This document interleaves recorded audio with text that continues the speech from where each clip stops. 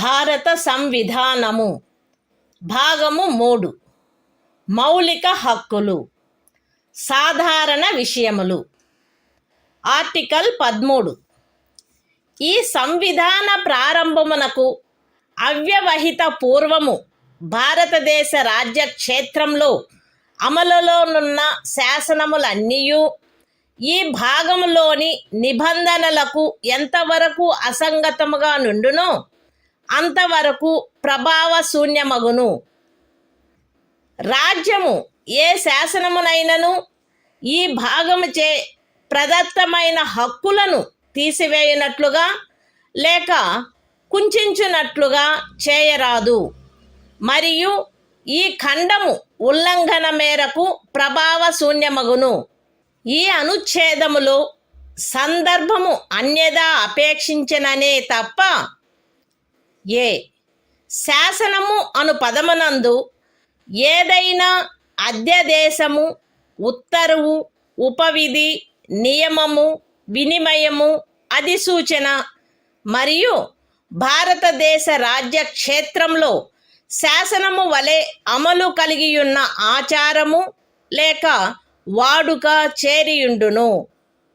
B అమలులోనున్న శాసనములు అను పదబంధంలో ఈ సంవిధాన ప్రారంభమునకు పూర్వము భారతదేశ రాజ్య క్షేత్రమునందలి ఏదేని శాసన మండలిచే లేక ఇతర సమర్థ ప్రాధికారిచే పాస్ చేయబడి లేక కావింపబడి అంతకు ముందు రద్దు కాని శాసనములు అట్టి ఏ శాసనమైనను అందలి ఏ భాగమైనను అప్పుడు పూర్తిగా కానీ కొన్ని ప్రత్యేక ప్రాంతాలలో కానీ అమలులో లేనప్పటికీ చేరియుండును. ఈ అనుచ్ఛేదంలోనున్నదేదియు 368వ అనుచ్ఛేదము క్రింద ఈ సంవిధానమునకు చేయబడిన ఏదేని సవరణకు వర్తించదు. Constitution of India, Part 3, Fundamental Rights, General, Article 13, Laws inconsistent with or in derogation of the fundamental rights. All laws in force in the territory of India, immediately before the commencement of this Constitution, in so far as they are inconsistent with the provisions of this part, shall, to the extent of such inconsistency, be void. The state shall not make any law, which takes away, or abridges, the rights conferred by this part, and any law, made in contravention of this clause, shall, to the extent of the contravention, be void. In this article, unless the context otherwise requires, law includes any ordinance, order, bylaw, rule, regulation, notification, custom or usage having, in the territory of India, the force of law. Laws in force includes laws passed or made by a legislature or other competent authority, in the territory of India, before the commencement of this Constitution, and, not previously repealed, notwithstanding that any such law, or, any part thereof, may not be then in operation, either at all, or in particular areas.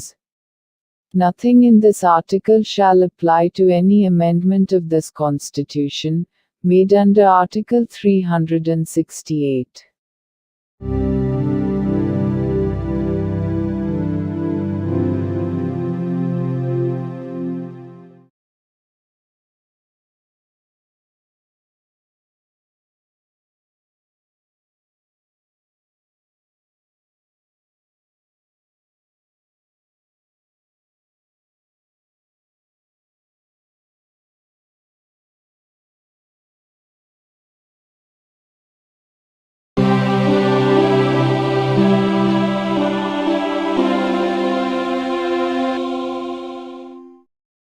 భారత సంవిధానము భాగము 3 మౌలిక హక్కులు సమానత్వమునకు హక్కు article 14 రాజ్యము భారతదేశ రాజ్య క్షేత్రమునందు శాసన దృష్టిలో సమానత్వమును లేక శాసనముల వలన సమాన రక్షణను ఏ వ్యక్తికిని నిరాకరించరాదు.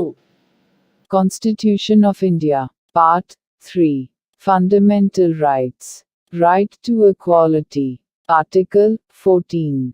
Equality before law. The state shall not deny to any person equality before the law, or the equal protection of the laws within the territory of India.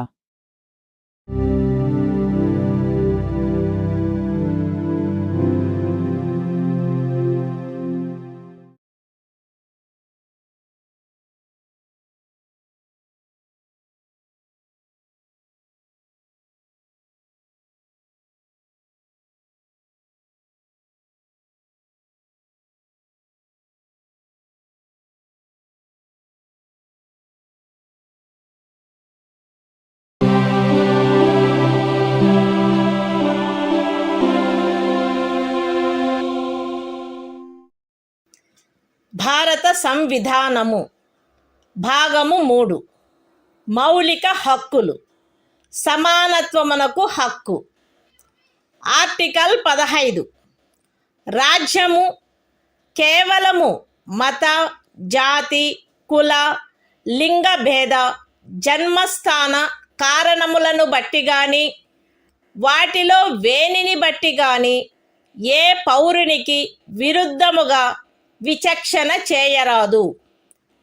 ఏ పౌరుడును కేవలము మత, జాతి, కుల, లింగ భేద, జన్మస్థాన కారణములను బట్టి లేక వాటిలో వేనిని బట్టి దుకాణములలో, సార్వజనిక ఉపాహారశాలలలో, హోటళ్లలో, సార్వజనిక వినోద స్థలములలో ప్రవేశించు విషయమున లేక పూర్తిగానైనను కొంతవరకైనను రాజ్య నిధులతో నిర్వహించబడుచున్న లేక సార్వజనిక ఉపయోగార్థము అంకితము చేయబడిన బావులను, చెరువులను, స్నాన ఘట్టములను, రోడ్లను, విహార స్థలములను ఉపయోగించుకొను విషయమున ఎట్టి అసక్తతకు, బాధ్యతకు, నిర్బంధమునకు లేక షరతుకు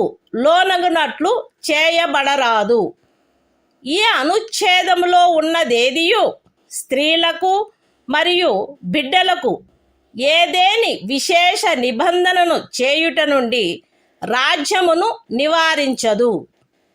సాంఘికముగా మరియు విద్యా విషయకముగా వెనుకబడిన పౌర వర్గముల పురోభివృద్ధికై లేక అనుసూచిత కులముల మరియు అనుసూచిత జనజాతులకై ఏదేని విశేష నిబంధనను చేయుట నుండి ఈ అనుచ్ఛేదములో గాని 29వ అనుచ్ఛేదము యొక్క ఖండము 2లో గాని ఉన్నదేదియు రాజ్యమును నివారించదు.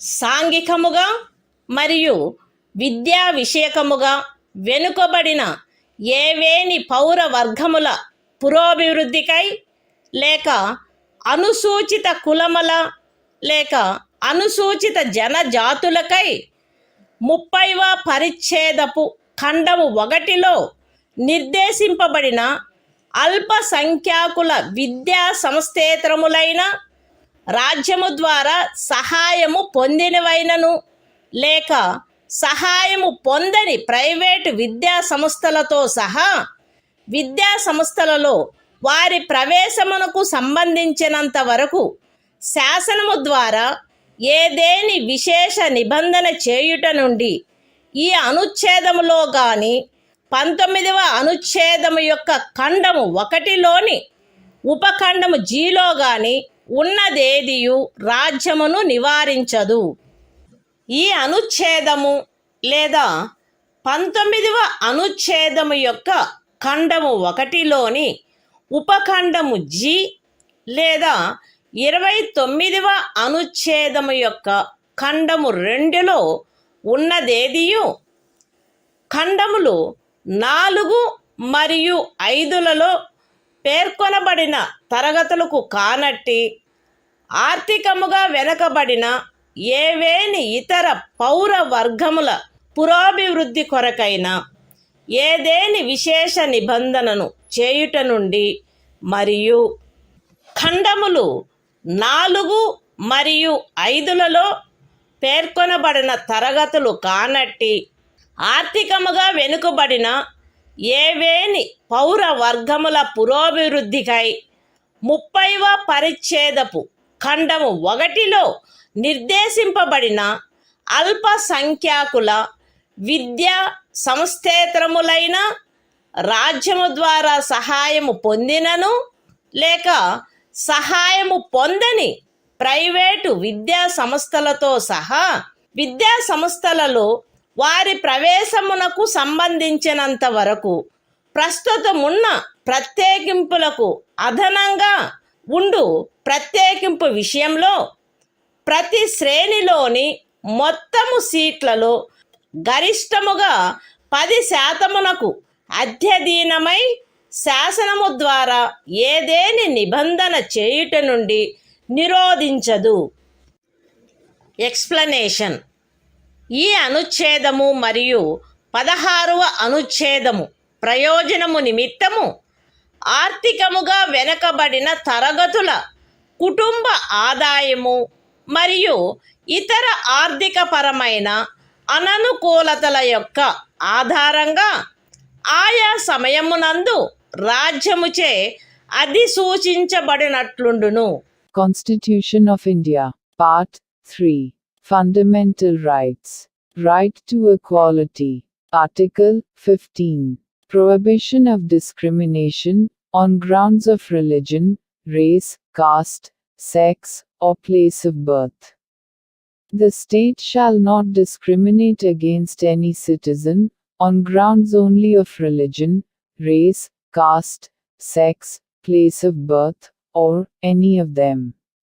No citizen shall, on grounds only of religion, race, caste, sex, place of birth, or any of them, be subject to any disability, liability, restriction, or condition, with regard to access to shops, public restaurants, hotels, and places of public entertainment, or the use of wells, tanks, bathing ghats, roads, and places of public resort, maintained wholly or partly out of state funds, or dedicated to the use of the general public. Nothing in this article shall prevent the state from making any special provision for women and children. Nothing in this article, or in Clause 2 of Article 29, shall prevent the state from making any special provision for the advancement of any socially and educationally backward classes of citizens, or for the scheduled castes and the scheduled tribes. Nothing in this article or in subclause G of Clause 1 of Article 19 shall prevent the state from making any special provision by law for the advancement of any socially and educationally backward classes of citizens, or for the scheduled castes or the scheduled tribes, insofar as such special provisions relate to their admission to educational institutions, including private educational institutions, whether aided or unaided by the state, other than the minority educational institutions referred to in Clause 1 of Article 30. Nothing in this article or subclause G of Clause 1 of Article 19 or Clause 2 of Article 29 shall prevent the state from making any special provision for the advancement of any economically weaker sections of citizens, other than the classes mentioned in Clauses 4 and 5.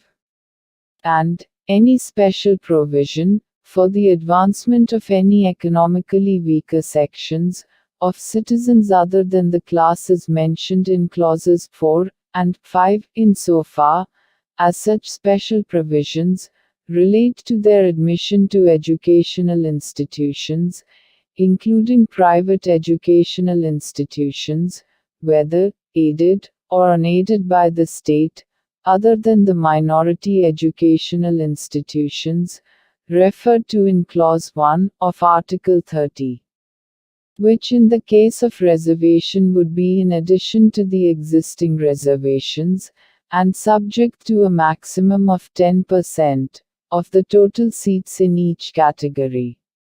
Explanation. For the purposes of this article, and Article 16, economically weaker sections shall be, such as, may be notified by the state, from time to time on the basis of family income, and other indicators of economic disadvantage.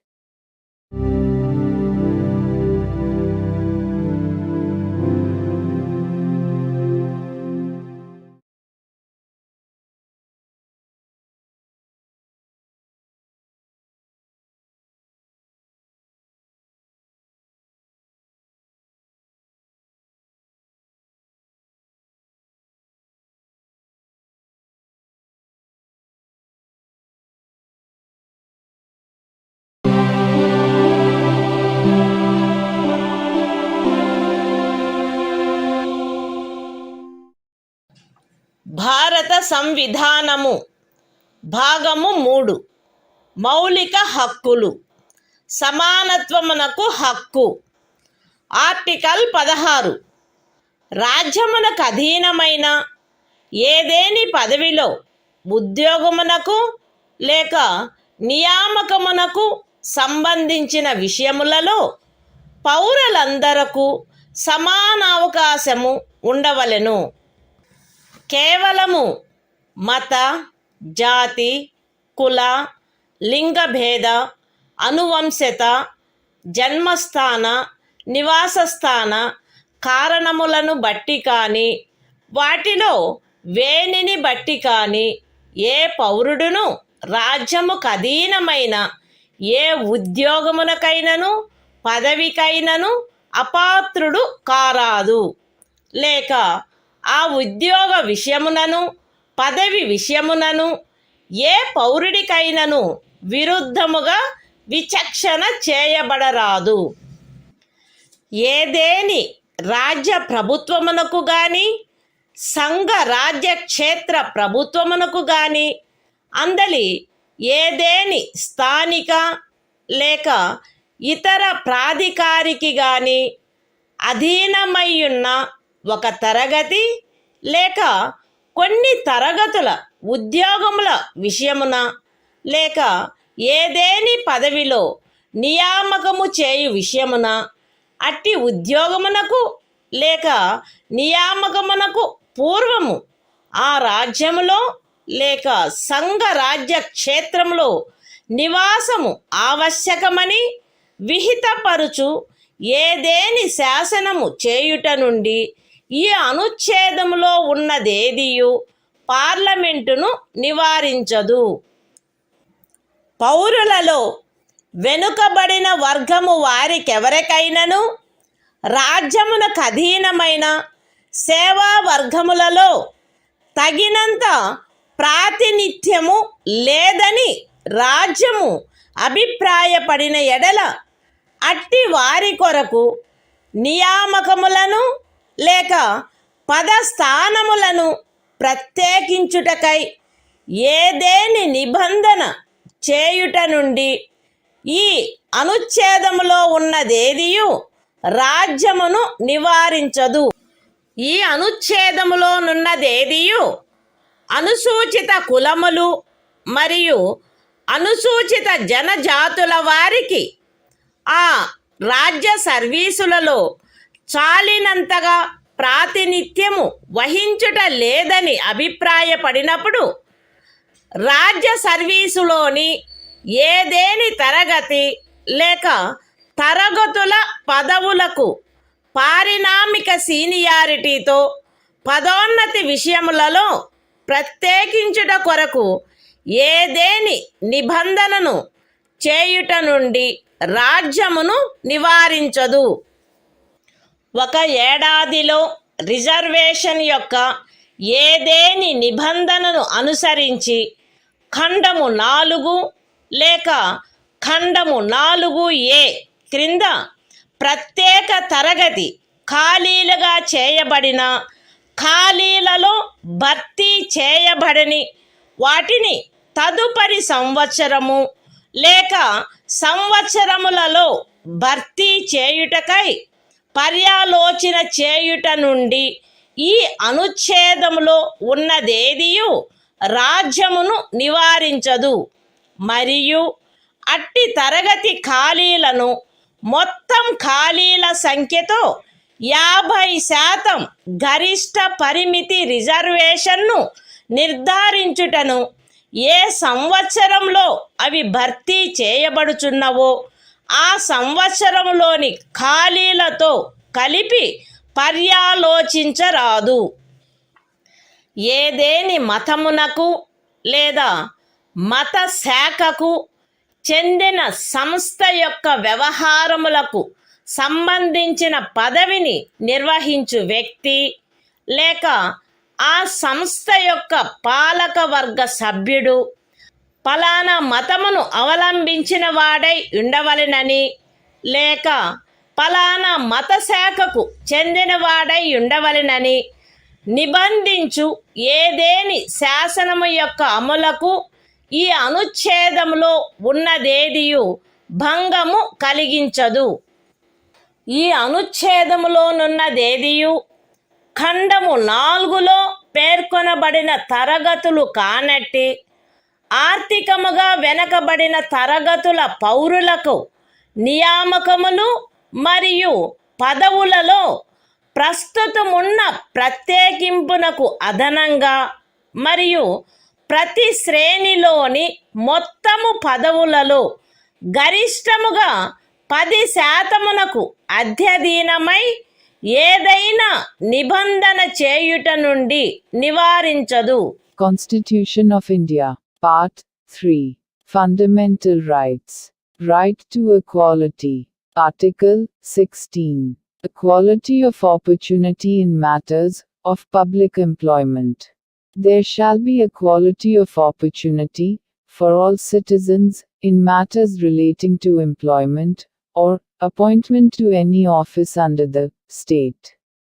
No citizen shall, on grounds only of religion, race, caste, sex, descent, place of birth, residence or any of them, be ineligible for, or discriminated against in respect of, any employment or office under the state. Nothing in this article shall prevent Parliament from making any law, prescribing, in regard to a class, or classes, of employment, or appointment to an office, under the government of, or any local or other authority, within a state or union territory. Any requirement as to residence within that state or union territory prior to such employment or appointment. Nothing in this article shall prevent the state from making any provision for the reservation of appointments, or posts, in favor of any backward class of citizens, which, in the opinion of the state, is not adequately represented in the services under the state.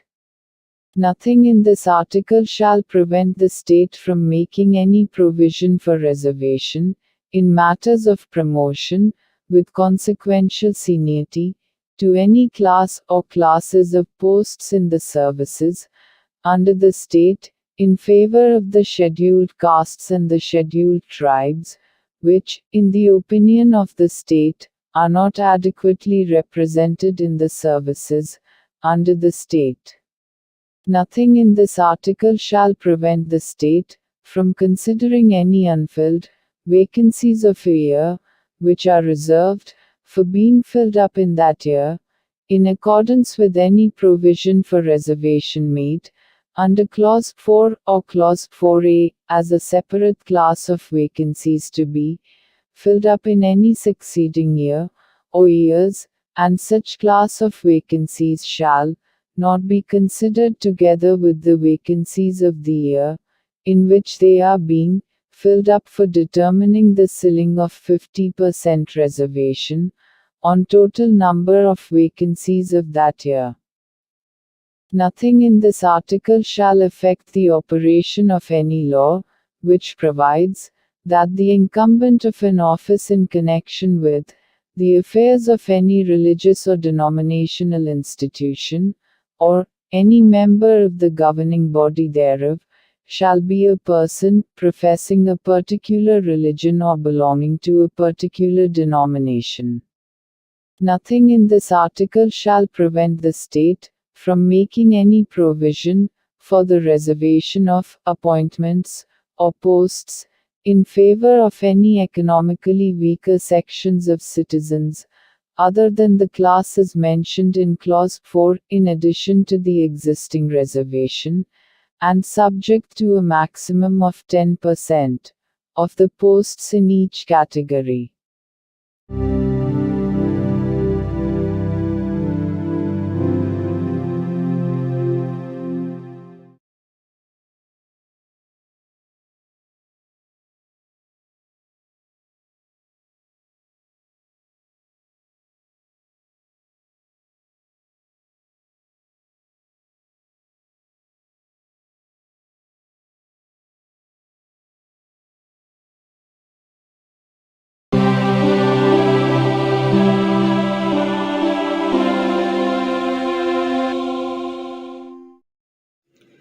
భారత సంవిధానము భాగము 3 మౌలిక హక్కులు సమానత్వమునకు హక్కు.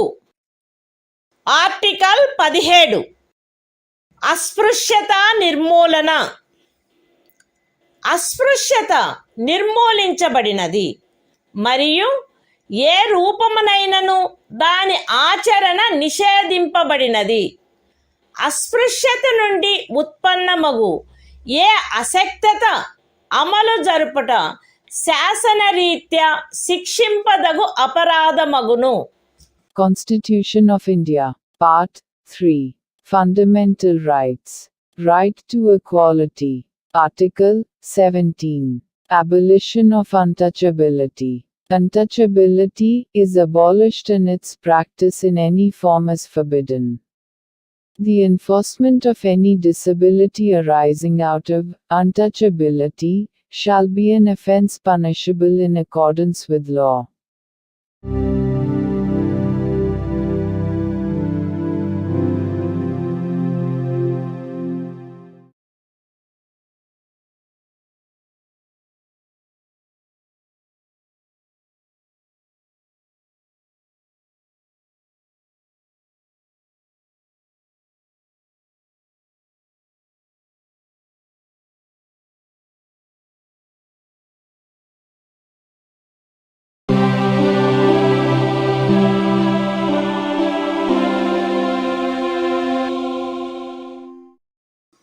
భారత సంవిధానము భాగము 3 మౌలిక హక్కులు సమానత్వమునకు హక్కు.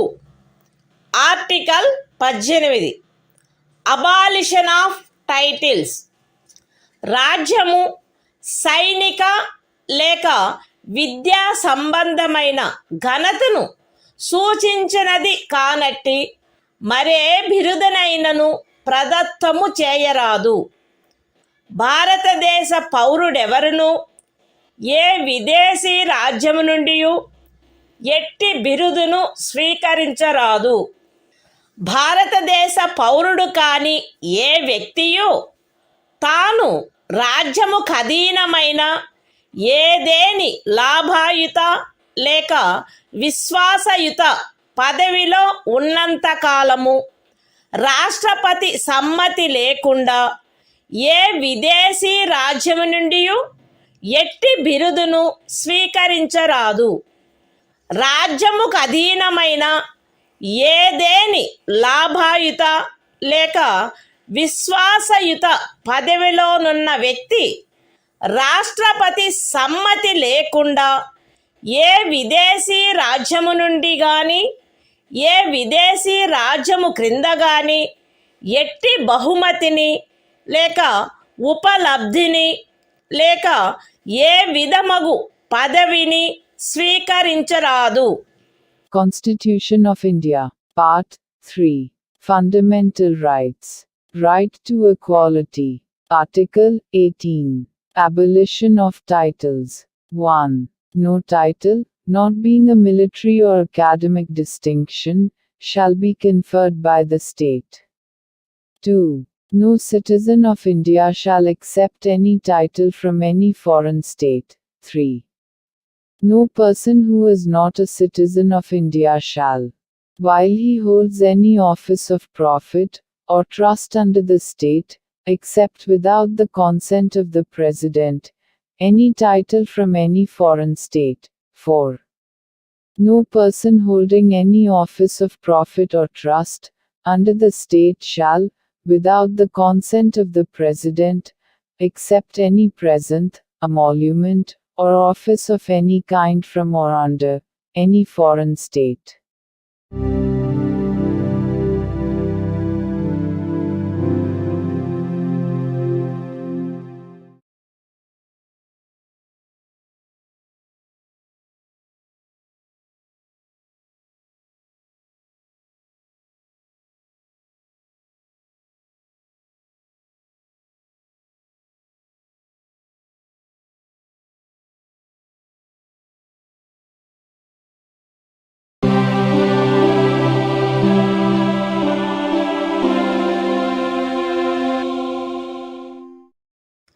భారత సంవిధానము భాగము 3 మౌలిక హక్కులు. స్వాతంత్ర్యమునకు హక్కు. ఆర్టికల్ 19 వాక్ స్వాతంత్ర్యము మొదలైన వాటి విషయమున రక్షణ. పౌరులందరూ ఈ క్రింది హక్కులు కలిగియుందురు. ఏ వాక్ స్వాతంత్రమునకు మరియు భావ ప్రకటన స్వాతంత్ర్యమునకు. బి శాంతియుతముగాను మరియు ఆయుధములు లేకుండాను సమావేశమగుటకు. సి అసోసియేషనులు లేక సంఘములు లేక సహకార సంఘములు ఏర్పాటు చేయుటకు.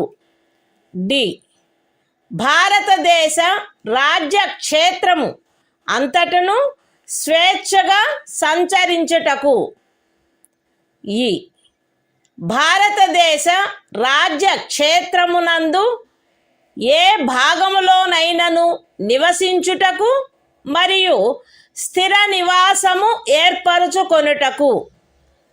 మరియు జి ఏదేని వృత్తిని అవలంబించుటకు లేక ఏదేని ఉపజీవికను వ్యాపారమును లేక వర్తకమును సాగించుటకు.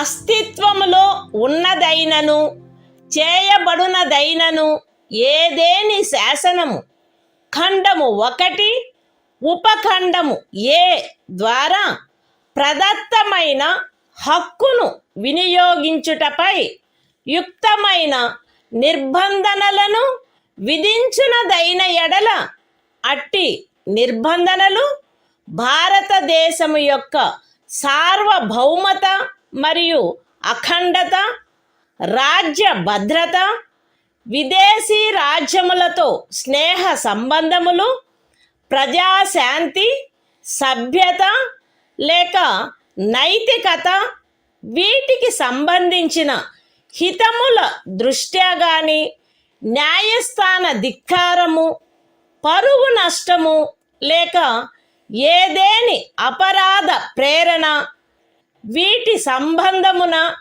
విధించబడినచో అంత మేరకు ఆ శాసనము యొక్క అమలుకు సదరు ఉపఖండములో ఉన్నదేదియు భంగము కలిగించదు, లేక ఆ శాసనము చేయుట నుండి ఈ ఉపఖండంలో ఉన్నదేదియు రాజ్యమును నివారించదు.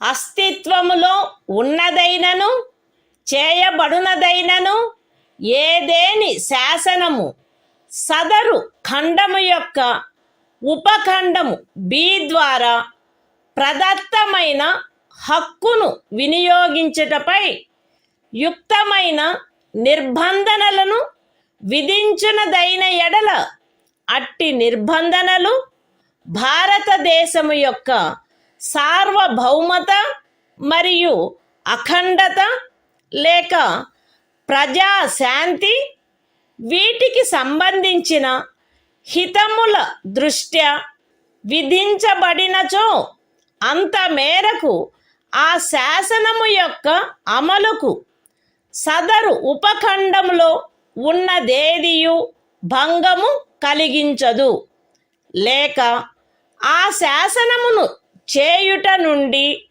ఆ ఉపఖండములో ఉన్నదేదియు రాజ్యమును నివారించదు.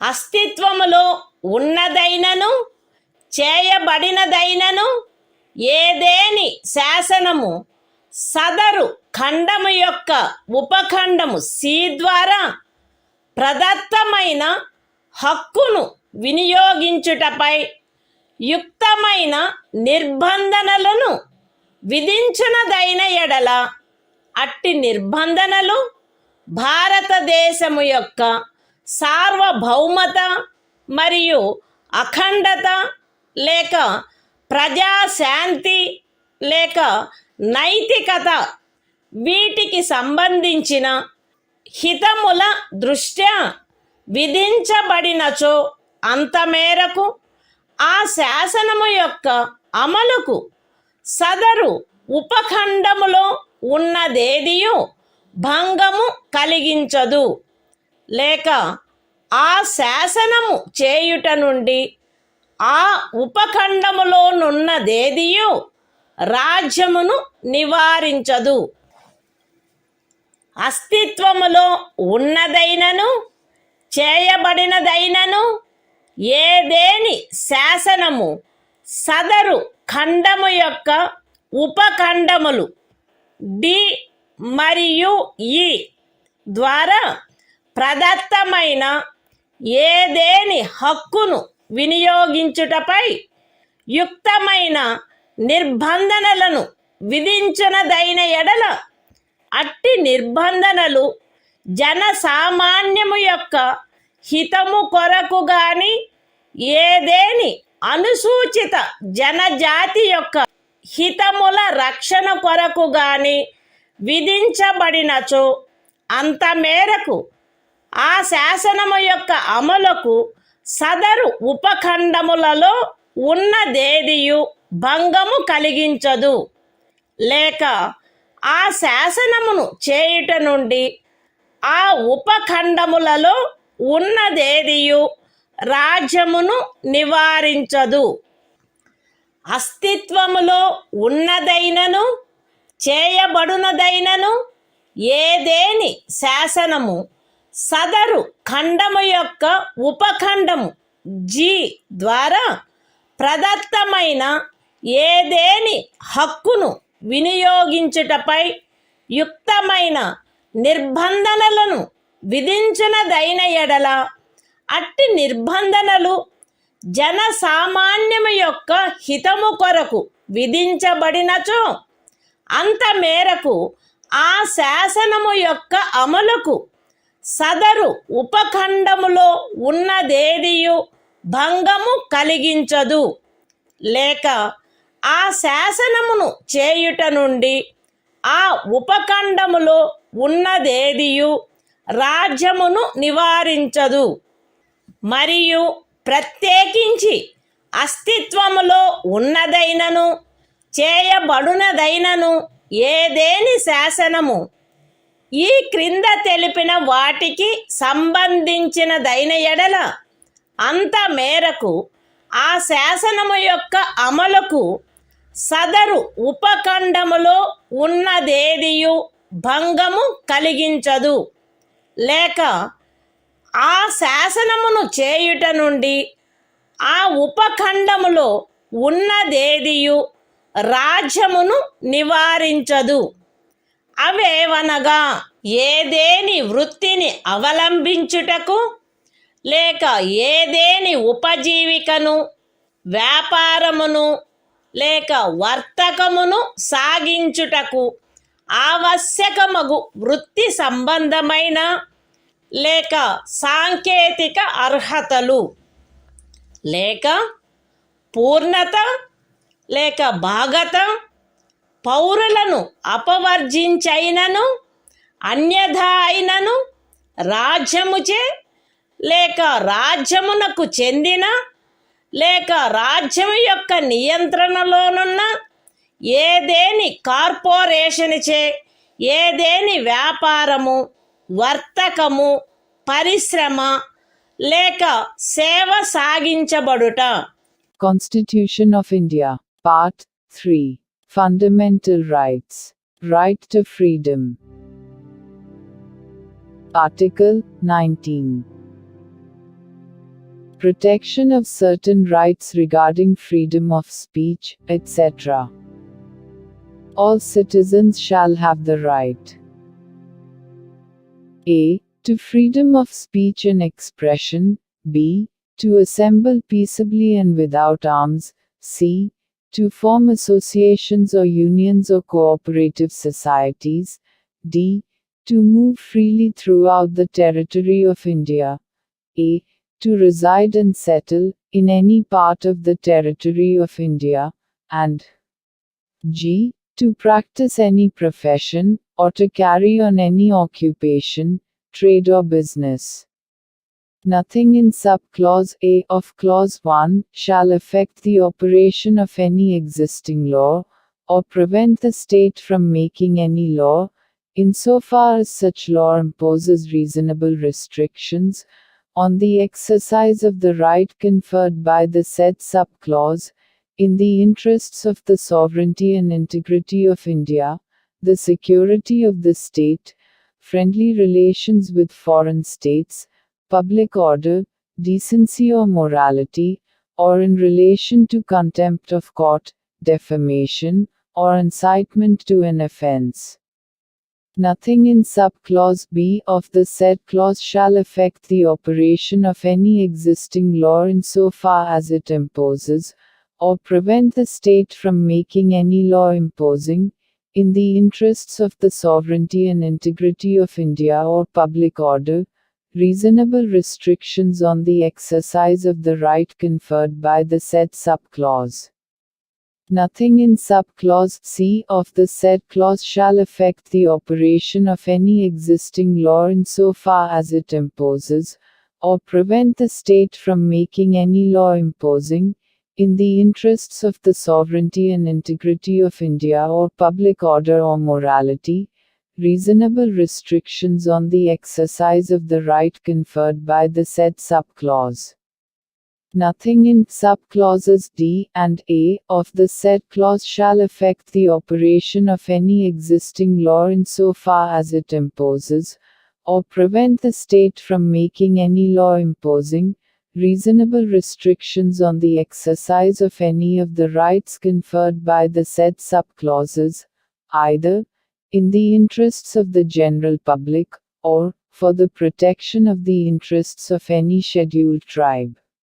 Nothing in sub-clause G of the said clause shall affect the operation of any existing law, insofar as it imposes, or prevent the state from making any law imposing, in the interests of the general public, reasonable restrictions on the exercise of the right conferred by the said sub-clause, and, in particular, nothing in the said sub-clause shall affect the operation of any existing law, insofar as it relates to, or prevent the state from making any law relating to 1.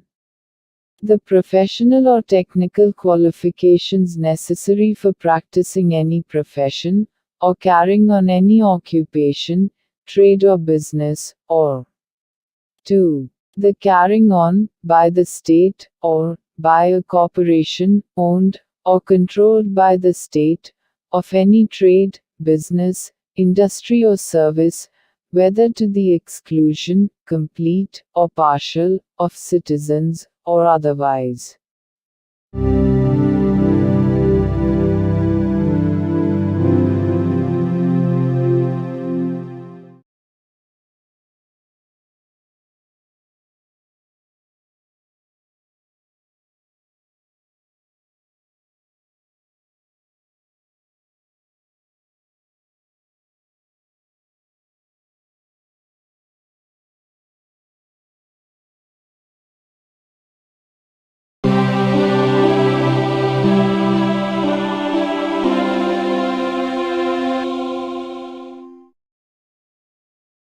భారత సంవిధానము భాగము 3 మౌలిక హక్కులు స్వాతంత్ర్యమునకు హక్కు article 20 అపరాధములకై నేరస్థాపన విషయమున రక్షణ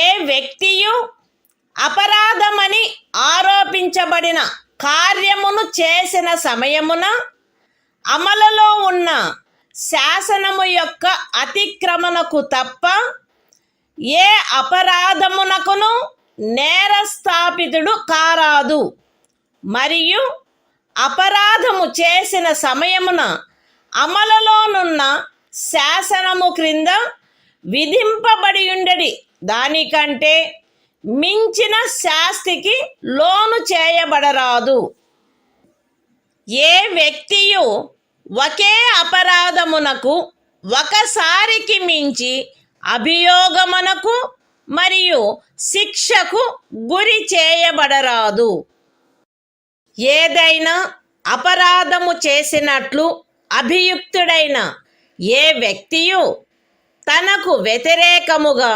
సాక్ష్యము నొసగుటకు బలవంతము చేయబడరాదు. Constitution of India, Part 3. Fundamental Rights. Right to Freedom. Article 20. Protection in respect of conviction for offences.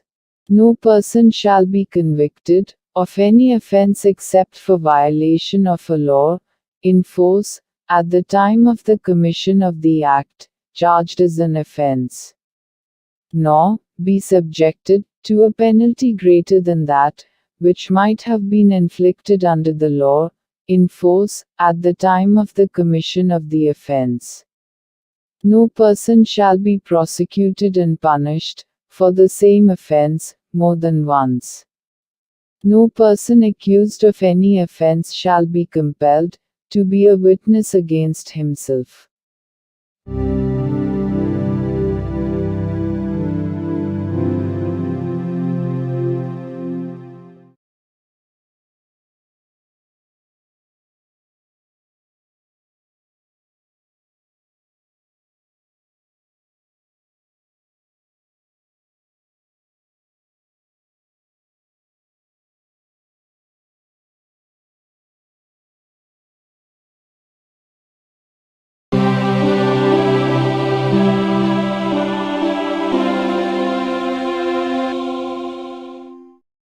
భారత సంవిధానము భాగము 3 మౌలిక హక్కులు స్వాతంత్ర్యమునకు హక్కు ఆర్టికల్ 21 ప్రాణ మరియు వ్యక్తిగత స్వాతంత్ర రక్షణ శాసనము ద్వారా స్థాపితమైన ప్రక్రియ ప్రకారము తప్ప ఏ వ్యక్తి యొక్క ప్రాణము లేక వ్యక్తిగత స్వాతంత్ర్యము హరించబడరాదు. Constitution of India, Part 3. Fundamental Rights. Right to Freedom. Article 21. Protection of life and personal liberty. No person shall be deprived of his life or personal liberty except according to procedure established by law.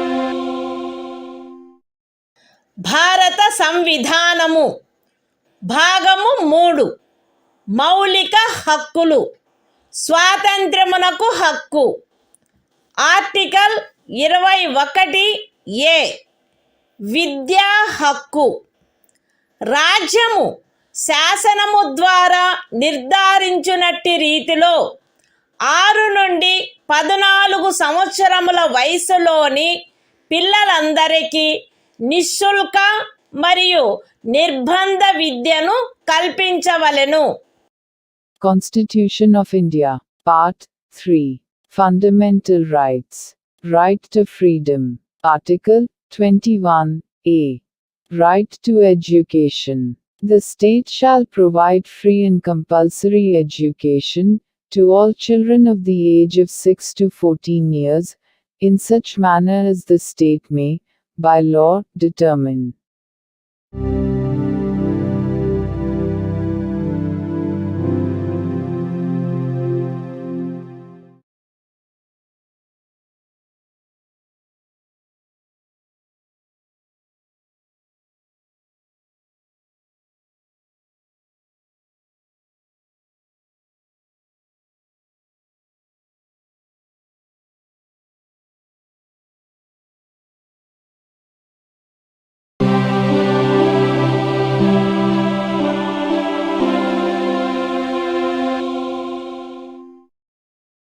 భారత సంవిధానము భాగము 3 మౌలిక హక్కులు స్వాతంత్ర్యమునకు హక్కు article 22 కొన్ని సందర్భములలో arrest మరియు నిరోధము నుండి రక్షణ arrest చేయబడిన ఏ వ్యక్తియు అట్టి అరెస్టుకు గల కారణములను గూర్చి వీలైనంత త్వరితముగా తెలియజేయబడకుండా అభిరక్షణలో నిరోధించబడరాదు మరియు తాను కోరిన న్యాయవాది సలహా పొందుటకు అట్టి న్యాయవాదిచే ప్రతివాదన చేయించుకొనుటకు గల హక్కు అతనికి నిరాకరించబడరాదు.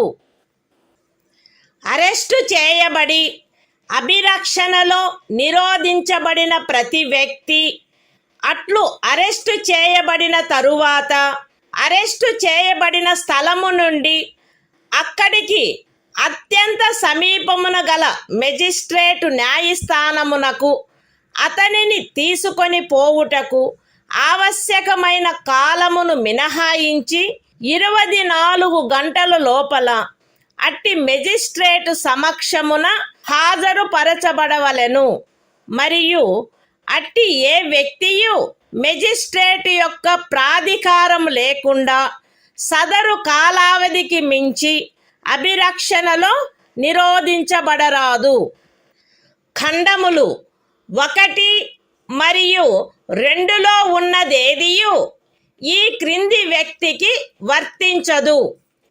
తత్సమయమున శత్రుదేశీయుడైన ఎవరేని వ్యక్తి లేక నివారక నిరోధమును నిబంధించు ఏదేని శాసనము క్రింద అరెస్టు చేయబడిన లేక నిరోధింపబడిన ఎవరేని వ్యక్తి నివారక నిరోధము కొరకు నిబంధించు శాసనము ఏదియు ఉన్నత న్యాయస్థానపు న్యాయాధీశునిగా నియమింపబడిన లేక నియమింపబడుటకు అర్హత కలిగిన వ్యక్తులతో కూడిన సలహా బోర్డు తన అభిప్రాయంలో సదరు 3 మాసములకు మించి నిరోధించుటకు తగినంత కారణము కలదని సదరు కాలావధి ముగియుటకు పూర్వము రిపోర్టు చేసిననే తప్ప.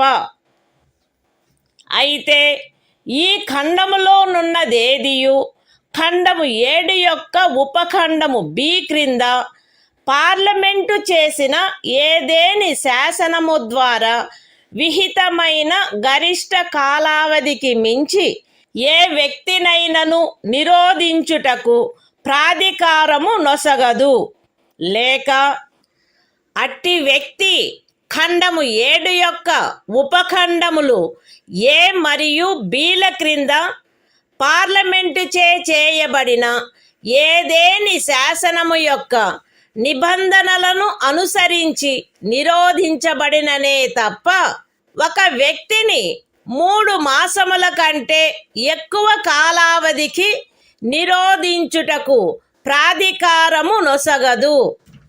నివారక నిరోధమును నిబంధించు ఏదేని శాసనము క్రింద చేయబడిన ఉత్తర్వును అనుసరించి ఎవరేని వ్యక్తి నిరోధించబడినప్పుడు అట్లు ఉత్తర్వు చేయు ప్రాధికారి అట్టి ఉత్తర్వును చేయుటకు గల కారణములను వీలైనంత త్వరితముగా ఆ వ్యక్తికి తెలియపరచవలెను. మరియు ఆ ఉత్తర్వుకు విరుద్ధముగా విన్నవించుకొనుటకు అతనికి శీఘ్రతమైన అవకాశమును కలిగించవలెను. ఖండము 5లో నిర్దేశింపబడిన ఉత్తర్వును చేయు ప్రాధికారి ఏ సంగతులను వెల్లడించుట ప్రజాహితమునకు విరుద్ధమని తలచునో అట్టి సంగతులను అతడు వెల్లడించవలెనని సదరు ఖండములోనిదేదియు అపేక్షించరాదు. పార్లమెంటు శాసనము ద్వారా ఈ క్రింది విషయములను విహితము చేయవచ్చును. ఏ. ఖండము 4 యొక్క ఉపఖండము ఏలోని నిబంధనలను అనుసరించి సలహా బోర్డు యొక్క అభిప్రాయమును పొందకుండా నివారక నిరోధమును నిబంధించు ఏదేని శాసనము క్రింద ఏదేని తరగతికి లేక తరగతులకు చెందిన కేసులలో ఒక వ్యక్తిని 3 మాసములకు మించిన కాలావధికి నిరోధించుటకైన పరిస్థితులను. బి. నివారక నిరోధమును నిబంధించు ఏదేని శాసనము క్రింద ఏదేని తరగతికి లేక తరగతులకు చెందిన కేసులలో ఎవరేని వ్యక్తి యొక్క నిరోధమునకు గరిష్ట కాలావధి. మరియు సి. ఖండము 4 యొక్క ఉపఖండము ఏ క్రింద పరిశీలనలో సలహా బోర్డు అనుసరించవలసిన ప్రక్రియ.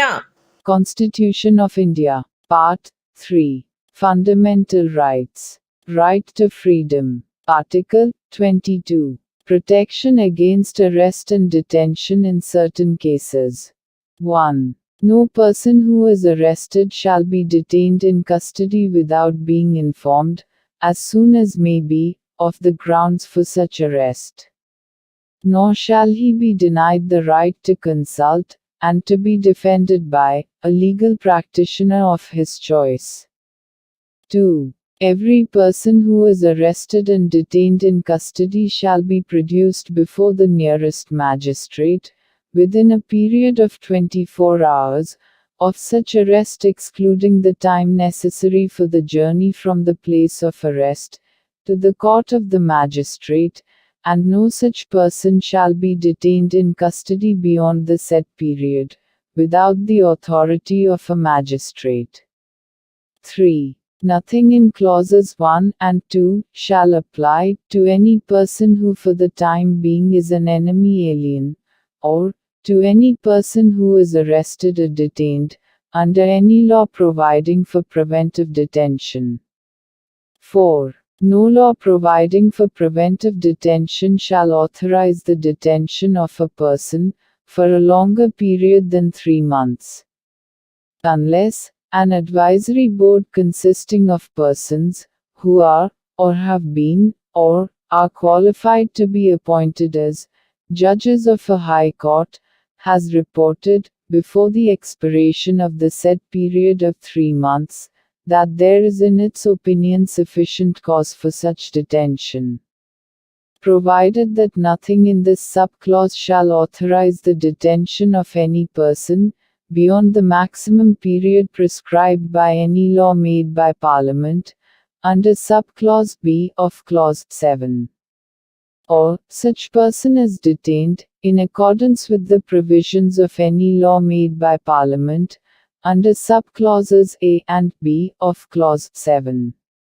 5. When any person is detained in pursuance of an order made under any law, providing for preventive detention, the authority making the order shall, as soon as may be, communicate to such person the grounds on which the order has been made, and shall afford him the earliest opportunity of making a representation against the order.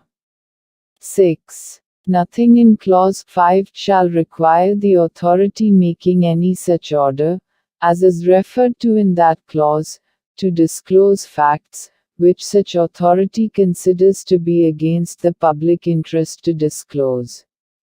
7. Parliament may by law prescribe a. the circumstances, under which in the class, or classes of cases, in which a person may be detained for a period longer than 3 months, under any law providing for preventive detention, without obtaining the opinion of an advisory board, in accordance with the provisions of subclause A of clause 4.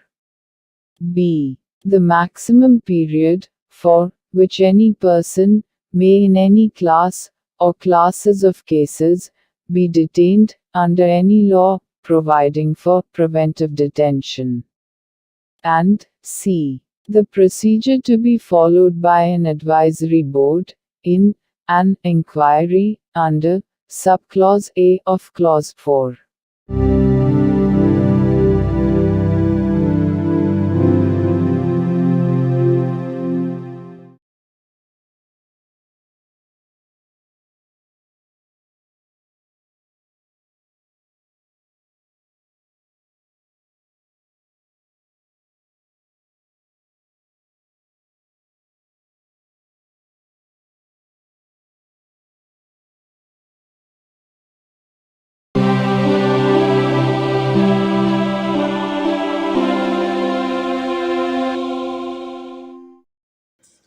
భారత సంవిధానము భాగము 3 మౌలిక హక్కులు శోషణ నుండి రక్షణకు హక్కు article 23 మనుష్యుల క్రయ విక్రయములపై మరియు బలవంతపు చాకిరీలపై నిషేధము మనుష్యుల క్రయ విక్రయము వెట్టి మరియు తాదృశ్యమైన బలవంతపు చాకిరీలు నిషేధింపబడినవి ఈ నిబంధన యొక్క ఉల్లంఘన శాసనరీత్యా శిక్షింపదగు అపరాధమగును అయితే ఈ అనుచ్ఛేదములో ఉన్నదేదియు సార్వజనిక ప్రయోజనముల కొరకు నిర్బంధ సేవను విధించుట నుండి రాజ్యమును నివారించదు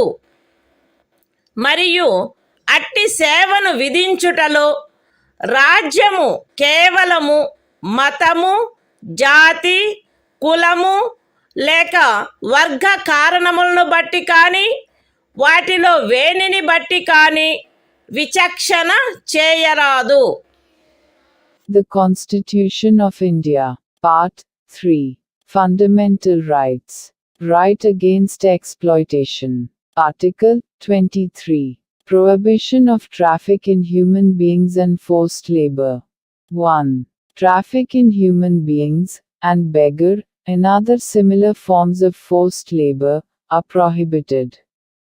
And any contravention of this provision shall be an offense, punishable, in accordance with law.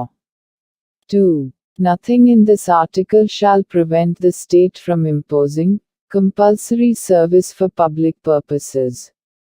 And in imposing such service, the state shall not make any discrimination on grounds, only of religion, race, caste or class or any of them.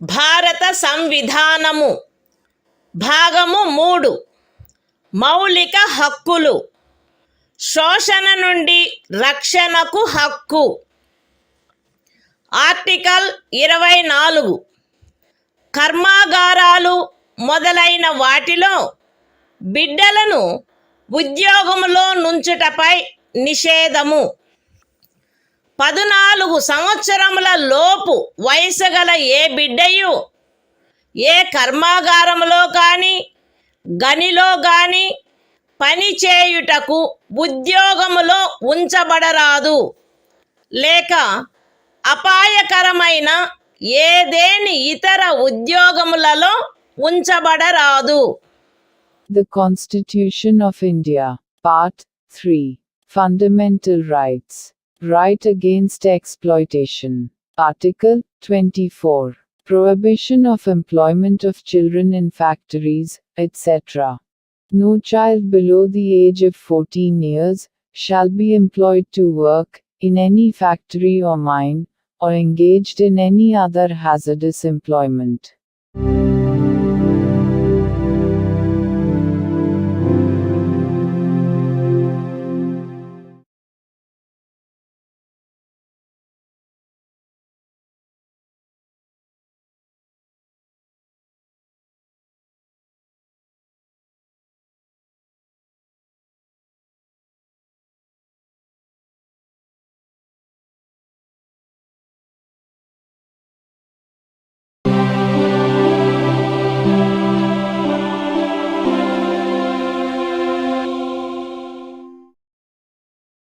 భారత సంవిధానము భాగము 3 మౌలిక హక్కులు మత స్వాతంత్ర్యపు హక్కు article 25 అంతరాత్మను అనుసరించి స్వాతంత్ర్యము స్వేచ్ఛాయుత మతావలంబన ఆచరణ ప్రచారములు ప్రజాశాంతికి నైతికతకు ఆరోగ్యమునకు మరియు ఈ భాగము యొక్క ఇతర నిబంధనలకు అత్యధీనమై అంతరాత్మను అనుసరించి స్వాతంత్రమునకును స్వేచ్ఛగా మతమును అవలంబించుటకును ఆచరించుటకును ప్రచారము చేయుటకును జనులందరూ సమానముగా హక్కు కలిగియుందురు. ఈ అనుచ్ఛేదమునందున్నదేదియు మతాచారణకు సంబంధించిన ఏదేని ఆర్థిక విత్తీయ రాజకీయ లేక ఇతర లౌకిక కార్యకలాపమును క్రమబద్ధపరుచునదై లేక పరిమితపరుచునదై సాంఘిక సంక్షేమమునకును సంస్కరణకును లేక సార్వజనిక స్వభావము గల హిందూ మత సంస్థలలో హిందువులలోని అన్ని వర్గములకును శాఖలకును ప్రవేశము కలగచేయు నిబంధన చేయునదై అస్తిత్వములోనున్న ఏదేని శాసనము యొక్క అమలుకు భంగము కలిగించదు లేక అట్టి ఏ శాసనమునైనను చేయుట నుండి రాజ్యమును నివారించదు. ఎక్స్ప్లనేషన్ 1 కృపాన ధారణ కృపాన వహనము సిక్కు మతావలంబనములో చేరియున్నట్లు భావింపబడవలెను. ఎక్స్ప్లనేషన్ 2 ఖండము 2 యొక్క ఉపఖండము బిలో హిందువులను గూర్చిన నిర్దేశమునందు సిక్కు జైన లేక బౌద్ధ మతావలంబ వ్యక్తులను గూర్చిన నిర్దేశము చేరియున్నట్లు అన్వయించబడవలెను మరియు హిందూ మత సంస్థలను గూర్చిన నిర్దేశము తదనుసారముగా అన్వయించబడవలెను.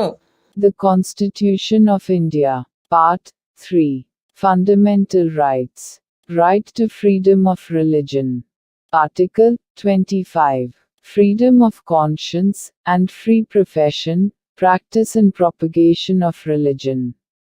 1. Subject to public order, morality and health, and, to the other provisions of this part, all persons are equally entitled to freedom of conscience, and the right, freely to profess, practice, and propagate religion. 2. Nothing in this article shall affect the operation of any existing law, or prevent the state from making any law, regulating or restricting any economic, financial, political or other secular activity which may be associated with religious practice. B. Providing for social welfare and reform, or the throwing open of Hindu religious institutions of a public character to all classes and sections of Hindus. Explanation 1. The wearing and carrying of kirpans shall be deemed to be included in the profession of the Sikh religion. Explanation 2. In subclause B of clause 2, the reference to Hindus shall be construed as including a reference to persons professing the Sikh, Jaina, or Buddhist religion, and the reference to Hindu religious institutions shall be construed accordingly.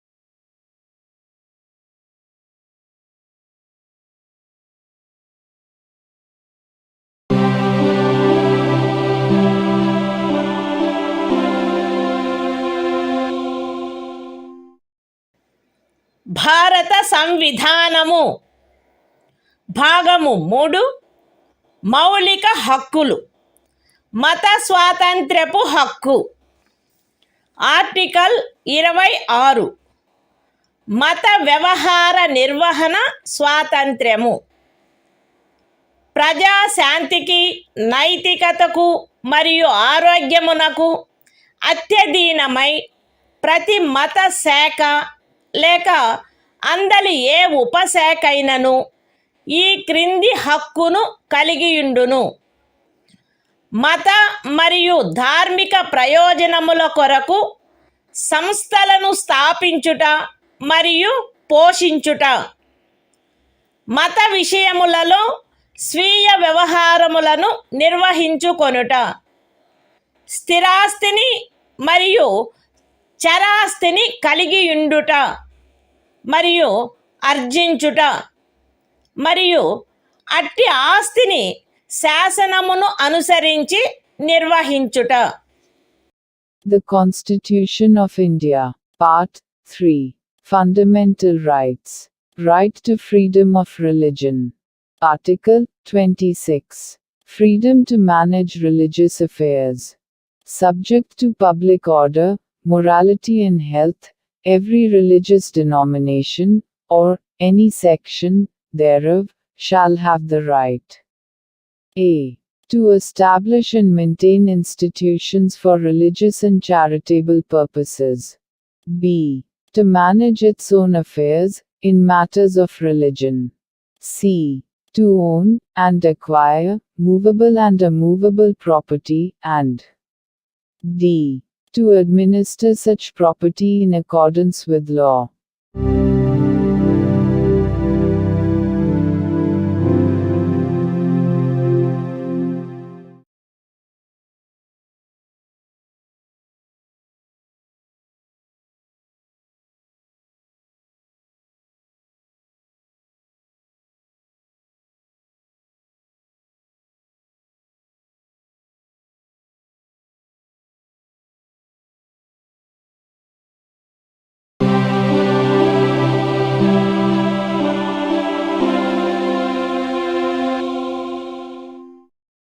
భారత సంవిధానము భాగము 3 మౌలిక హక్కులు మత స్వాతంత్ర్యపు హక్కు article 27 ఏదేని ప్రత్యేకమైన మతమును అభివృద్ధి చేయుటకు పన్నుల చెల్లింపును గూర్చిన స్వాతంత్ర్యము.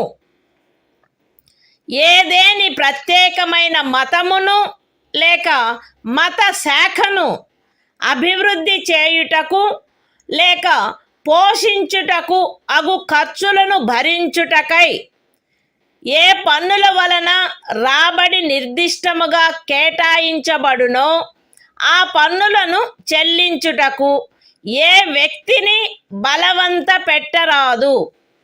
The Constitution of India, Part 3. Fundamental Rights. Right to freedom of religion. Article 27. Freedom as to payment of taxes for promotion of any particular religion. No person shall be compelled to pay any taxes, the proceeds of which are specifically appropriated in payment of expenses for the promotion or maintenance of any particular religion or religious denomination.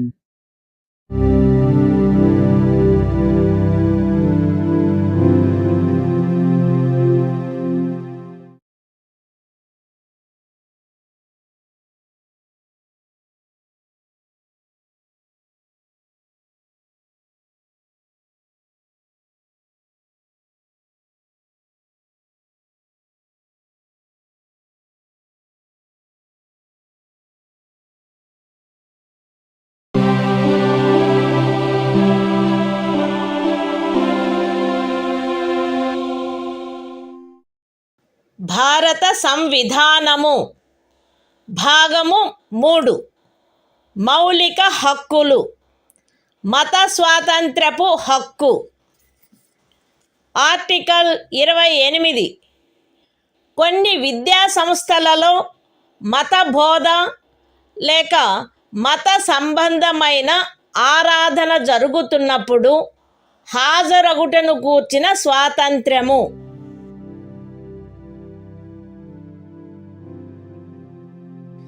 రాజ్య నిధుల నుండి సంపూర్ణముగా పోషింపబడుచున్న ఏ విద్యా సంస్థలోనూ ఎట్టి మత బోధనకైనను ఏర్పాటు చేయరాదు. ఖండము 1లో ఉన్నదేదియు రాజ్యముచే నిర్వహింపబడుచుండి మతబోధ జరగవలెనని ఆపేక్షించు ధర్మాదాయము లేక ట్రస్ట్ కింద స్థాపించబడిన ఏ విద్యా సంస్థకును వర్తించరాదు. రాజ్యముచే గుర్తింపబడిన లేక రాజ్య నిధుల నుండి సహాయమును పొందుతున్న ఏదేని విద్యా సంస్థలో హాజరగుచున్న ఏ వ్యక్తినైనను అట్టి సంస్థలో చేయబడు ఏదేని మత బోధలో పాల్గొనవలసినదని కానీ అట్టి సంస్థలో లేక దానికి సంబంధించిన ఏదేని ఆవరణలో జరపబడు ఏదేని మత సంబంధమైన ఆరాధనకు హాజరు కావాలనని కానీ అందుకు ఆ వ్యక్తిని కానీ ఆ వ్యక్తి మైనర్ అయినచో అతని సంరక్షకుడు కానీ సమ్మతించిననే తప్ప కోరరాదు. The Constitution of India, Part 3. Fundamental Rights. Right to freedom of religion. Article 28. Freedom as to attendance at religious instruction or religious worship in certain educational institutions. 1. No religious instruction shall be provided in any educational institution, wholly maintained out of state funds. 2. Nothing in Clause 1 shall apply to an educational institution which is administered by the state, but has been established under any endowment or trust, which requires that religious instruction shall be imparted in such institution. 3. No person attending any educational institution recognized by the state, or receiving aid out of state funds, shall be required to take part in any religious instruction that may be imparted in such institution, or to attend any religious worship that may be conducted in such institution or in any premises attached thereto, unless such person or, if such person is a minor, his guardian has given his consent thereto.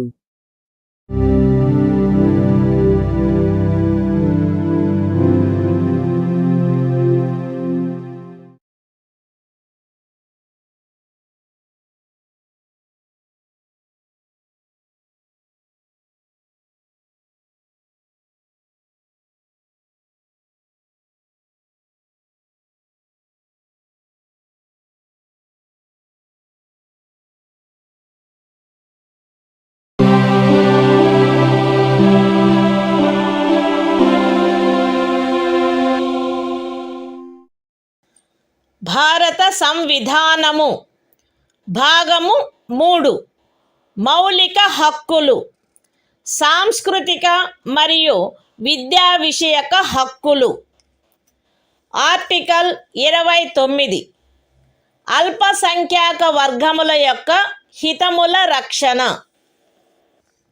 భారతదేశ రాజ్య క్షేత్రములో లేక అందలి ఏ భాగములో నివసించుచున్న పౌరులలోని ఏదేని వర్గము వారు తమ విశిష్ట భాష లిపి లేక సంస్కృతిని కలిగి ఉండినచో వారు దానిని కాపాడుకొనుటకు హక్కు కలిగి ఉందురు. రాజ్యముచే పోషింపబడుచున్న లేక రాజ్య నిధుల నుండి సహాయము పొందుచున్న ఏ విద్యా సంస్థలోనైనను కేవలము మతము జాతి కులము భాష కారణములను బట్టి కానీ వాటిలో దేనిని బట్టి కానీ ఏ పౌరునికైనను ప్రవేశము నిరాకరించబడరాదు. The Constitution of India, Part 3, Fundamental Rights, Cultural and Educational Rights. Article 29. Protection of interests of minorities. 1. Any section of the citizens residing in the territory of India, or any part thereof having a distinct language, script, or culture of its own, shall have the right to conserve the same.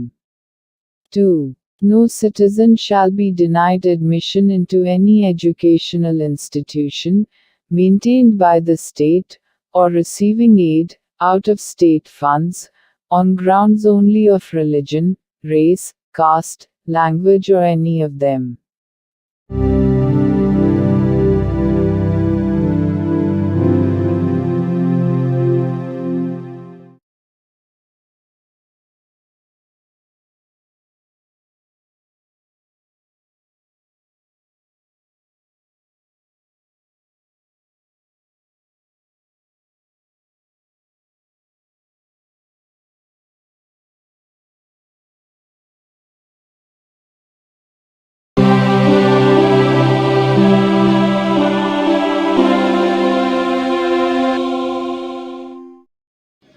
భారత సంవిధానము భాగము 3 మౌలిక హక్కులు సాంస్కృతిక మరియు విద్యా విషయక హక్కులు article 30 విద్యా సంస్థలను స్థాపించుటకు మరియు నిర్వహించుటకు అల్పసంఖ్యాక వర్గములకు గల హక్కు మత ప్రాతిపదికపై కానీ భాషా ప్రాతిపదికపై కానీ ఏర్పడిన అల్పసంఖ్యాక వర్గముల వారందరూ తమకు అభీష్టమైన విద్యా సంస్థలను స్థాపించుకొనుటకును నిర్వహించుకొనుటకును హక్కు కలిగియుందురు. ఖండము 1లో నిర్దేశింపబడిన అల్పసంఖ్యాక వర్గముచే స్థాపింపబడి నిర్వహింపబడుతున్న ఒక విద్యా సంస్థ యొక్క ఏదేని ఆస్తిని నిర్బంధముగా అధ్యాదించుటను నిబంధించు ఏదేని శాసనము చేయుటలో అట్టి ఆస్తి అధ్యార్జన కొరకు అట్టి శాసనము ద్వారా నియతము చేయబడిన లేక దాని కింద నిర్ధారించబడిన మొత్తము ఆ ఖండము క్రింద హామీ ఇవ్వబడిన హక్కును పరిమితపరచకుండునట్లు లేక రద్దుపరచకుండునట్లు రాజ్యము కట్టుదిట్టము చేయవలెను. విద్యా సంస్థలకు సహాయము చేయు సందర్భములలో మత ప్రాతిపదికపై లేక భాషా ప్రాతిపదికపై ఏర్పడిన అల్పసంఖ్యాక వర్గము యొక్క నిర్వహణలో ఉన్నదను కారణమును బట్టి ఏ విద్యా సంస్థకు విరుద్ధముగాను రాజ్యము విచక్షణ చేయరాదు. The Constitution of India, Part 3, Fundamental Rights, Cultural and Educational Rights, Article 30, Right of minorities to establish and administer educational institutions. 1. All minorities, whether based on religion or language, shall have the right to establish and administer educational institutions of their choice. In making any law, providing for the compulsory acquisition of any property of an educational institution, established and administered by a minority, referred to in Clause 1.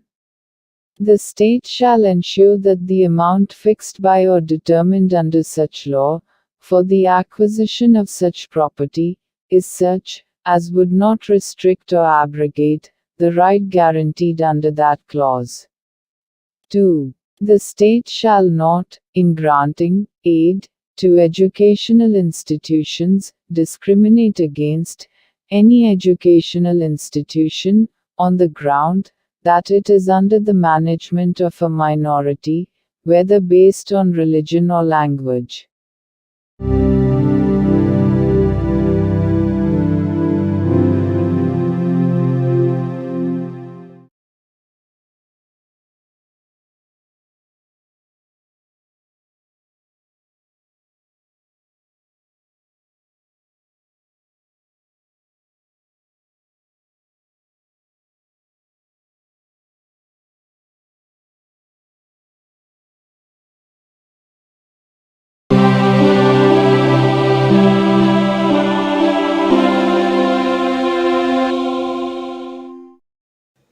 భారత సంవిధానము భాగము 3 మౌలిక హక్కులు.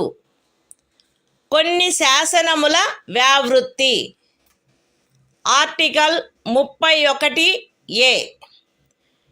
Estate మొదలగు వాటి అధ్యార్జన కొరకు నిబంధించు శాసనము వ్యావృత్తి.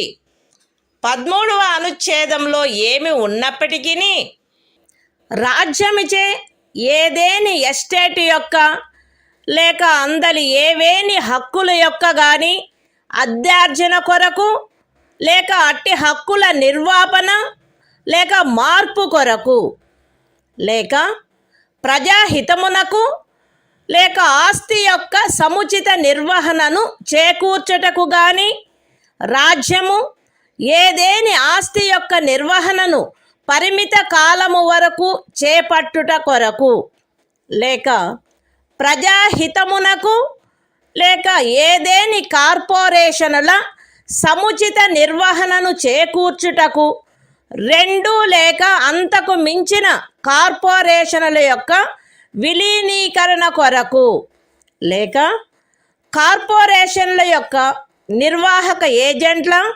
కార్యదర్శుల మరియు కోశాధికారుల, managing డైరెక్టర్ల, ఆదేశకుల లేక నిర్వాహకుల హక్కులను లేక కార్పొరేషన్ల యొక్క వాటాదారుల ఓటింగు హక్కులను నిర్వాపన చేయుట కొరకు లేక మార్పు చేయుట కొరకు లేక ఏదేని ఖనిజముకైన కౌలు లేక ఖనిజ తైలమును వెతుకుటకైనా లేక వెలికి తీయుటకైనా కరారు, కౌలు లేక లైసెన్సును బట్టి ప్రాప్తించు ఏవేని హక్కులను నిర్వాపన చేయుట కొరకు లేక మార్పు చేయుట కొరకు లేక అట్టి ఖరారు కౌలు లేక లైసెన్సును సమయాత్పూర్వమే సమాప్తము చేయుట కొరకు లేక రద్దు చేయుట కొరకు నిబంధించునట్టి శాసనము దేనిని గాని 14వ అనుచ్ఛేదము లేక 19వ అనుచ్ఛేదము ద్వారా ప్రదత్తమైన హక్కులలో దేనికైనను అసంగతముగునున్నదను లేక అట్టి హక్కులలో దేనినైనను తీసివేయనను లేక కుంచించునను కారణమును బట్టి ప్రభావ శూన్యమగునవి భావించరాదు. అయితే అట్టి శాసనము ఒక రాజ్య శాసన మండలిచే చేయబడినదైన ఎడల రాష్ట్రపతి పర్యాలోచన కొరకై ప్రత్యేకింపబడి ఆయన అనుమతిని పొందిననే తప్ప ఈ అనుచ్ఛేదము యొక్క నిబంధనలు దానికి వర్తించవు. అంతేకాక రాజ్యముచే ఏదేని ఎస్టేటు అధ్యార్జింపబడుటకు ఏదేని శాసనము నిబంధన చేయునెడల మరియు ఆ ఎస్టేటులో చేరిన ఏదేని భూమి ఒక వ్యక్తి యొక్క స్వంత సేద్యము క్రిందయున్న ఎడల అట్టి అధ్యార్జనకు సంబంధించిన శాసనములో మార్కెట్ విలువకు తగ్గని రేటు చొప్పున నష్టపరిహారము చెల్లించుటకు నిబంధనలున్ననే తప్ప తత్సమయమున అమలులోనున్న ఏదేని శాసనము క్రింద అతడికి వర్తించడి గరిష్ట పరిమితి లోపు ఉన్న భూమిలోని ఏదేని భూభాగము కానీ దానిపై గల లేక దానికి చెంది ఉన్న ఏదేని భవనము కానీ కట్టడము కానీ రాజ్యముచే అధ్యార్జింపబడుట శాసన సమ్మతము కాదు.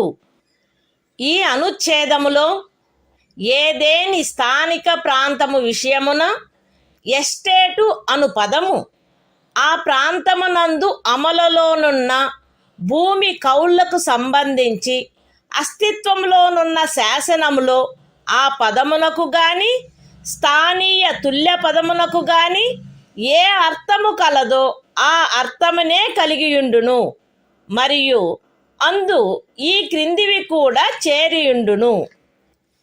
ఏదేని జాగీరు, ఇనాం లేక మౌఫీ లేక ఇతరమైన తాదృశ అనుదానము మరియు తమిళనాడు కేరళ రాజ్యములలో ఏదేని జన్మం హక్కు రైతువారీ సెటిల్మెంట్ కింద కలిగి ఉన్న ఏదేని భూమి బంజరు భూమి, అటవీ భూమి, పచ్చిక బయళ్ళ భూమి లేక కర్షకులు లేక వ్యవసాయ కూలీలు మరియు చేతి వృత్తుల వారు ఆక్రమించుకొనిన భవనములు మరియు ఇతర కట్టడములు ఉన్న స్థలములతో సహా వ్యవసాయ లేక తత్సహాయక ప్రయోజనముల కొరకు ఎవరేని కలిగియున్నా లేక ఎవరికేని కౌలుకు ఇవ్వబడిన ఏదేని భూమి.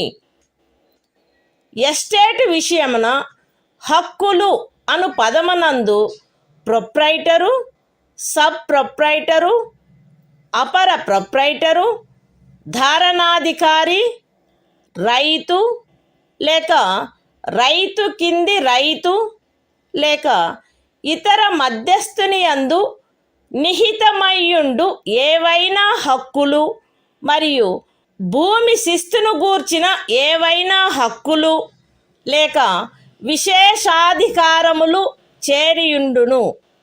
The Constitution of India, Part 3, Fundamental Rights, Saving of Certain Laws. Article 31A. Saving of laws providing for acquisition of estates, etc. Notwithstanding anything contained in Article 13, no law providing for the acquisition by the state of any estate or of any rights therein, or are the extinguishment or modification of any such rights, or the taking over of the management of any property by the state, for a limited period, either in the public interest, or in order to secure the proper management of the property, or the amalgamation of two or more corporations, either in the public interest, or in order to secure the proper management of any of the corporations, or the extinguishment or modification of any rights of managing agents, secretaries and treasurers, managing directors, or managers of corporations, or of any voting rights of shareholders thereof, or the extinguishment or modification of any rights accruing by virtue of any agreement, lease or license for the purpose of searching for, or winning, any mineral or mineral oil, or the premature termination or cancellation of any such agreement, lease or license, shall be deemed to be void on the ground that it is inconsistent with, or takes away or abridges, any of the rights conferred by Article 14 or Article 19. Provided that, where such law is a law, made by the legislature of a state, the provisions of this article shall not apply thereto, unless such law, having been reserved for the consideration of the President, has received his assent. Provided further, that, where any law makes any provision for the acquisition by the state of any estate, and where any land comprised therein is held by a person under his personal cultivation, it shall not be lawful for the state to acquire any portion of such land, as is within the ceiling limit applicable to him under any law for the time being in force, or any building or structure standing thereon or tenant thereto, unless the law relating to the acquisition of such land, building or structure, provides for payment of compensation, at a rate which shall not be less than the market value thereof. In this article, the expression estate shall, in relation to any local area, have the same meaning as that expression, or its local equivalent has in the existing law, relating to land tenures in force, in that area, and shall also include any jagir, inam, or muafi, or other similar grant. And, in the states of Tamil Nadu and Kerala, any janmam right. Any land held under ryotwari settlement. Any land held, or let for purposes of agriculture, or for purposes ancillary thereto, including waste land, forest land, land for pasture, or sites of buildings, and other structures occupied by cultivators of land, agricultural laborers, and village artisans. The expression, rights, in relation to an estate, shall include any rights vesting in a proprietor, sub-proprietor, under-proprietor, tenure-holder, rayat, under-rayat, or other intermediary, and any rights, or privileges in respect of land revenue.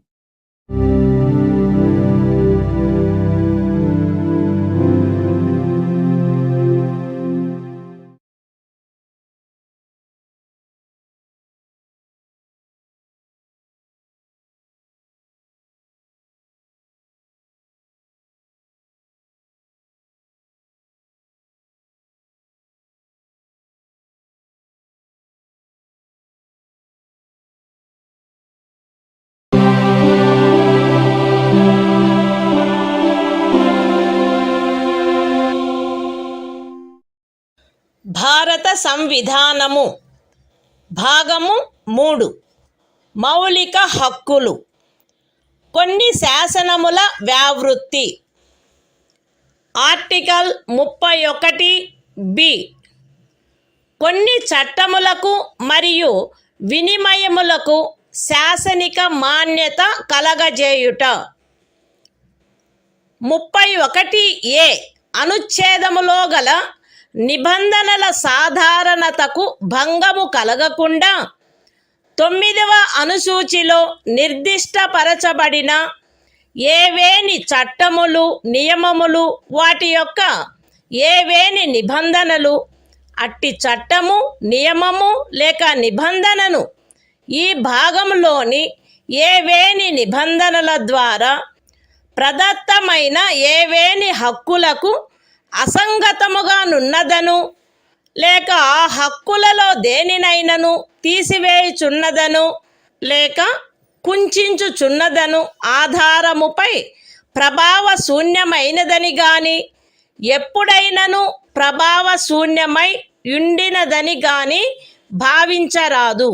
మరియు ఏదేని న్యాయస్థానము లేక tribunal యొక్క ఏదేని తీర్పు decree లేక ఉత్తర్వు దానికి విరుద్ధముగా నున్నప్పటికీ సదరు ప్రతి చట్టము మరియు నియమము దాని రద్దు లేక సవరణ చేయుటకు ఏదేని సమర్థ శాసన మండలికి గల అధికారమునకు అత్యధీనమై అమలునందు కొనసాగవలెను. The Constitution of India, Part 3, Fundamental Rights, Saving of Certain Laws. Article 31B, Validation of certain acts and regulations. Without prejudice to the generality of the provisions contained in Article 31A.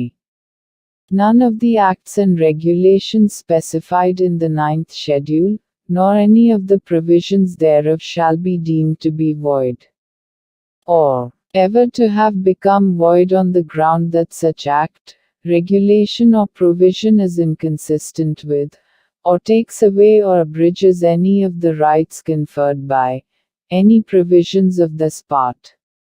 And, notwithstanding any judgment, decree or order of any court or tribunal, to the contrary, each of the said acts and regulations shall, subject to the power of any competent legislature to repeal, or amend it, continue in force.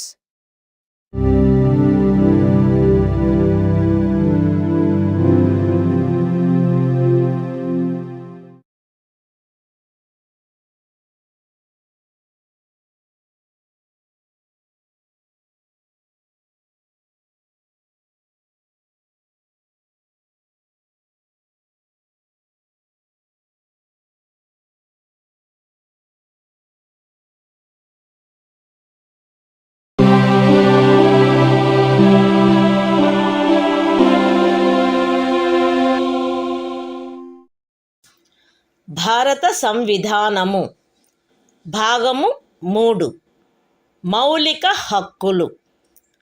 కొన్ని శాసనముల వ్యావృత్తి. Article 31C కొన్ని ఆదేశిక సూత్రములను అమలుపరచు శాసనముల వ్యావృత్తి. 13వ అనుచ్ఛేదములో ఏమి ఉన్నప్పటికీ భాగము 4లో పేర్కొనబడిన సూత్రములన్నింటినీ గాని వాటిలో కొన్నింటిని గాని సాధించుట కొరకై రాజ్య విధానమును అమలుపరచు ఏ శాసనమునైనను 14వ అనుచ్ఛేదము లేక 19వ అనుచ్ఛేదము ద్వారా ప్రదత్తమైన ఏవేని హక్కులకు అసంగతముగా నున్నదను లేక ఆ హక్కులలో దేనినైనను తీసివేయుచున్నదను లేక కుంచుచున్నదను కారణమును బట్టి ప్రభావశూన్యమైనదని భావించరాదు. మరియు ఆ శాసనమందు అది అట్టి విధానమును అమలుపరచుట కొరకైనదను ప్రఖ్యానమున్నచో అది అట్టి విధానమును అమలుపరచదను కారణమును బట్టి ఏ న్యాయస్థానములోనూ ప్రష్టవ్యము కారాదు. అయితే అట్టి శాసనము రాజ్య శాసన మండలిచే చేయబడిన ఎడల రాష్ట్రపతి పర్యాలోచన కొరకై ప్రత్యేకింపబడి ఆయన అనుమతిని పొందిననే తప్ప దానికి ఈ అనుచ్ఛేదము యొక్క నిబంధనలు వర్తించవు. The Constitution of India, Part 3. Fundamental rights. Saving of certain laws. Article 31C. Saving of laws giving effect to certain directive principles. Notwithstanding anything contained in Article 13. No law giving effect to the policy of the state towards securing all or any of the principles laid down in Part 4 shall be deemed to be void, on the ground that it is inconsistent with, or takes away or abridges any of the rights conferred by Article 14 or Article 19. And no law containing a declaration that it is for giving effect to such policy shall be called in question in any court, on the ground that it does not give effect to such policy, provided that, where such law is made by the legislature of a state, the provisions of this article shall not apply thereto, unless such law, having been reserved for the consideration of the President, has received his assent.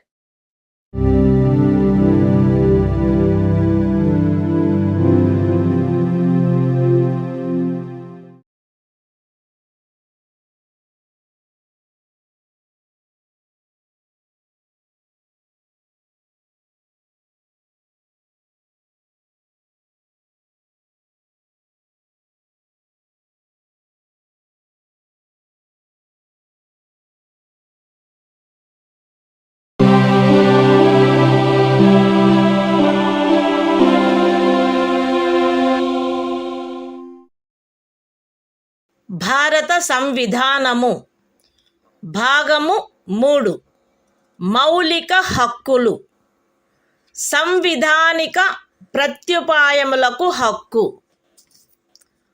Article 32 ఈ భాగముచే ప్రదత్తము చేయబడిన హక్కులను అమలుపరుచుటకు ప్రత్యుపాయములు ఈ భాగము ద్వారా ప్రదత్తమైన హక్కులను అమలుపరచుటకు సముచిత చర్యల ద్వారా సర్వోన్నత న్యాయస్థానమును అర్థించు హక్కుకు హామీ ఇయ్యబడినది.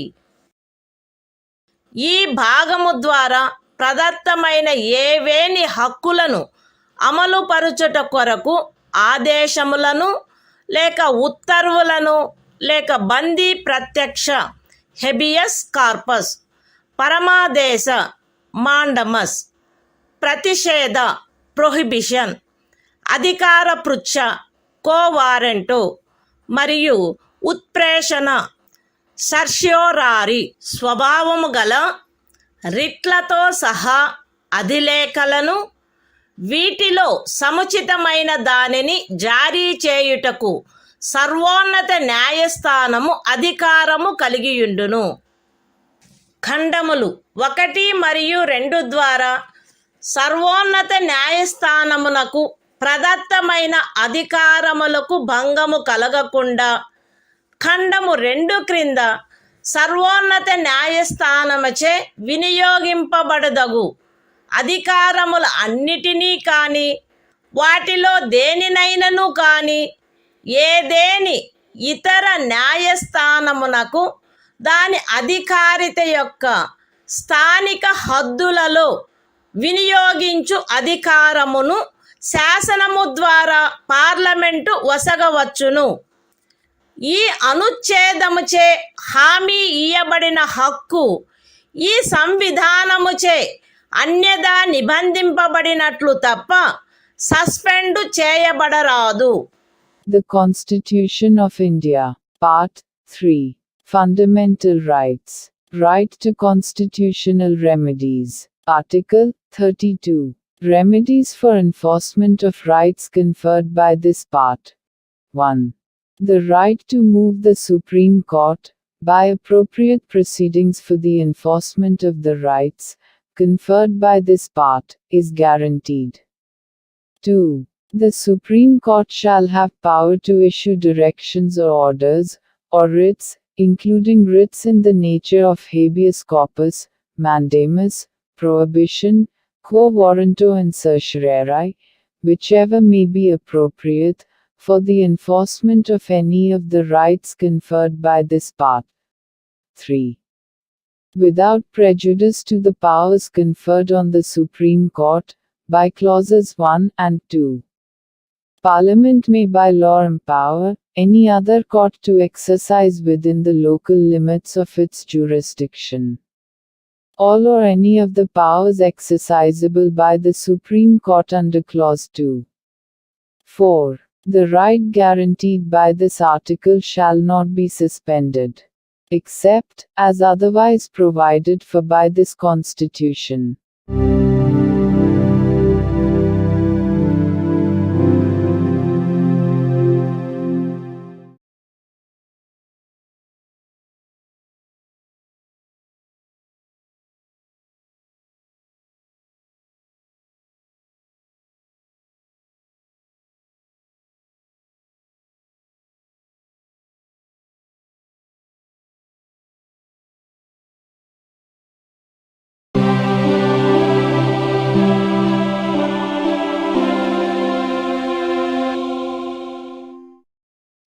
భారత సంవిధానము భాగము 3 మౌలిక హక్కులు సంవిధానిక ప్రత్యుపాయములకు హక్కు ఆర్టికల్ 33 ఈ భాగము ద్వారా ప్రదత్తమైన హక్కులను సాయుధ బలములు మొదలగు వాటికి వర్తింపచేయునప్పుడు మార్చుటకు పార్లమెంటుకు గల అధికారము.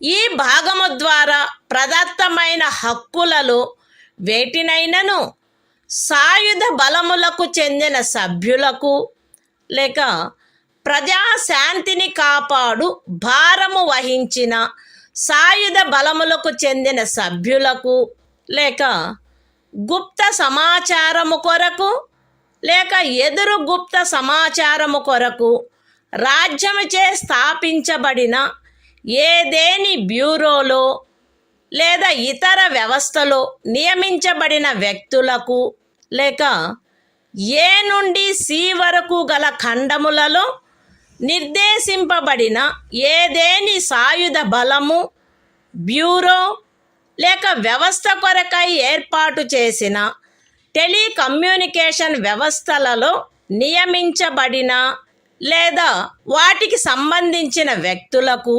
వర్తింపచేయుటలో వారి సముచిత కర్తవ్య నిర్వహణను వారి మధ్య క్రమశిక్షణను కట్టుదిట్టము చేయుటకై ఆ హక్కులు ఎంత మేరకు పరిమితపరచబడవలెనో లేక రద్దు చేయబడవలెనో పార్లమెంటు శాసనము ద్వారా నిర్ధారణ చేయవచ్చును. The Constitution of India, Part 3. Fundamental Rights. Right to constitutional remedies. Article 33. Power of Parliament to modify the rights conferred by this part in their application to forces, etc. Parliament may by law determine to what extent any of the rights conferred by this part shall, in their application to the members of the armed forces, or the members of the forces charged with the maintenance of public order, or persons employed in any bureau or other organization established by the state for purposes of intelligence or counterintelligence, or person employed in or in connection with the telecommunication systems set up for the purposes of any force, bureau, or organization referred to in clauses A to C be restricted or abrogated so as to ensure the proper discharge of their duties and the maintenance of discipline among them.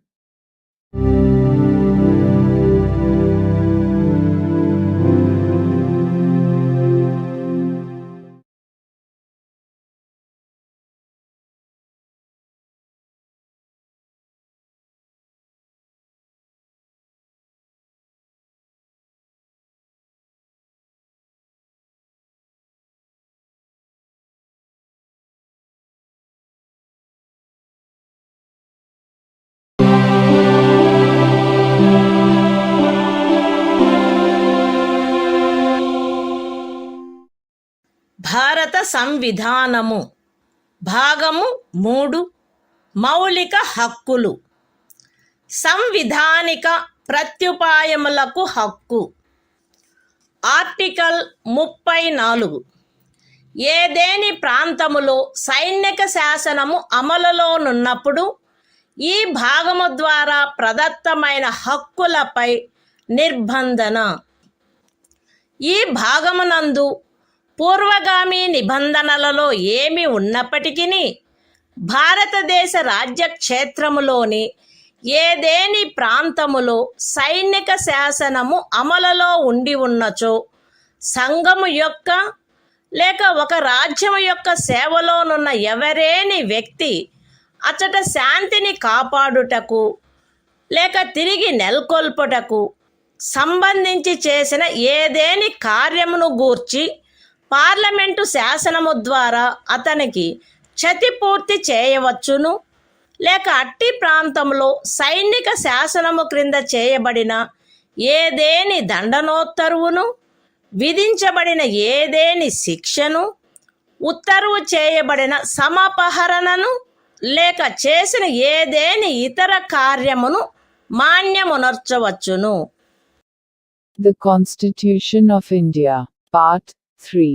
Fundamental Rights. Right to constitutional remedies. Article 34.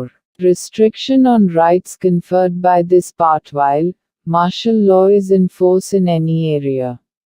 Notwithstanding anything in the foregoing provisions of this part, Parliament may, by law, indemnify any person, in the service of the Union, or of a state, or any other person, in respect of any act done by him, in connection with the maintenance or restoration of order, in any area within the territory of India, where martial law was in force, or validate any sentence passed, punishment inflicted, forfeiture ordered, or other act done, under martial law in such area.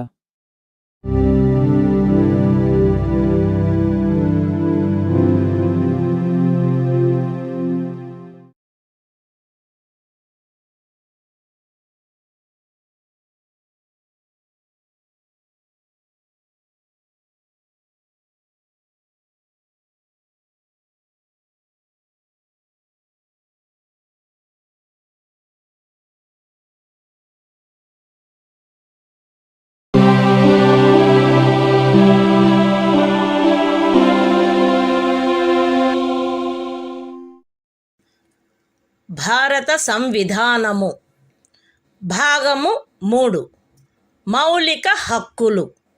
సంవిధానిక ప్రత్యుపాయములకు హక్కు.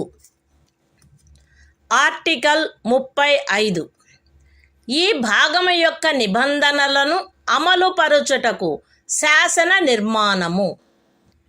ఈ సంవిధానమునందేమున్నప్పటికీ 16వ అనుచ్ఛేదము యొక్క ఖండము 3, 32వ అనుచ్ఛేదము యొక్క ఖండము 3, 33వ మరియు 34వ అనుచ్ఛేదముల క్రింద parliament చేయు శాసనము ద్వారా నిబంధింపబడదగిన విషయములలో దేనిని గూర్చి అయినను శాసనములను చేయుటకు మరియు ఈ భాగము క్రింద అపరాధములుగా ప్రఖ్యానించబడిన కార్యములకు శిక్షను విహితము చేయుట కొరకైన శాసనములను చేయుటకు పార్లమెంటు అధికారము కలిగియుండును.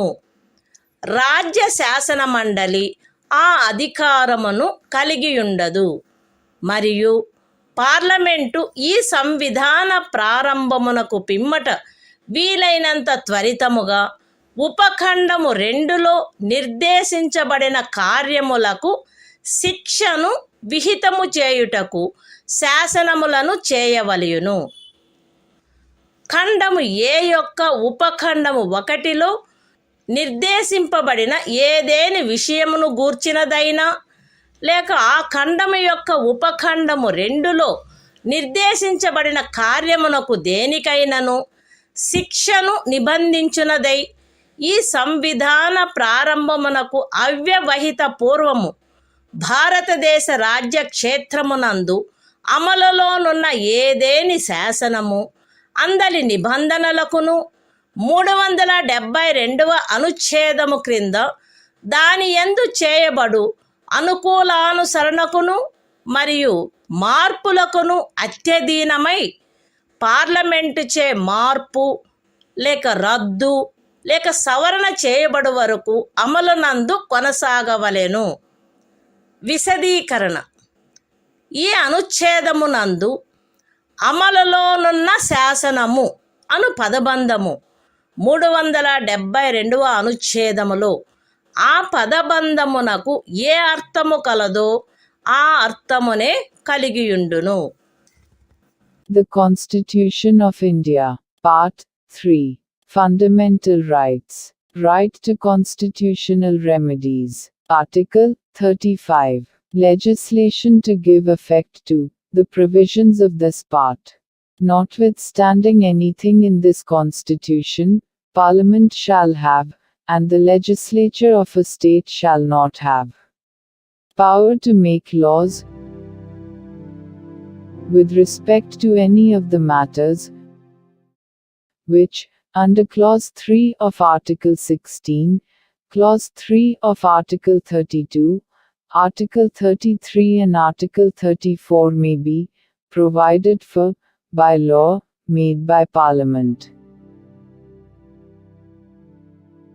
and for prescribing punishment for those acts which are declared to be offences under this part. And Parliament shall, as soon as may be after the commencement of this Constitution, make laws for prescribing punishment for the acts referred to in subclause 2. Any law in force immediately before the commencement of this Constitution, in the territory of India, with respect to any of the matters referred to in subclause 1 of Clause A, or providing for punishment for any act referred to in subclause 2 of that clause shall, subject to the terms thereof, and to any adaptations and modifications that may be made therein, under Article 372, continue in force until altered, or repealed, or amended by Parliament. Explanation: in this article, the expression law in force has the same meaning as in Article 372.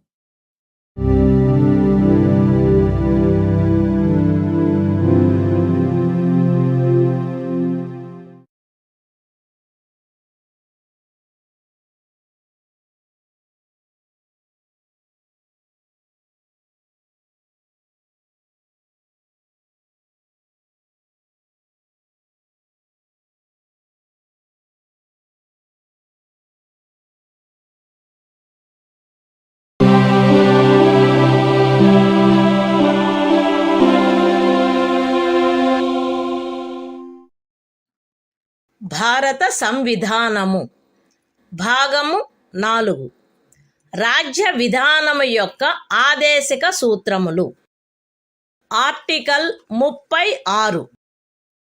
ఈ భాగములో సందర్భము అన్యదా అపేక్షించననే తప్ప రాజ్యము అను పదము భాగము 3లో ఆ పదమునకు ఏ అర్థము కలదో ఆ అర్థమునే కలిగియుండును. The Constitution of India, Part 4. Directive Principles of State Policy. Article 36. Definition. In this part, unless the context otherwise requires, the state has the same meaning as in Part 3.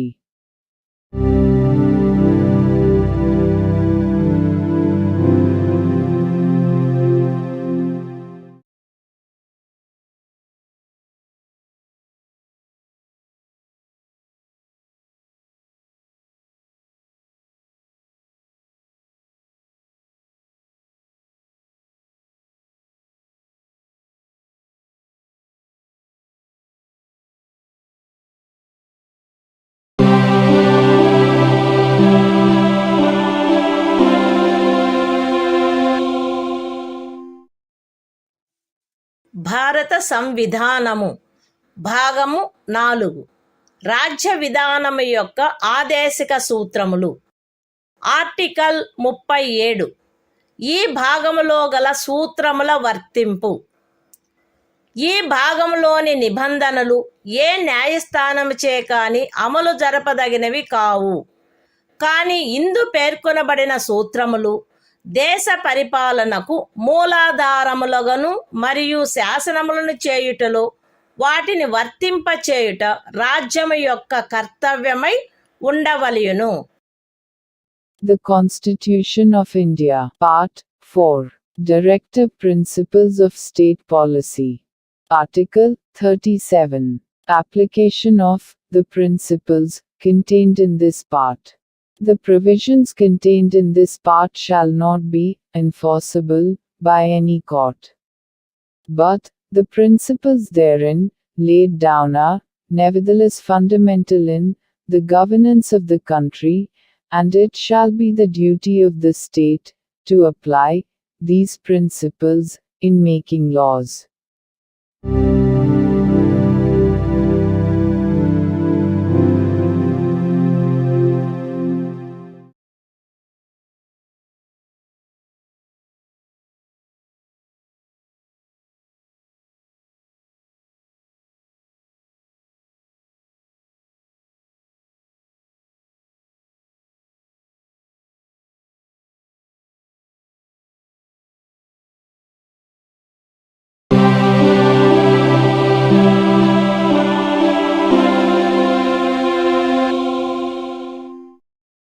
భారత సంవిధానము భాగము 4 రాజ్య విధానము యొక్క ఆదేశిక సూత్రములు.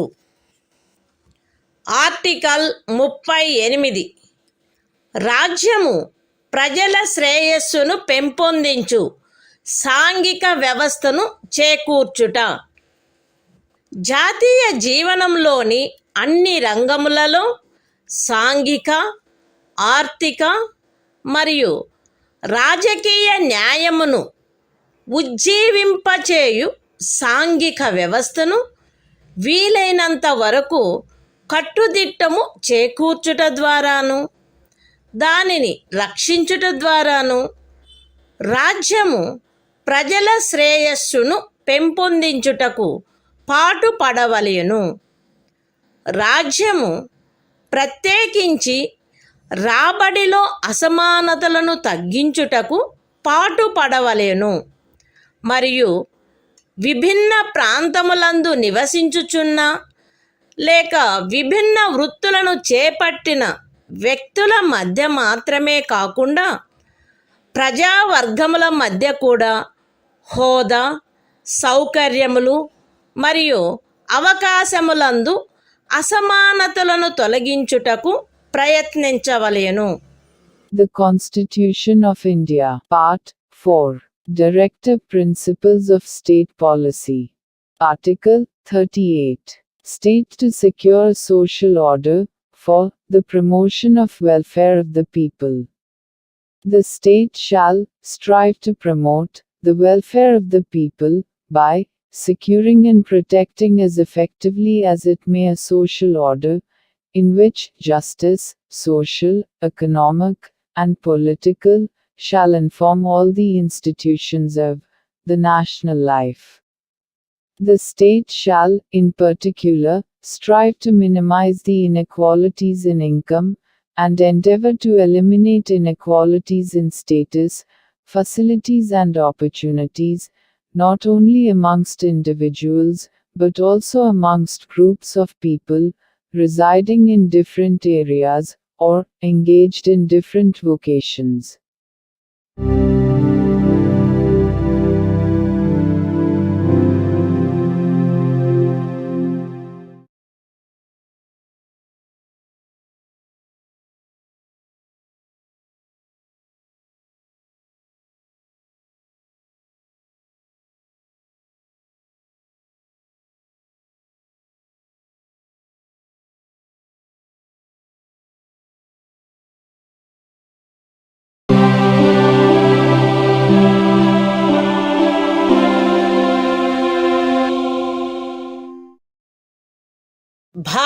సంవిధానము భాగము 4 రాజ్య విధానము యొక్క ఆదేశిక సూత్రములు.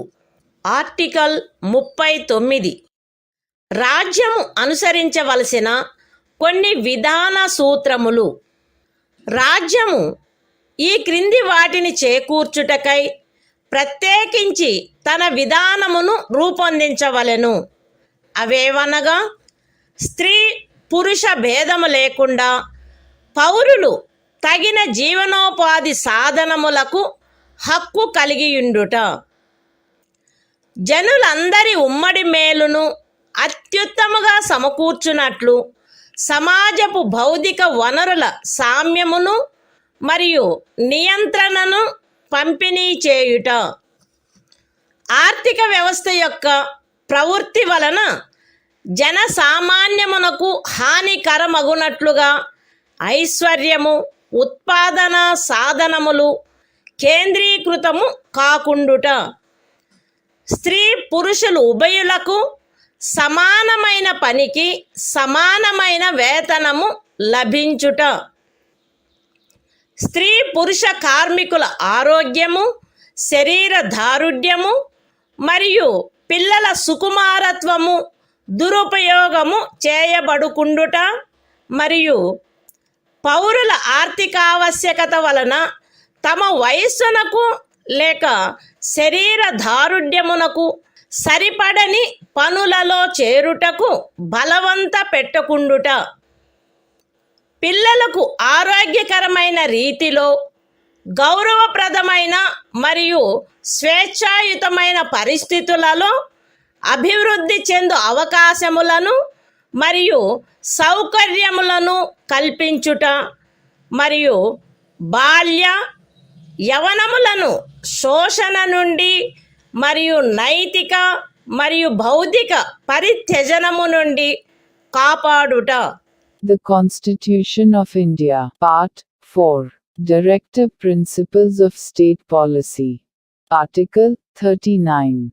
Certain principles of policy to be followed by the state. The state shall, in particular, direct its policy towards securing a. that the citizens, men and women equally, have the right to an adequate means of livelihood. b. that the ownership and control of the material resources of the community are so distributed as best to subserve the common good. c. that the operation of the economic system does not result in the concentration of wealth and means of production to the common detriment. d. that there is equal pay for equal work for both men and women. a. that the health and strength of workers, men and women, and the tender age of children are not abused, and that citizens are not forced by economic necessity to enter avocations unsuited to their age or strength. f. that children are given opportunities and facilities to develop in a healthy manner and in conditions of freedom and dignity, and that childhood and youth are protected against exploitation and against moral and material abandonment.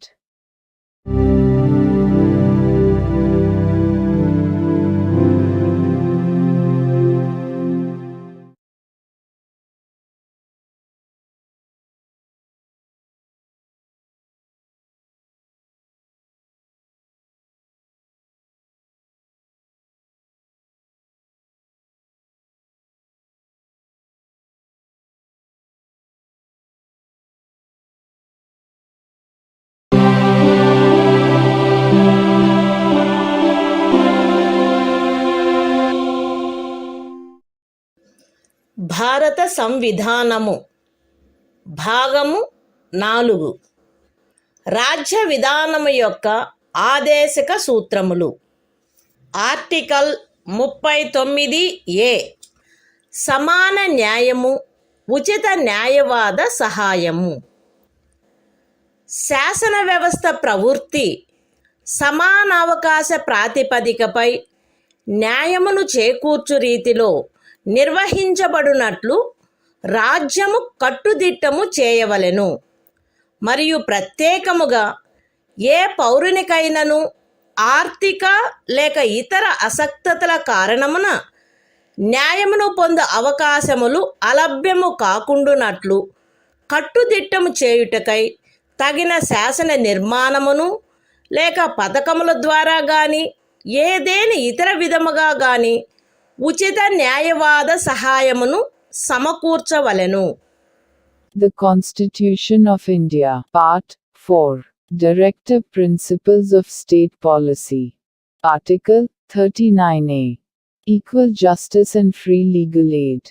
The state shall secure that the operation of the legal system promotes justice on a basis of equal opportunity, and shall, in particular, provide free legal aid by suitable legislation or schemes, or in any other way to ensure that opportunities for securing justice are not denied to any citizen by reason of economic or other disabilities.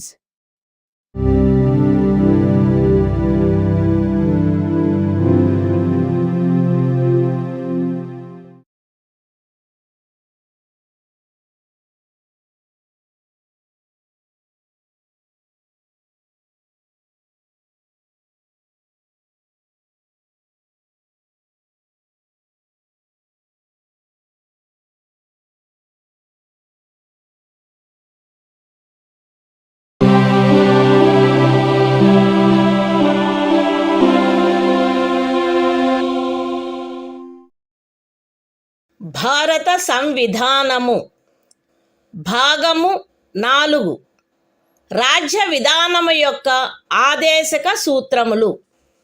Article 40 గ్రామ పంచాయతీల వ్యవస్థీకరణ. గ్రామ పంచాయతీలను వ్యవస్థీకరించి స్వపరిపాలనా యూనిట్లుగా అవి పనిచేయుటకు వాటికి ఆవశ్యకమగు అధికార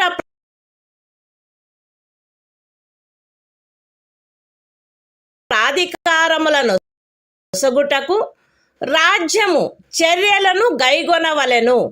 The Constitution of India, Part 4, Directive Principles of State Policy. Article 40. Organization of Village Panchayats. The state shall take steps to organize village panchayats, and endow them with such powers and authority as may be necessary to enable them to function as units of self-government.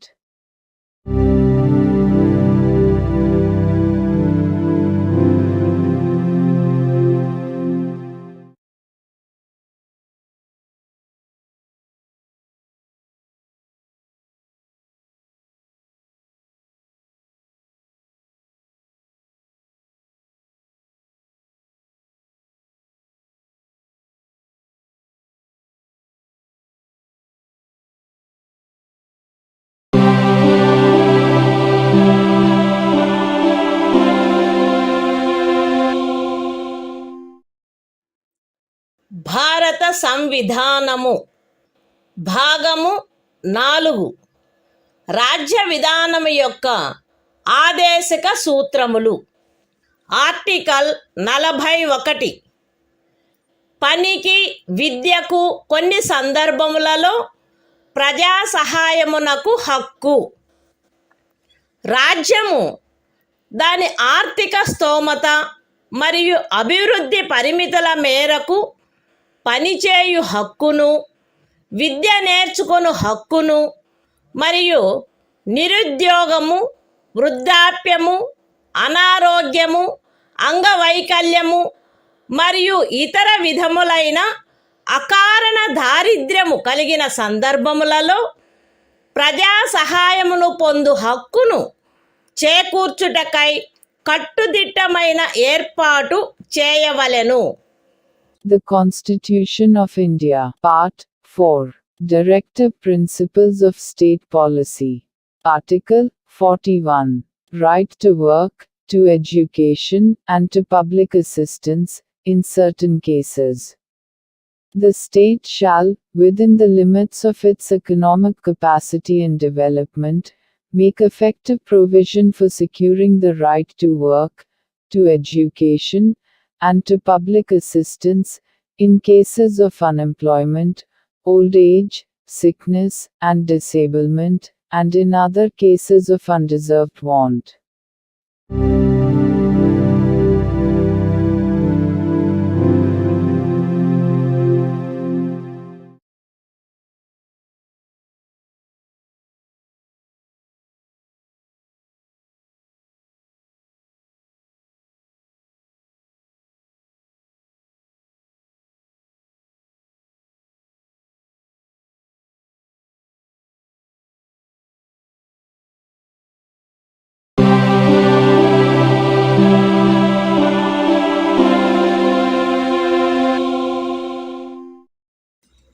భారత సంవిధానము భాగము 4 రాజ్య విధానము యొక్క ఆదేశిక సూత్రములు.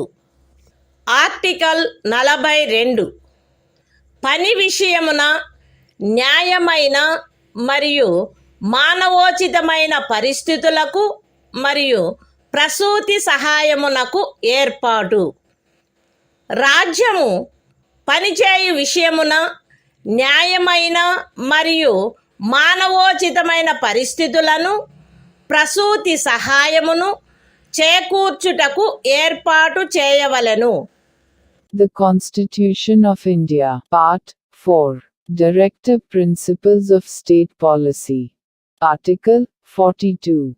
Provision for just and humane conditions of work, and maternity relief.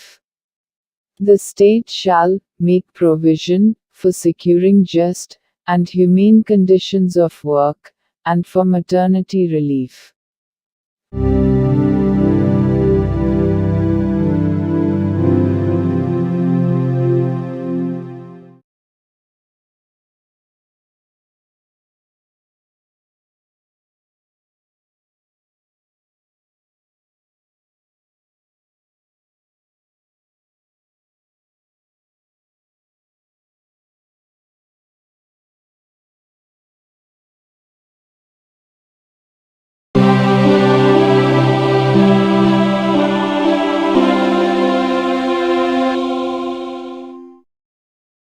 భారత సంవిధానము భాగము 4 రాజ్య విధానము యొక్క ఆదేశిక సూత్రములు. ఆర్టికల్ 43 కార్మికులకు జీవన భృతి మొదలగునవి. రాజ్యము తగిన శాసన నిర్మాణము ద్వారా లేక ఆర్థిక వ్యవస్థాపన ద్వారా లేక మరే విధముగానైనా వ్యవసాయ, పారిశ్రామిక లేక ఇతర కార్మికులందరికీ పనిని, జీవన భృతిని మరియు సముచిత జీవన స్థాయిని, విశ్రాంతి మరియు సాంఘిక సాంస్కృతిక అవకాశముల పూర్తి వినియోగమును చేకూర్చునట్టి పని పరిస్థితులను కల్పించుటకు ప్రయత్నించవలెను. మరియు ప్రత్యేకించి గ్రామీణ ప్రాంతములలో వైయక్తిక ప్రాతిపదికపై లేక సహకార ప్రాతిపదికపై కుటీర పరిశ్రమలను పెంపొందింపచేయుటకు ప్రయత్నించవలెను. The Constitution of India, Part 4, Directive Principles of State Policy. Article 43. Living wage, etc., for workers. The state shall endeavor to secure, by suitable legislation, or economic organization or in any other way, to all workers, agricultural, industrial or otherwise, work, a living wage, conditions of work ensuring a decent standard of life, and full enjoyment of leisure, and social and cultural opportunities, and, in particular, the state shall endeavor to promote cottage industries, on an individual or cooperative basis, in rural areas.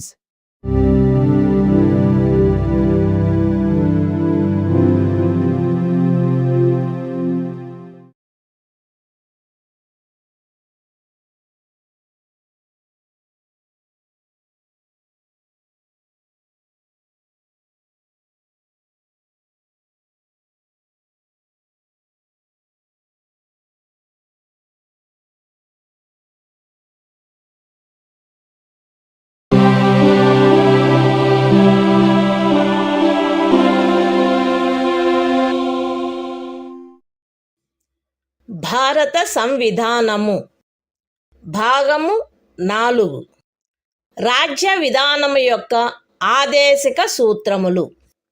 Article 43A పరిశ్రమల నిర్వహణలో కార్మికులు పాల్గొనుట. రాజ్యము తగిన శాసన నిర్మాణము ద్వారా లేక ఏదేని ఇతర విధముగా ఏదేని పరిశ్రమలో నిమగ్నమైన సంస్థల వ్యవస్థాపన లేక ఇతర వ్యవస్థల నిర్వహణలో కార్మికులు పాల్గొనున్నట్లు చర్యలు తీసుకొనవలెను. The Constitution of India, Part 4, Directive Principles of State Policy. Article 43A. Participation of workers in management of industries. The state shall take steps, by suitable legislation or in any other way, to secure the participation of workers in the management of undertakings, establishments, or other organizations engaged in any industry.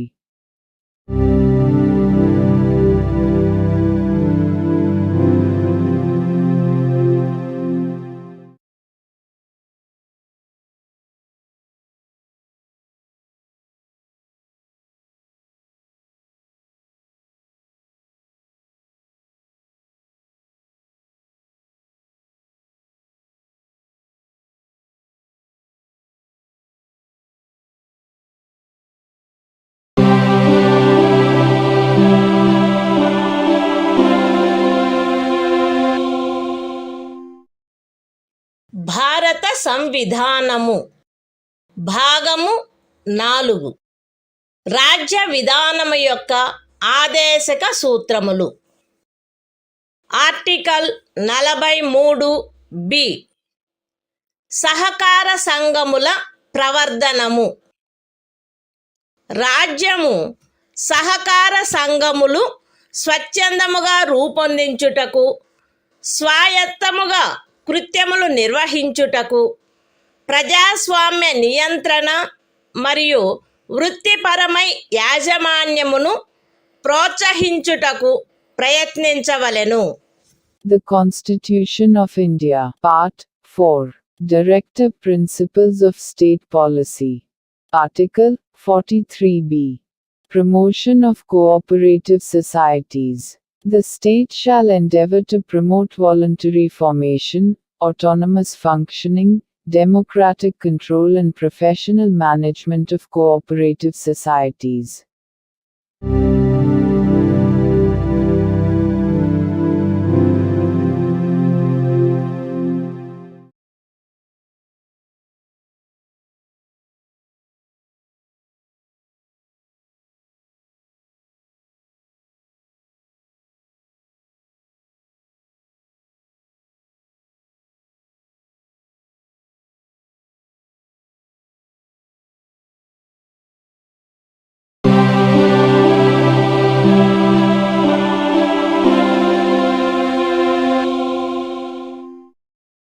భారత సంవిధానము భాగము 4 రాజ్య విధానము యొక్క ఆదేశిక సూత్రములు. Article 44 పౌరులందరకు ఏకరూపమైన civil స్మృతి.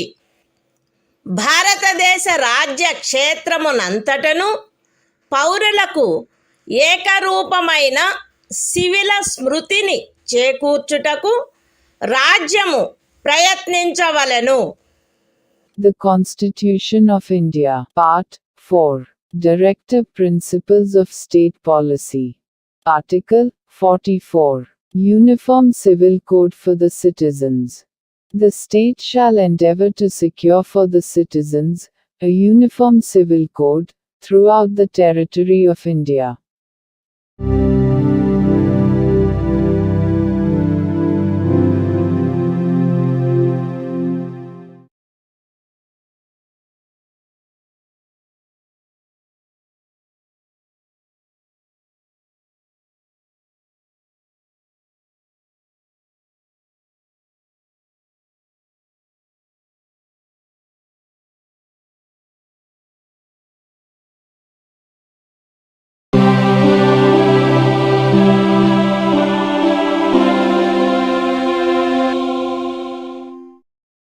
భారత సంవిధానము భాగము 4 రాజ్య విధానము యొక్క ఆదేశిక సూత్రములు.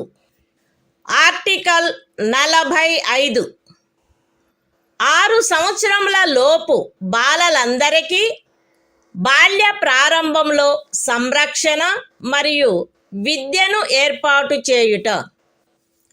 బాలలందరూ వారు 6 సంవత్సరముల వయస్సు పూర్తి చేయునంత వరకు వారికి బాల్య ప్రారంభంలో సంరక్షణ మరియు విద్యను ఏర్పాటు చేయుటకు రాజ్యము ప్రయత్నించవలెను. The Constitution of India, Part 4, Directive Principles of State Policy. Article 45, Provision for Early Childhood Care and Education to Children below the age of 6 years. The state shall endeavor to provide early childhood care and education for all children until they complete the age of 6 years.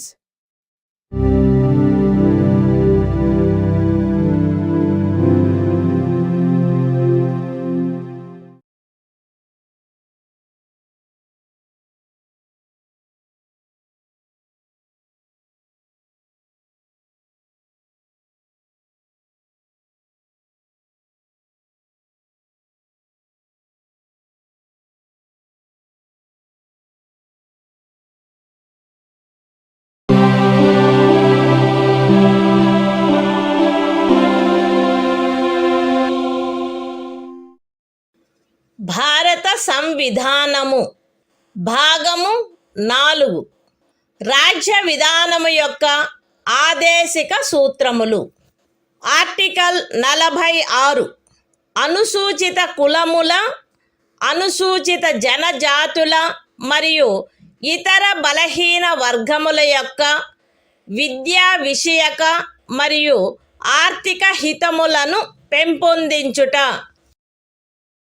ప్రజలలో బలహీన వర్గముల, ప్రత్యేకించి అనుసూచిత కులముల మరియు అనుసూచిత జనజాతుల విద్యా విషయక మరియు ఆర్థిక హితమును రాజ్యము విశేష శ్రద్ధతో పెంపొందించవలెను మరియు సాంఘిక అన్యాయము నుండి సకల విధములగు శోషణల నుండి వారిని రక్షించవలెను.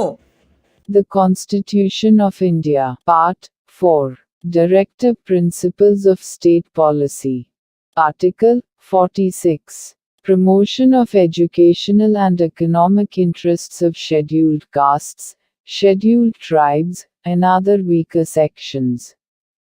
The state shall promote with special care the educational and economic interests of the weaker sections of the people, and, in particular, of the scheduled castes and the scheduled tribes, and shall protect them from social injustice and all forms of exploitation.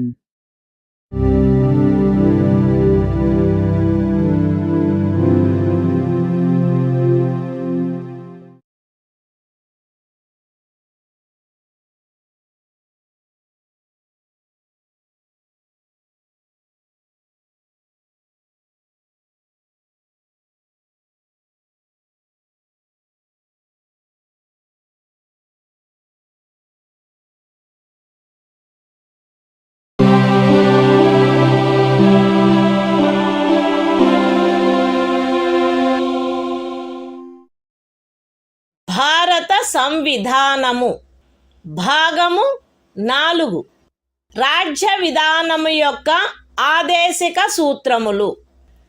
Article 47 ఆహార పుష్టి స్థాయిని, జీవన స్థాయిని పెంచుటలో మరియు ప్రజారోగ్యమును మెరుగుపరచుటలో రాజ్యము యొక్క కర్తవ్యము. రాజ్యము ప్రజల ఆహార పుష్టి యొక్క స్థాయిని, జీవన స్థాయిని పెంచుట మరియు ప్రజారోగ్యమును మెరుగుపరుచుట తన ప్రాథమిక కర్తవ్యములలోనివిగా పరిగణించవలెను మరియు ప్రత్యేకించి వైద్య ప్రయోజనములకై తప్ప మద్యపానీయములను మరియు ఆరోగ్యమునకు భంగము కలిగించు ఔషధములను సేవించుటను నిషేధించుటకు రాజ్యము ప్రయత్నించవలెను. The Constitution of India, Part 4, Directive Principles of State Policy. Article 47. Duty of the state to raise the level of nutrition and the standard of living, and to improve public health.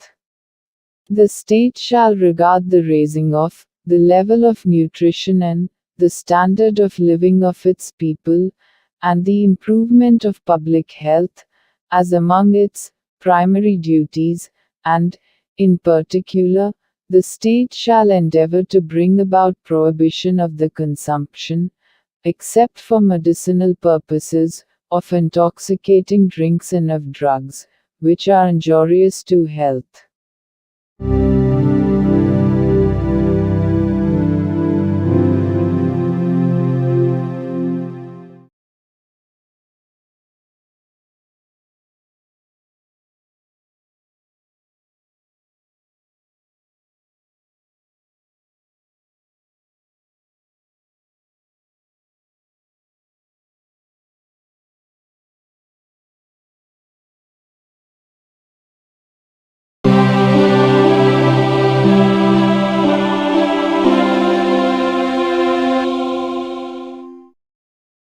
భారత సంవిధానము భాగము 4 రాజ్య విధానము యొక్క ఆదేశిక సూత్రములు.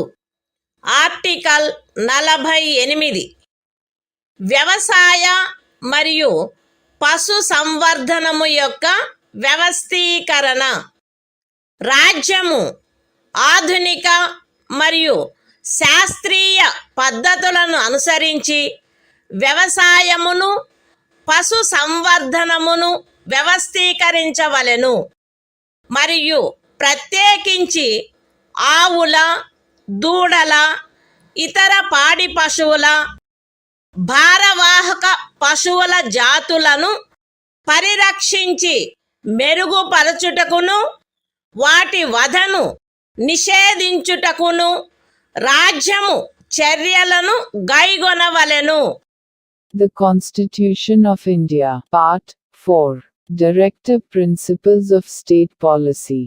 Article 48. Organization of Agriculture and Animal Husbandry. The state shall endeavor to organize agriculture and animal husbandry on modern and scientific lines, and shall, in particular, take steps for preserving and improving the breeds and prohibiting the slaughter of cows and calves and other milch and draft cattle.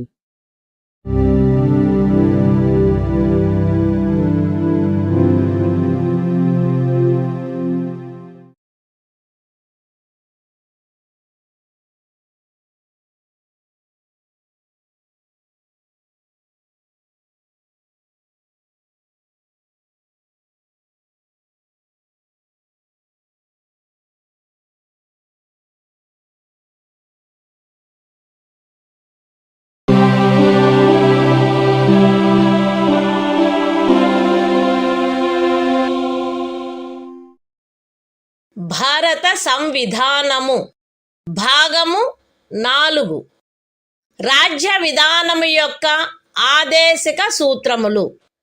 Article 48 ఏ పరిసరముల రక్షణ మరియు అభివృద్ధి మరియు అడవుల వన్యప్రాణుల సంరక్షణ. రాజ్యము పరిసరములను కాపాడి అభివృద్ధి చేయుటకును దేశములోని అడవులను వన్యప్రాణులను సంరక్షించుటకును ప్రయత్నించవలెను. The Constitution of India, Part 4, Directive Principles of State Policy. Article 48A. Protection and improvement of environment, and safeguarding of forests and wildlife. The state shall endeavor to protect and improve the environment, and to safeguard the forests and wildlife of the country.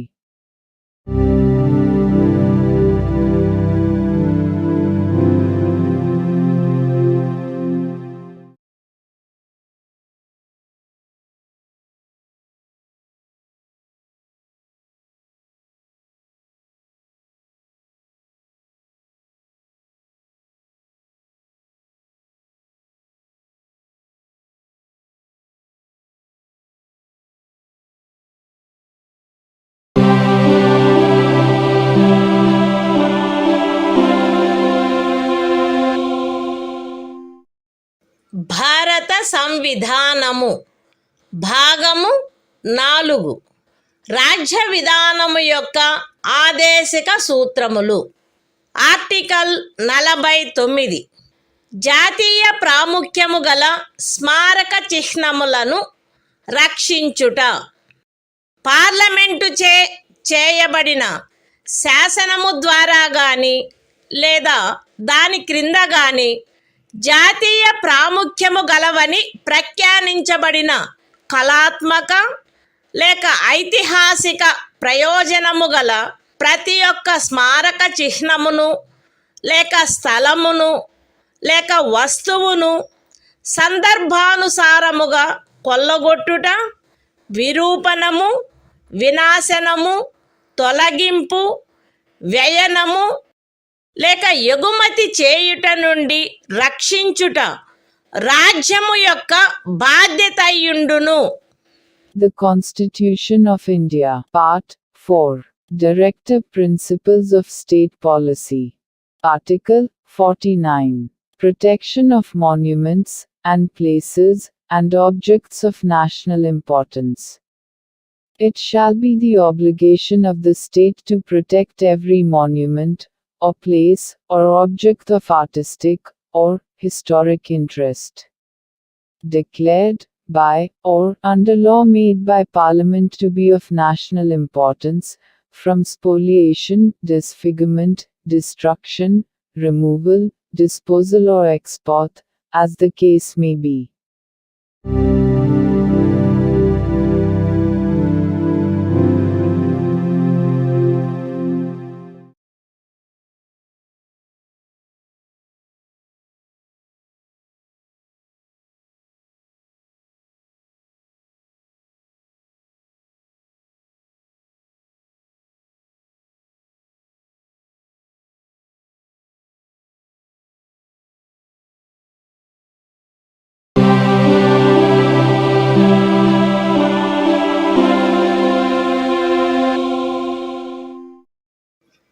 భారత సంవిధానము భాగము 4 రాజ్య విధానము యొక్క ఆదేశిక సూత్రములు.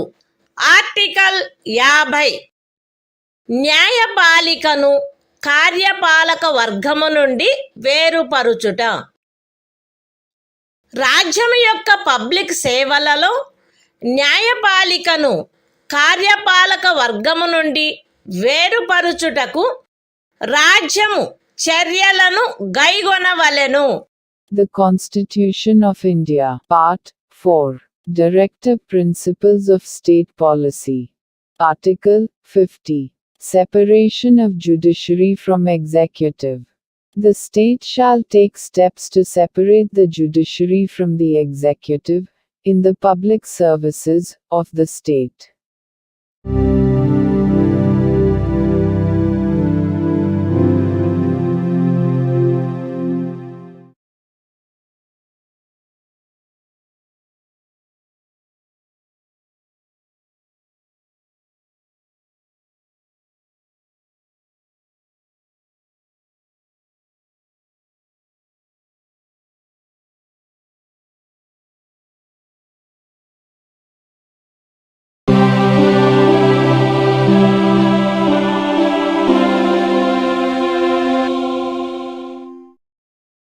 భారత సంవిధానము భాగము 4 రాజ్య విధానము యొక్క ఆదేశిక సూత్రములు.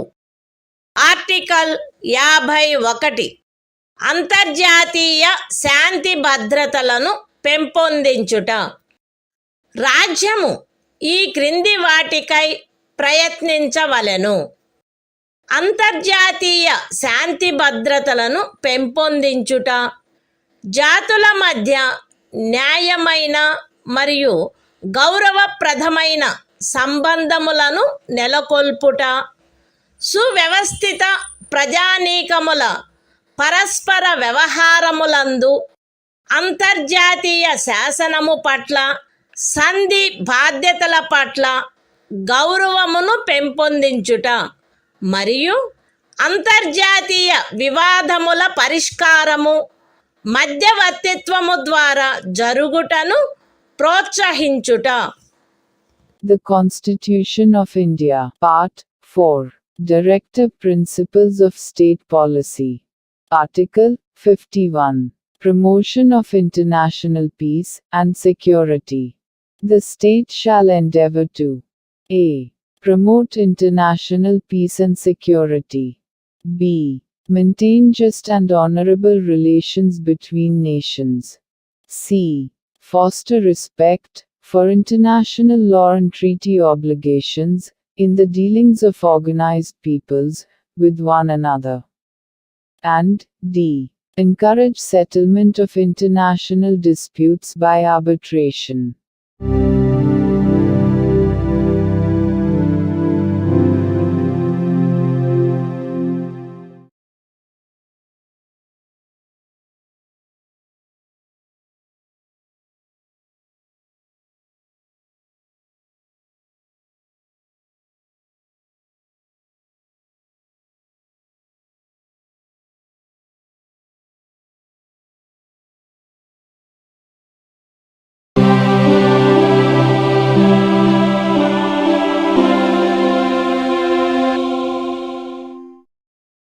భారత సంవిధానము భాగము 4A మౌలిక కర్తవ్యములు. ఆర్టికల్ 51A ప్రతి భారత పౌరునికి సంవిధానమునకు కట్టుబడి ఉండుట మరియు దాని ఆదర్శములను, సంస్థలను, జాతీయ పతాకమును, జాతీయ గీతమును గౌరవించుట, జాతీయ స్వాతంత్ర పోరాటమునకు స్ఫూర్తినిచ్చిన ఉన్నతాదర్శములను జ్ఞప్తి అందించుకొని వాటిని పాటించుట, భారతదేశ సార్వభౌమతను, ఐక్యతను మరియు అఖండతను సమర్థించి కాపాడుట, దేశమును రక్షించుట మరియు కోరినప్పుడు జాతీయ సేవ చేయుట, భారత ప్రజలందరి మధ్య మత, భాష మరియు ప్రాంతము లేక వర్గ వైవిధ్యముల అధిగమించి సామరస్యమును, సోదర భావమును పెంపొందించుట మరియు స్త్రీల గౌరవమును న్యూనపరచు ఆచారములను విడనాడుట, మన సమ్మిశ్ర సంస్కృతి యొక్క సుసంపన్న సాంప్రదాయమును గౌరవించి పరిరక్షించుట, అడవులు, సరస్సులు, నదులు మరియు వన్యప్రాణులతో సహా ప్రకృతి సిద్ధమైన పరిసరములను కాపాడి అభివృద్ధి చేయుట మరియు ప్రాణికోటి పట్ల కరుణను కలిగియుండుట, వైజ్ఞానిక దృక్పథమును, మానవతావాదమును, జిజ్ఞాసను మరియు సంస్కరణాశక్తిని పెంపొందించుకొనుట, పబ్లిక్ ఆస్తిని సంరక్షించుట మరియు హింసను విడనాడుట, దేశ ప్రజల కృషి మరియు సాధనముల ఉన్నత స్థాయిలను నిరంతరం అందుకొనున్నట్లుగా వ్యష్టి మరియు సమష్టి కార్యరంగములన్నింటిలో శ్రేష్టతకై పాటుపడుట, తల్లి, తండ్రి లేక సంరక్షకుడు 6 మరియు 14 సంవత్సరముల మధ్య వయసు కలిగిన తమ పిల్లలకు లేక పోషితునికి విద్యావకాశములను కలగచేయుట కర్తవ్యమై ఉండవలెను. The Constitution of India, Part 4A. Fundamental Duties. Article 51A. Fundamental Duties. It shall be the duty of every citizen of India to abide by the Constitution and respect its ideals and institutions, the national flag and the national anthem. B. To cherish and follow the noble ideals which inspired our national struggle for freedom. C. To uphold and protect the sovereignty, unity and integrity of India. D. To defend the country and render national service when called upon to do so. A.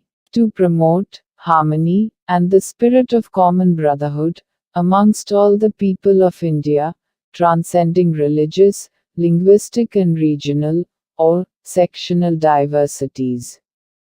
To renounce practices derogatory to the dignity of women. F. To value and preserve the rich heritage of our composite culture. G. To protect and improve the natural environment, including forests, lakes, rivers and wildlife, and to have compassion for living creatures. H. To develop the scientific temper, humanism, and the spirit of inquiry and reform. I. To safeguard public property and to abjure violence. J. To strive towards excellence in all spheres of individual and collective activity, so that the nation constantly rises to higher levels of endeavor and achievement. K. Who is a parent or guardian, to provide opportunities for education to his child, or, as the case may be, what between the age of 6 and 14 years.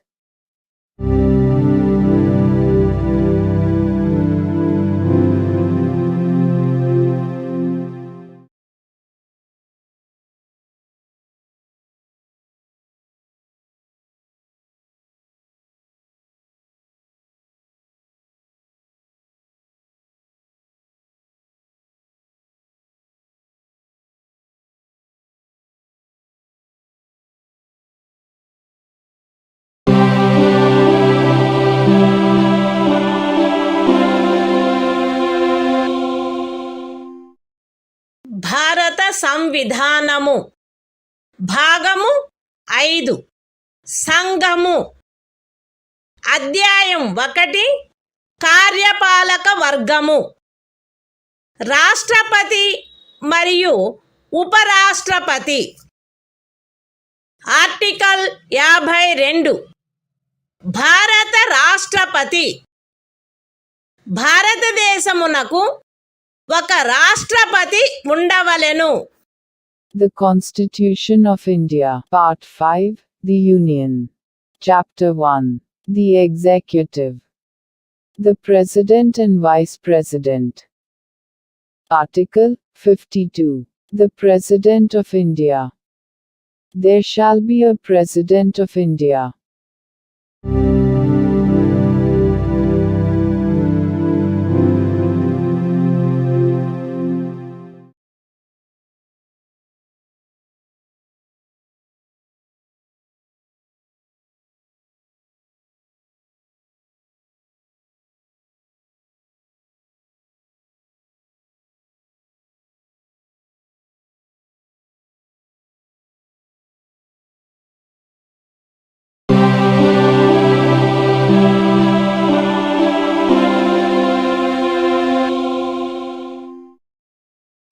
భారత సంవిధానము భాగము 5 సంఘము అధ్యాయము 1 కార్యపాలక వర్గము రాష్ట్రపతి మరియు ఉపరాష్ట్రపతి article 53 సంఘము యొక్క కార్యపాలకాధికారము సంఘము యొక్క కార్యపాలకాధికారము రాష్ట్రపతి యందు నిహితమై ఉండవలెను.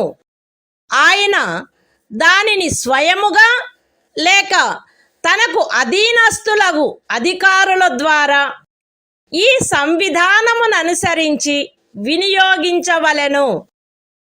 పూర్వగామి నిబంధన యొక్క సాధారణతకు భంగము కలగకుండా సంఘము యొక్క రక్షణ బలములపై సర్వాధిపత్యము రాష్ట్రపతి యందు నిహితమై ఉండవలెను మరియు దాని వినియోగము శాసనము ద్వారా క్రమబద్ధము చేయబడవలెను. ఈ అనుచ్ఛేదములోనిదేదియు అస్తిత్వంలోనున్న ఏదేని శాసనము ద్వారా ఏదేని రాజ్య ప్రభుత్వమునకు గాని ఇతర ప్రాధికారికి గాని ప్రదత్తము చేయబడిన ఏవేని కృత్యములను రాష్ట్రపతికి అంతరణ చేయునిదిగా భావింపబడరాదు. లేక రాష్ట్రపతి మినహా ఇతర ప్రాధికారులకు శాసనము ద్వారా కృత్యములను ప్రదత్తము చేయుట నుండి పార్లమెంటును నివారించదు. The Constitution of India, Part 5, The Union. Chapter 1. The Executive. The President and Vice President. Article 53. Executive Power of the Union. 1. The executive power of the Union shall be vested in the President, and shall be exercised by him, either directly, or through officers, subordinate to him, in accordance with this Constitution. 2. Without prejudice to the generality of the foregoing provision, the supreme command of the defense forces of the Union shall be vested in the President, and the exercise thereof shall be regulated by law. 3. Nothing in this article shall be deemed to transfer to the President any functions conferred by any existing law on the government of any state, or other authority, or prevent Parliament from conferring by law functions on authorities other than the President.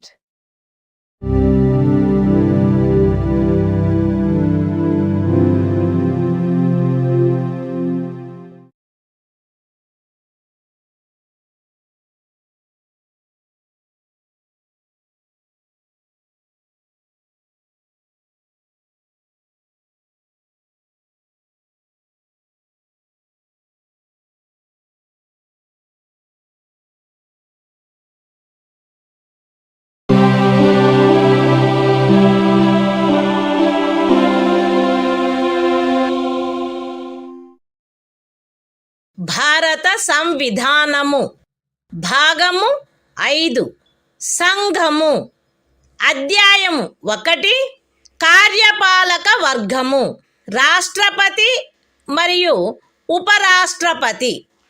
Article 54 రాష్ట్రపతి ఎన్నిక.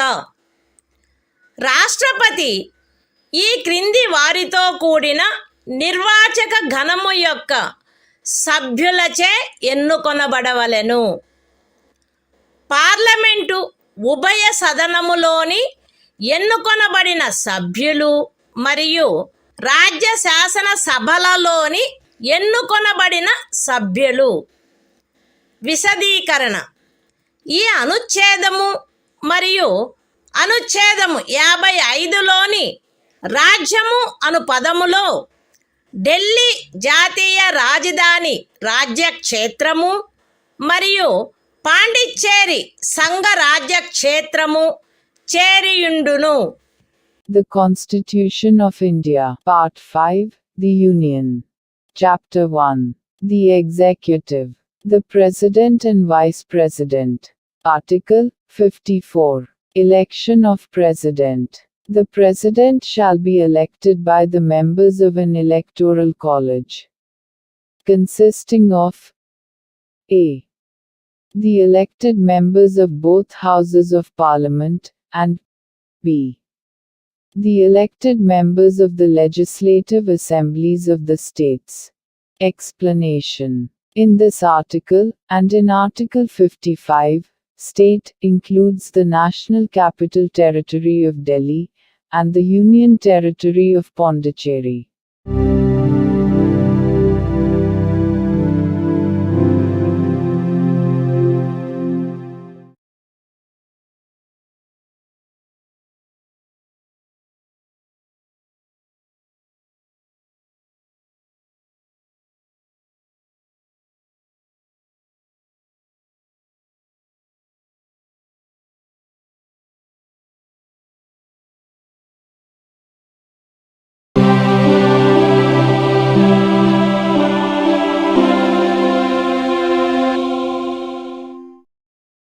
భారత సంవిధానము భాగము 5 సంఘము అధ్యాయము 1 కార్యపాలక వర్గము రాష్ట్రపతి మరియు ఉపరాష్ట్రపతి ఆర్టికల్ 55 రాష్ట్రపతిని ఎన్నుకొను రీతి రాష్ట్రపతి యొక్క ఎన్నికలో వివిధ రాజ్యముల ప్రాతినిధ్య ప్రమాణము ఆచరణీయమైనంత మేరకు ఏకరూపముగా ఉండవలెను. రాజ్యముల మధ్య అట్టి ఏకరూపతను చేకూర్చుటకు గాను మరియు మొత్తము రాజ్యములకును సంఘమునకును మధ్య సమత్వమును చేకూర్చుటకు గాను అట్టి ఎన్నికలో పార్లమెంటులోని మరియు ప్రతి రాజ్య శాసనసభలోని ఎన్నుకొనబడిన ప్రతి సభ్యుడు ఇచ్చుటకు హక్కు కలిగియున్న ఓట్ల సంఖ్యను ఈ క్రింది రీతిగా నిర్ధారణ చేయవలెను. ఏ రాజ్యం యొక్క జనసంఖ్యను ఆ రాజ్య శాసనసభలోని ఎన్నుకొనబడిన మొత్తము సభ్యుల సంఖ్యతో భాగించగా వచ్చు భాగఫలములో 1000 యొక్క గుణిజములు ఎన్నియుండునో అన్ని ఓట్లను రాజ్య శాసనసభకు ఎన్నుకొనబడిన ప్రతి సభ్యుడు కలిగి ఉండవలెను. బి 1000 యొక్క సదరు గుణిజములను లెక్కించిన పిమ్మట శేషము 500కు తగ్గనిచో ఉపఖండము ఏలో నిర్దేశింపబడిన ప్రతి సభ్యునకు గల ఓట్ల సంఖ్యకు అదనముగా 1 ఓటును చేర్చవలెను.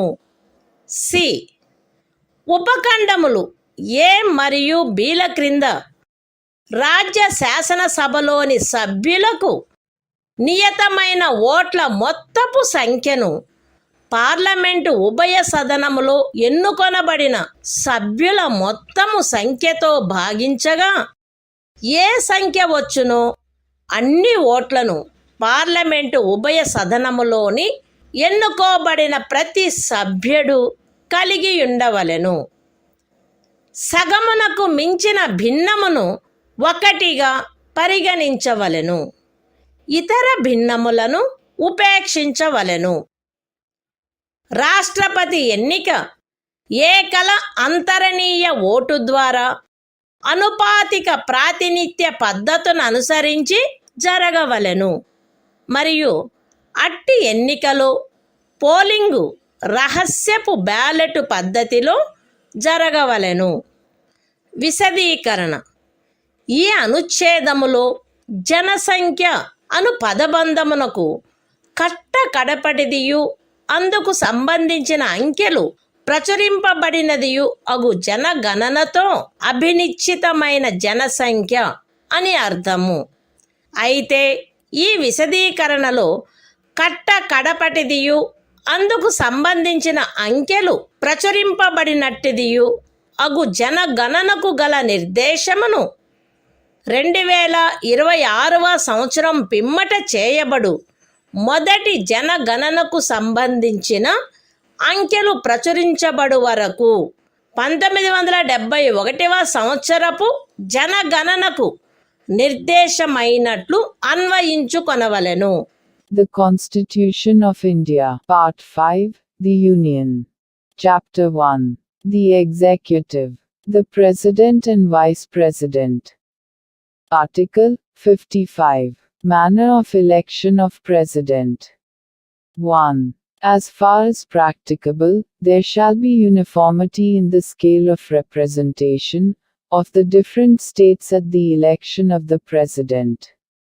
2. For the purpose of securing such uniformity among the states, inter se, as well as parity between the states as a whole and the Union, the number of votes, which each elected member of Parliament, and of the Legislative Assembly of each state, is entitled to cast at such election, shall be determined in the following manner. A. Every elected member of the Legislative Assembly of a state shall have as many votes as there are multiples of 1,000. In the quotient obtained by dividing the population of the state by the total number of the elected members of the Assembly. B. If, after taking the said multiples of 1,000, the remainder is not less than 500, then the vote of each member referred to in subclause A shall be further increased by 1. C. Each elected member of either House of Parliament shall have such number of votes as may be obtained by dividing the total number of votes assigned to the members of the legislative assemblies of the states, under subclauses A and B, by the total number of the elected members of both Houses of Parliament. Fractions exceeding 1/2 being counted as one and other fractions being disregarded. 3. The election of the President shall be held in accordance with the system of proportional representation, by means of the single transferable vote, and the voting at such election shall be by secret ballot. Explanation. In this article, the expression population means the population as ascertained at the last preceding census, of which the relevant figures have been published. Provided that the reference in this explanation to the last preceding census, of which the relevant figures have been published shall, until the relevant figures for the first census taken after the year 2026 have been published, be construed as a reference to the 1971 census.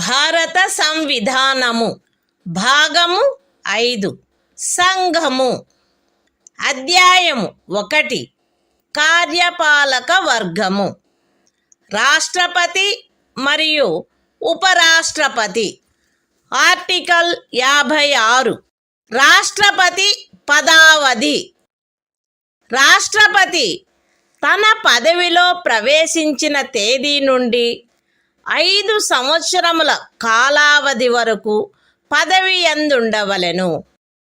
అయితే రాష్ట్రపతి తన చేవ్రాలుతో ఉపరాష్ట్రపతికి లేఖ రాయుట ద్వారా తన పదవికి రాజీనామా ఇవ్వవచ్చును. రాష్ట్రపతిని సంవిధానాతిక్రమణము కావించినందుకు 61వ అనుచ్ఛేదములో నిబంధించబడిన రీతిగా మహాభియోగము ద్వారా పదవి నుండి తొలగించవచ్చును. రాష్ట్రపతి తన పదావధి ముగిసినప్పటికీ తన ఉత్తరాధికారి ఆ పదవిలో ప్రవేశించు వరకు పదవిలో కొనసాగవలెను.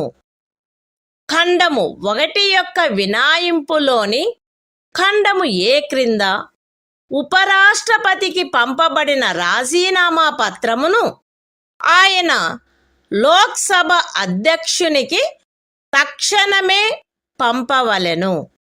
The Constitution of India, Part 5, The Union. Chapter 1. The Executive. The President and Vice President. Article 56. Term of Office of President. 1. The President shall hold office for a term of 5 years, from the date on which he enters upon his office. Provided that a. The President may, by writing under his hand addressed to the Vice President, resign his office. b. The President may, for violation of the Constitution, be removed from office by impeachment in the manner provided in Article 61. c. The President shall, notwithstanding the expiration of his term, continue to hold office, until his successor enters upon his office. 2. Any resignation addressed to the Vice President under Clause A of the proviso to Clause 1 shall forthwith be communicated, by him, to the Speaker of the House of the People.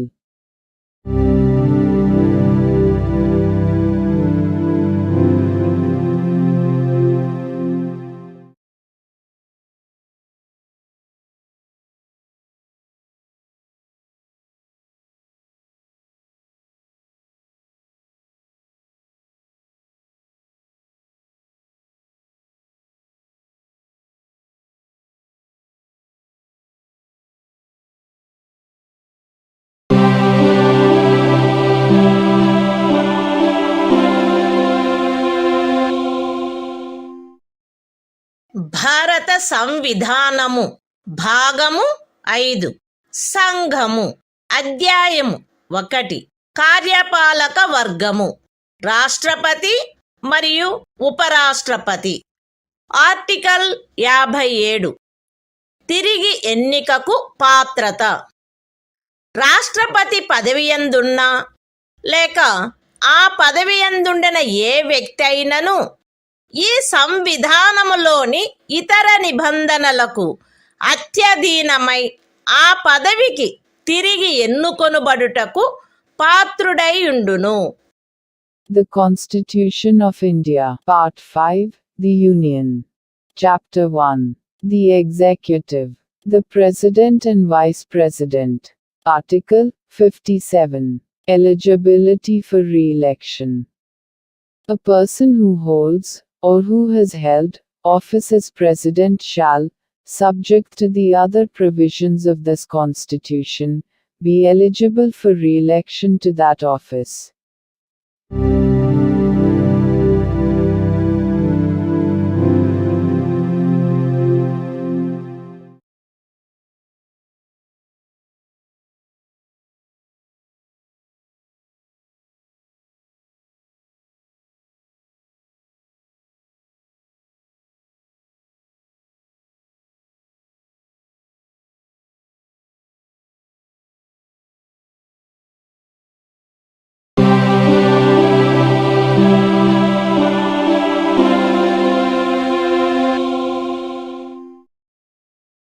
భారత సంవిధానము భాగము 5 సంఘము అధ్యాయము 1 కార్యపాలక వర్గము రాష్ట్రపతి మరియు ఉపరాష్ట్రపతి. Article 58 రాష్ట్రపతిగా ఎన్నికకు అర్హతలు. ఏ వ్యక్తి గాని భారతదేశ పౌరుడై ఉన్ననే తప్ప 35 సంవత్సరముల వయస్సు పూర్తి అయిననే తప్ప మరియు లోక్సభ సభ్యుడుగా ఎన్నుకొనబడుటకు అర్హుడై ఉన్ననే తప్ప రాష్ట్రపతిగా ఎన్నుకోబడుటకు పాత్రుడు కాడు. ఏ వ్యక్తి అయినను భారత ప్రభుత్వము క్రింద లేక ఏదేని రాజ్య ప్రభుత్వము క్రింద లేక సదరు ప్రభుత్వములోని దేని యొక్క నియంత్రణకైనను అత్యధీనమై ఉన్న ఏదేని స్థానిక లేక ఇతర ప్రాధికారి క్రింద గాని లాభాయుతమైన ఏదేని పదవి యందున్నచో ఆ వ్యక్తి రాష్ట్రపతిగా ఎన్నుకొనబడుటకు పాత్రుడు కాడు. విశదీకరణ: ఈ అనుచ్ఛేదపు నిమిత్తము ఎవరేని వ్యక్తి సంఘము యొక్క రాష్ట్రపతిగా లేక ఉపరాష్ట్రపతిగా లేక ఏదేని రాజ్యము యొక్క గవర్నరుగా లేక సంఘము యొక్క లేక ఏదేని రాజ్యము యొక్క మంత్రిగానున్న కారణమును బట్టి మాత్రమే లాభాయుతమైన పదవి యందున్నట్లు భావించబడరాదు. The Constitution of India, Part 5, The Union. Chapter 1. The Executive. The President and Vice President. Article 58. Qualifications for election as President. 1. No person shall be eligible for election as President, unless he is a citizen of India, has completed the age of 35 years, and is qualified for election, as a member of the House of the People. 2. A person shall not be eligible for election as President if he holds any office of profit, under the Government of India, or the Government of any state, or under any local or other authority, subject to the control of any of the said governments. Explanation: for the purposes of this article, a person shall not be deemed to hold any office of profit, by reason only that he is the President or Vice President of the Union, or the Governor of any state, or as a minister either for the Union or for any state.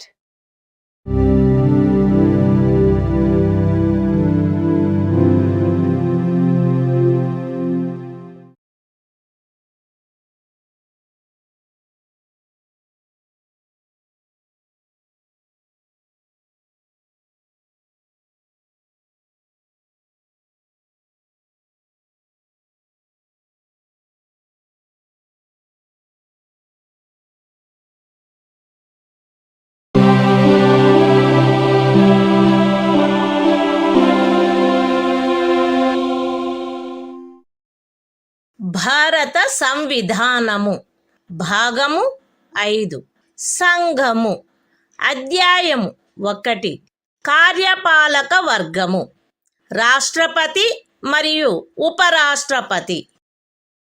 Article 59 రాష్ట్రపతి పదవీ షరతులు. రాష్ట్రపతి parliament యొక్క లేక ఏదేని రాజ్య శాసన మండలి యొక్క ఏ సదనములో గాని సభ్యుడుగా ఉండరాదు, మరియు పార్లమెంటు యొక్క లేక ఏదేని రాజ్య శాసన మండలి యొక్క ఏ సదనములోని సభ్యుడైనను రాష్ట్రపతిగా ఎన్నుకొనబడినచో ఆయన రాష్ట్రపతి పదవిలో ప్రవేశించిన తేదీ నుండి ఆ సదనములోని తన స్థానమును ఖాళీ చేసినట్లు భావించవలెను. రాష్ట్రపతి లాభాయుతమైన ఏదేని ఇతర పదవి యందు ఉండరాదు.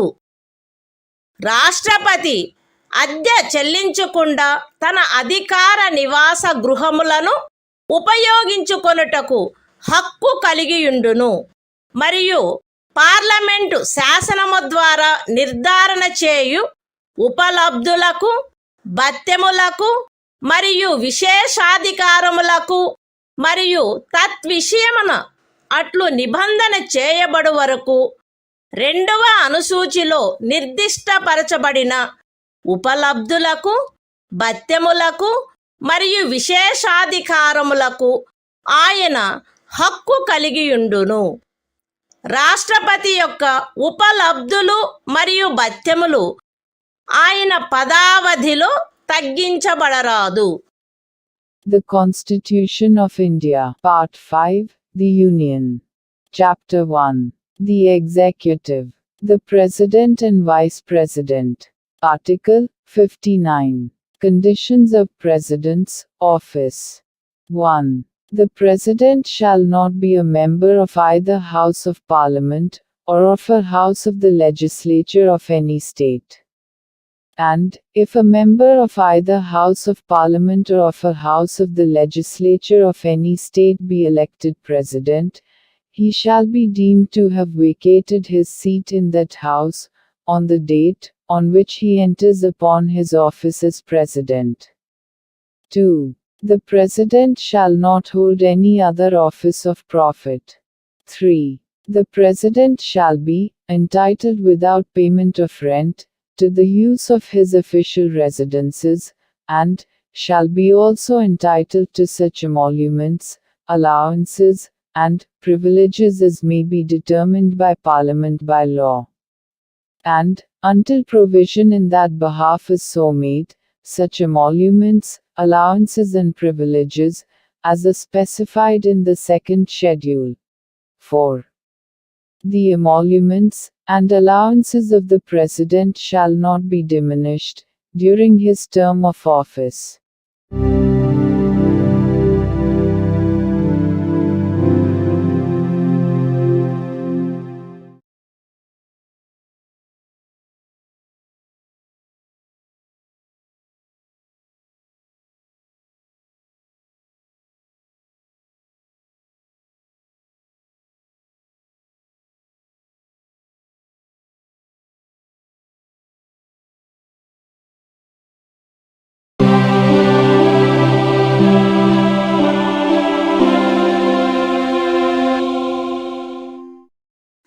భారత సంవిధానము భాగము 5 సంఘము అధ్యాయము 1 కార్యపాలక వర్గము రాష్ట్రపతి మరియు ఉపరాష్ట్రపతి ఆర్టికల్ 60 రాష్ట్రపతిచే ప్రమాణము లేక ప్రతిజ్ఞ ప్రతి రాష్ట్రపతి మరియు రాష్ట్రపతిగా వ్యవహరించు లేక రాష్ట్రపతి కృత్యములను నిర్వహించు ప్రతి వ్యక్తి తన పదవిలో ప్రవేశించుటకు పూర్వము భారతదేశ ముఖ్య న్యాయమూర్తి సమక్షమున లేక ఆయన హాజరు లేనప్పుడు సర్వోన్నత న్యాయస్థాన న్యాయాధీశులలో అందుబాటులోనున్న వారిలో అందరికంటే సీనియర్ న్యాయాధీశుని సమక్షమున గాని ఈ క్రింది రూపములో ప్రమాణము లేక ప్రతిజ్ఞ చేసి దానిపై చేవ్రాలు చేయవలెను. ఏబి అను నేను భారతదేశ రాష్ట్రపతి పదవిని శ్రద్ధాపూర్వకముగా నిర్వహింతుననియు లేక రాష్ట్రపతి యొక్క కృత్యములను శ్రద్ధాపూర్వకముగా నిర్వహింతుననియు నా సంపూర్ణ సామర్థ్యము మేరకు సంవిధానమును మరియు శాసనమును పరిరక్షించి సంరక్షించి రక్షింతుననియు భారతదేశ ప్రజల సేవయందును వారి క్షేమమునందును నిరతుడునయ్యదననియు దైవ సాక్షిగా ప్రమాణము చేయుచున్నాను. సత్యనిష్టతో ప్రతిజ్ఞ చేయుచున్నాను. The Constitution of India, Part 5, The Union. Chapter 1. The Executive. The President and Vice President. Article 60. Oath or affirmation by the President. Every President, and every person acting as President, or discharging the functions of the President, shall, before entering upon his office, make and subscribe in the presence of the Chief Justice of India, or, in his absence, the senior most judge of the Supreme Court available, an oath or affirmation in the following form, that is to say, I, A.B., do swear in the name of God, that I will faithfully execute the office, solemnly affirm of President, or discharge the functions of the President of India, and will to the best of my ability, preserve, protect and defend the Constitution, and the law, and that I will devote myself to the service and well-being of the people of India.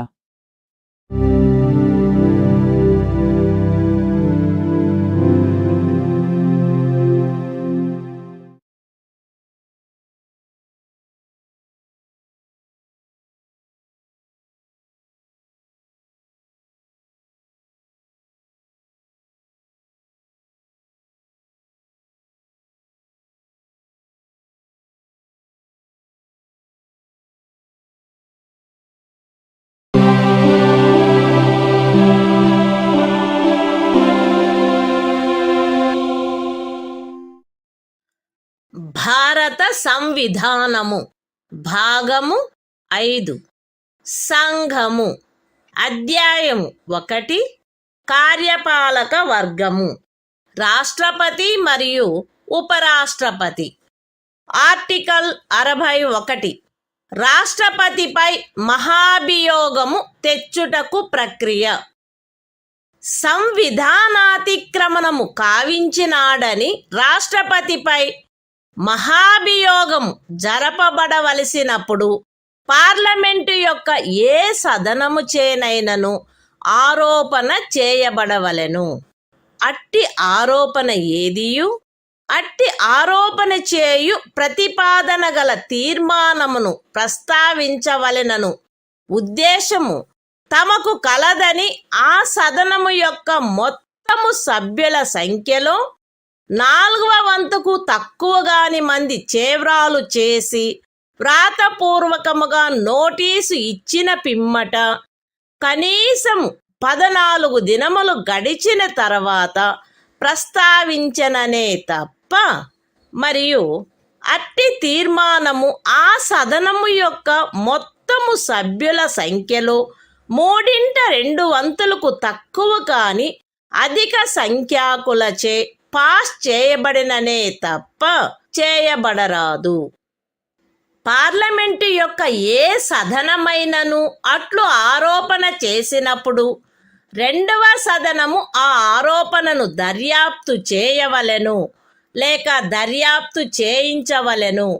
మరియు అట్టి దర్యాప్తు జరుగునప్పుడు హాజరగుటకును ప్రతినిధిని పంపుటకును రాష్ట్రపతికి హక్కు ఉండును.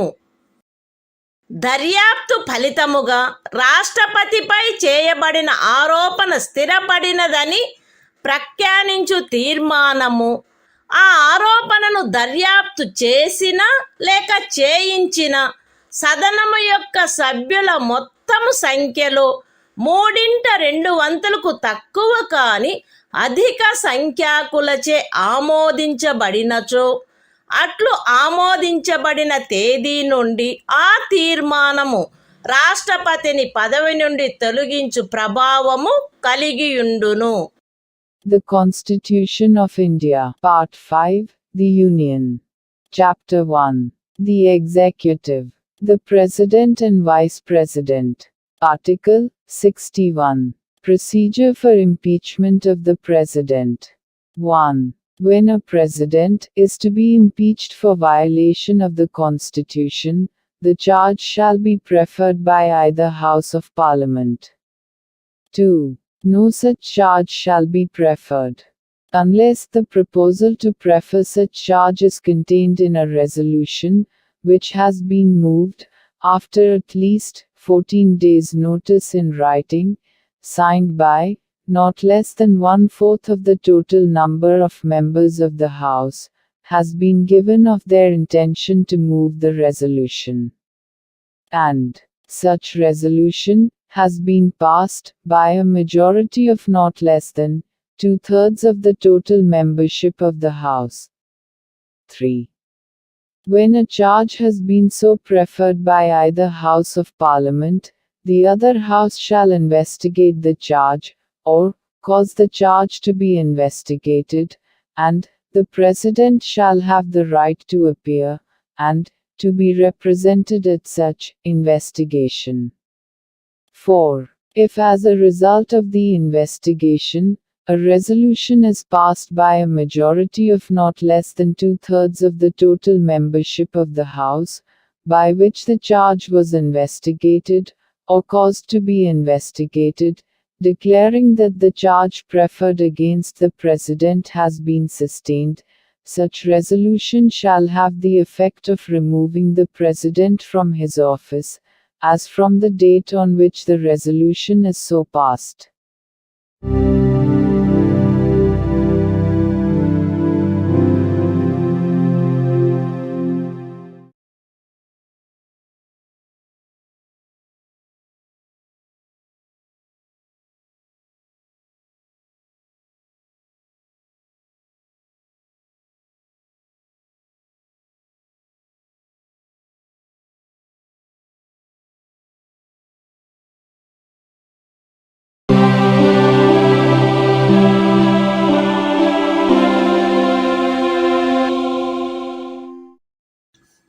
భారత సంవిధానము భాగము 5 సంఘము.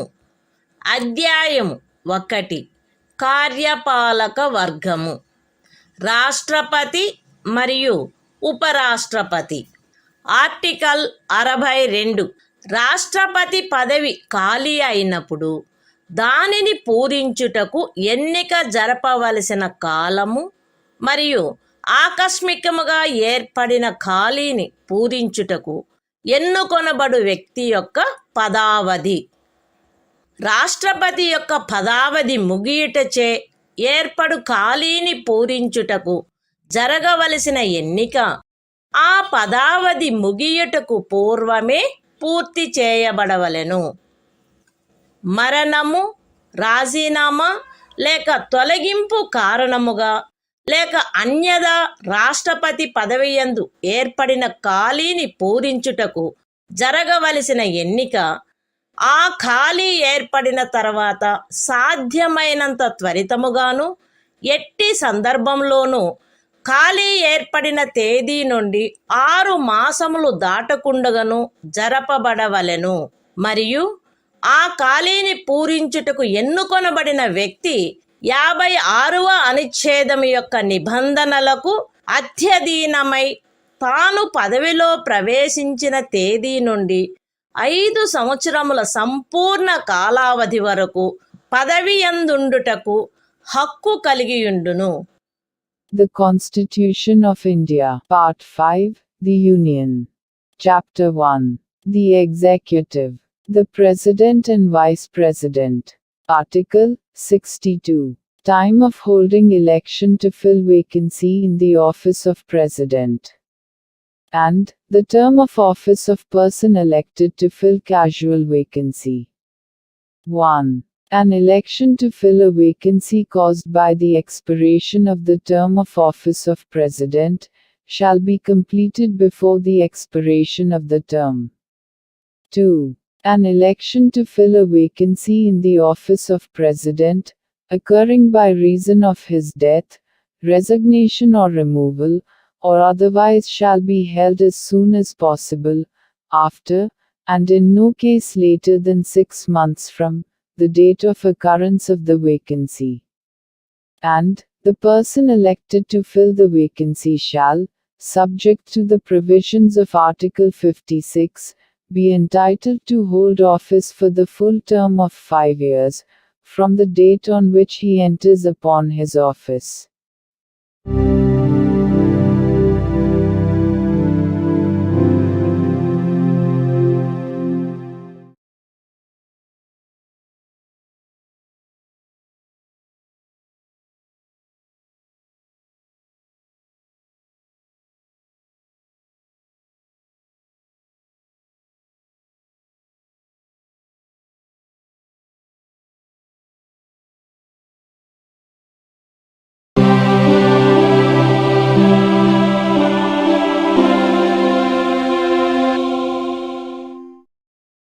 భారత సంవిధానము భాగము 5 సంఘము. అధ్యాయము 1 కార్యపాలక వర్గము. రాష్ట్రపతి మరియు ఉపరాష్ట్రపతి. ఆర్టికల్ 63. భారత ఉపరాష్ట్రపతి. భారతదేశమునకు ఒక ఉపరాష్ట్రపతి ఉండవలెను. The Constitution of India, Part 5, The Union. Chapter 1. The Executive. The President and Vice President. Article 63. The Vice President of India. There shall be a Vice President of India.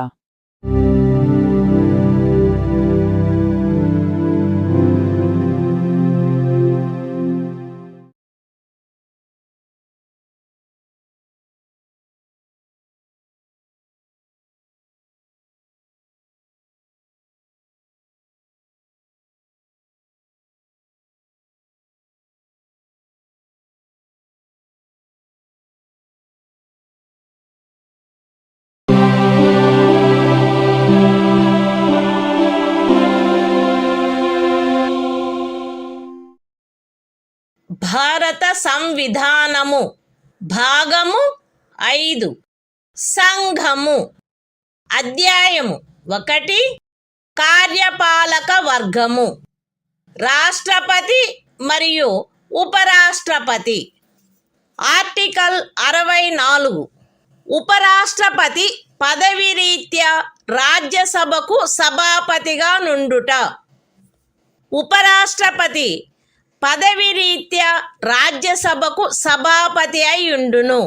ఆయన లాభాయుతమైన ఏ ఇతర పదవి యందును ఉండరాదు. అయితే ఉపరాష్ట్రపతి 65వ అనుచ్ఛేదము క్రింద రాష్ట్రపతిగా వ్యవహరించు లేక రాష్ట్రపతి యొక్క కృత్యములను నిర్వహించు ఏ కాలావధిలోనైనను ఆయన రాజ్యసభ యొక్క సభాపతి పదవికి చెందిన కర్తవ్యములను నిర్వర్తించరాదు. మరియు 97వ అనుచ్ఛేదము క్రింద రాజ్యసభ యొక్క సభాపతికి చెల్లించబడదగు ఎట్టి జీతమునకు లేక భత్యమునకు ఆయన హక్కు కలిగి ఉండడు. The Constitution of India, Part 5, The Union. Chapter 1. The Executive. The President and Vice President. Article 64. The Vice President, to be, ex officio Chairman of the Council of States. The Vice President shall be, ex officio Chairman of the Council of the States, and shall not hold any other office of profit, provided that, during any period, when the Vice President acts as President, or discharges the functions of the President under Article 65, he shall not perform the duties of the office of Chairman of the Council of States, and shall not be entitled to any salary or allowance payable to the Chairman of the Council of States, under Article 97.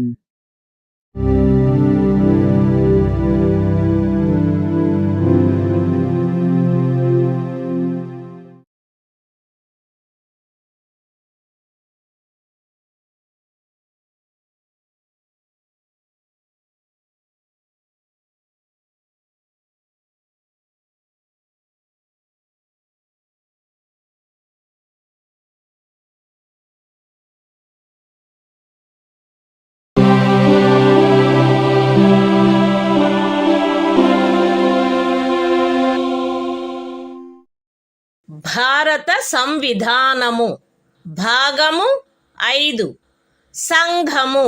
అధ్యాయము 1 కార్యపాలక వర్గము. రాష్ట్రపతి మరియు ఉపరాష్ట్రపతి. Article 65. రాష్ట్రపతి పదవిలో ఆకస్మిక ఖాళీ ఏర్పడినప్పుడు, రాష్ట్రపతి హాజరు లేనప్పుడును ఉపరాష్ట్రపతి రాష్ట్రపతిగా వ్యవహరించుట లేక ఆయన కృత్యములను నిర్వహించుట. మరణము, రాజీనామా లేక తొలగింపు కారణముగా లేక అన్యదా రాష్ట్రపతి పదవిలో ఖాళీ ఏర్పడినప్పుడు అట్టి ఖాళీని పూరించుటకు ఈ అధ్యాయము యొక్క నిబంధనలను అనుసరించి ఎన్నుకొనబడిన కొత్త రాష్ట్రపతి తన పదవిలో ప్రవేశించు తేదీ వరకు ఉపరాష్ట్రపతి రాష్ట్రపతిగా వ్యవహరించవలెను. రాష్ట్రపతి హాజరులో లేకుండుట, అస్వస్థత లేక మరేదేని కారణము వలన తన కృత్యములను నిర్వహించజాలని ఎడల ఆయన తన కర్తవ్యములను తిరిగి చేపట్టు తేదీ వరకు ఉపరాష్ట్రపతి రాష్ట్రపతి కృత్యములను నిర్వహించవలెను. ఉపరాష్ట్రపతి అట్లు రాష్ట్రపతిగా వ్యవహరించు లేక రాష్ట్రపతి యొక్క కృత్యములను నిర్వహించు కాలావధిలోను ఆ కాలావధికి సంబంధించి రాష్ట్రపతికి గల సర్వాధికారములను ఉన్ముక్తతాధికారములను కలిగియుండును. పార్లమెంటు శాసనము ద్వారా నిర్ధారణ చేయు ఉపలబ్ధులకు, భత్యములకు మరియు విశేషాధికారములకు మరియు అట్లు నిబంధన చేయబడు వరకు రెండవ అనుసూచిలో నిర్దిష్టపరచబడిన ఉపలబ్ధులకు, భత్యములకు మరియు విశేషాధికారములకు ఆయన హక్కు కలిగియుండును. The Constitution of India, Part 5, The Union. Chapter 1. The Executive. The President and Vice President. Article 65. The Vice President, to act as President, or to discharge his functions, during casual vacancies in the office, or during the absence of President. 1. In the event of the occurrence of any vacancy in the office of the President, by reason of his death, resignation, or removal, or otherwise, the Vice President shall act as President until the date on which a new President, elected, in accordance with the provisions of this chapter, to fill such vacancy, enters upon his office. 2. When the President is unable to discharge his functions, owing to absence, illness or any other cause, the Vice President shall discharge his functions until the date on which the President resumes his duties. 3. The Vice President shall, during, and in respect of, the period while he is so acting as, or discharging the functions of President, have all the powers and immunities of the President, and be entitled to such emoluments, allowances and privileges, as may be determined by Parliament, by law. And, until provision in that behalf is so made, such emoluments, allowances and privileges, as are specified in the second schedule.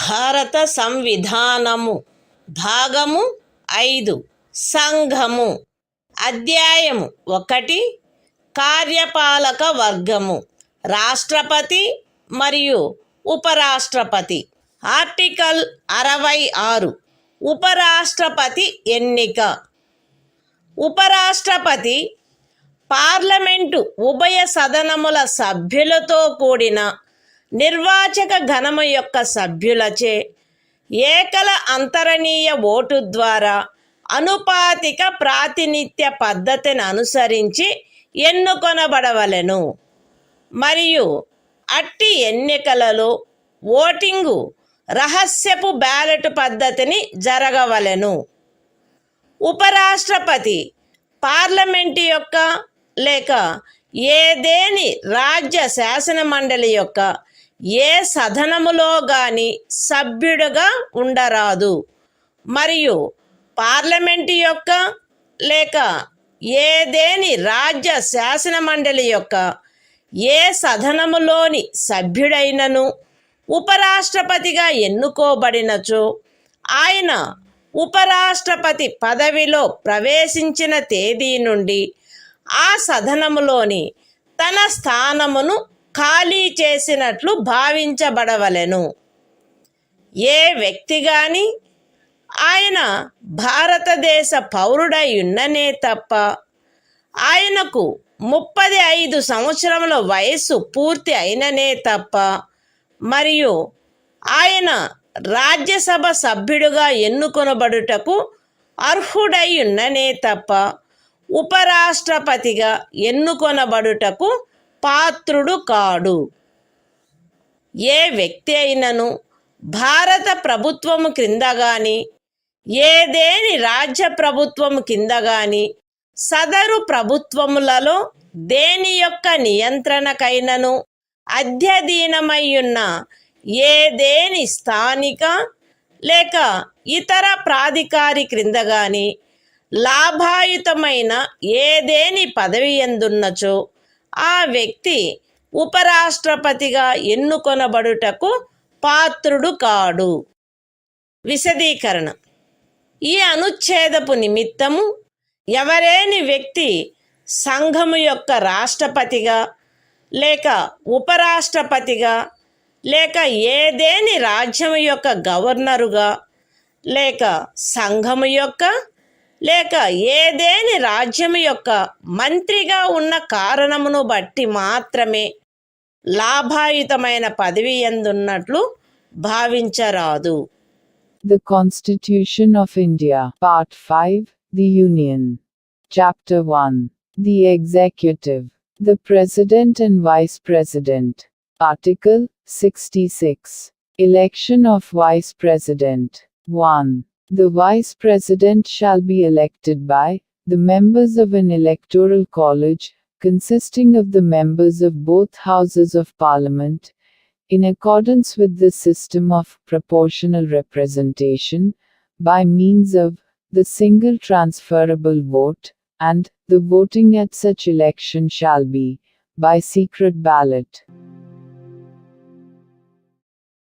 2. The Vice President shall not be a member of either House of Parliament or of a House of the Legislature of any state.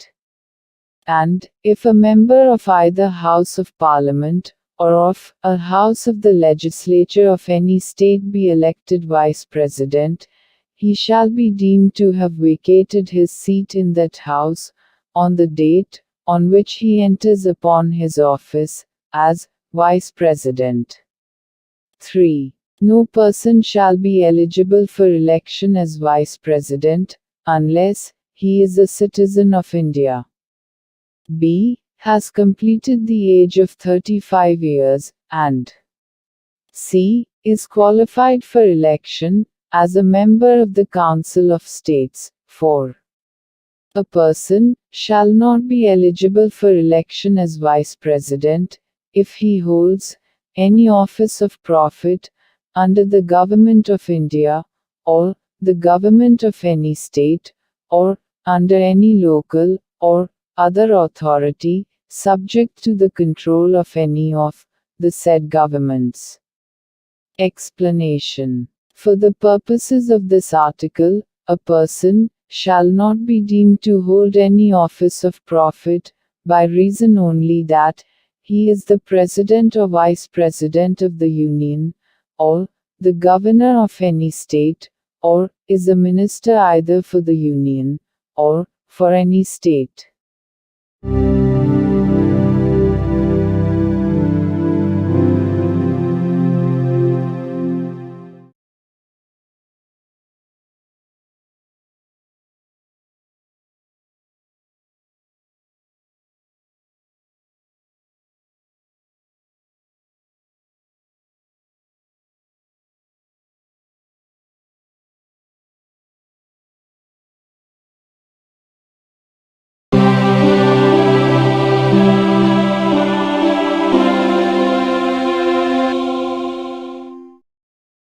భారత సంవిధానము భాగము 5 సంఘము అధ్యాయము 1 కార్యపాలక వర్గము రాష్ట్రపతి మరియు ఉపరాష్ట్రపతి article 67 ఉపరాష్ట్రపతి పదావధి ఉపరాష్ట్రపతి తన పదవిలో ప్రవేశించిన తేదీ నుండి 5 సంవత్సరముల కాలావధి వరకు పదవి యందుండును.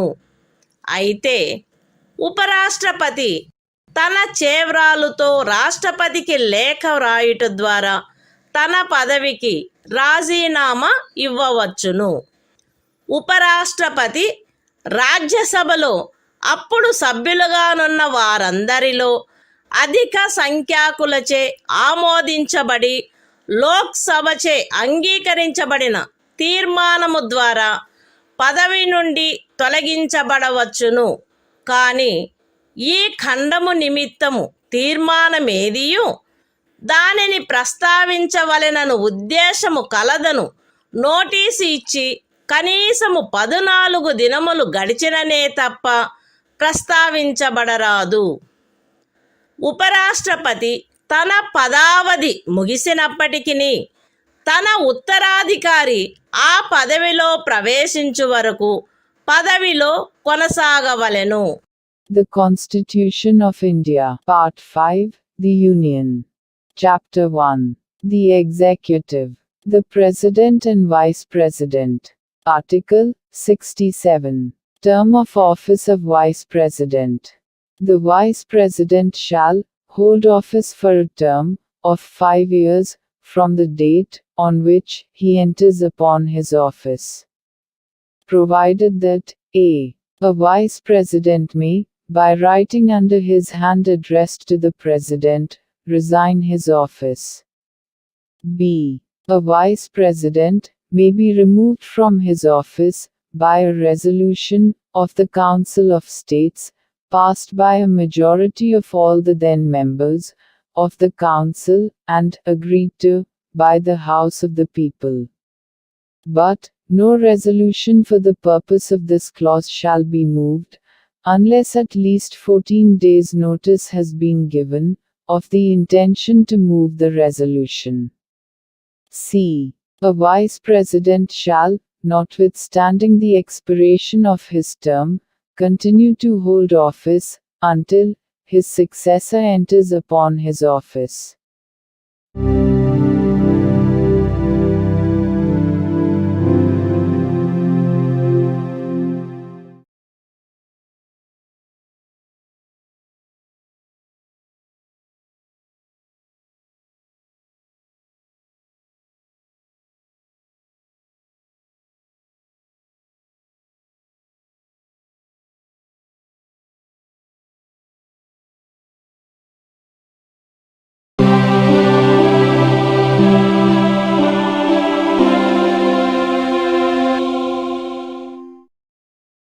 భారత సంవిధానము భాగము 5 సంఘము అధ్యాయము 1 కార్యపాలక వర్గము రాష్ట్రపతి మరియు ఉపరాష్ట్రపతి.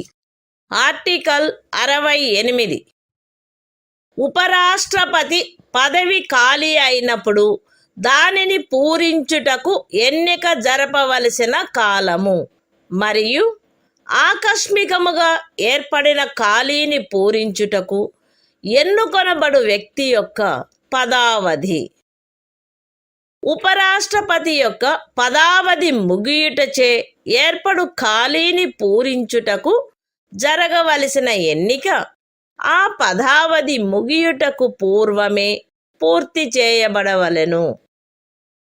మరణము, రాజీనామా లేక తొలగింపు కారణముగా లేక అన్యథా ఉపరాష్ట్రపతి పదవియందు ఏర్పడిన ఖాళీని పూరించుటకు జరపవలసిన ఎన్నిక ఆ ఖాళీ ఏర్పడిన తరువాత సాధ్యమైనంత త్వరితముగా జరపబడవలెను మరియు ఆ ఖాళీని పూరించుటకు ఎన్నుకొనబడిన వ్యక్తి 67వ అనుచ్ఛేదము యొక్క నిబంధనలకు అత్యధీనమై తాను పదవిలో ప్రవేశించిన తేదీ నుండి 5 సంవత్సరముల సంపూర్ణ కాలావధి వరకు పదవి యందుండుటకు హక్కు కలిగియుండును. The Constitution of India, Part 5, The Union. Chapter 1. The Executive. The President and Vice President. Article 68. Time of holding election to fill vacancy in the office of Vice President. And the term of office of person elected to fill casual vacancy. 1. An election to fill a vacancy caused by the expiration of the term of office of Vice President shall be completed before the expiration of the term. 2. An election to fill a vacancy in the office of Vice President occurring by reason of his death, resignation or removal, or otherwise shall be held as soon as possible after the occurrence of the vacancy. and the person elected to fill the vacancy shall, subject to the provisions of Article 67, be entitled to hold office for the full term of 5 years from the date on which he enters upon his office.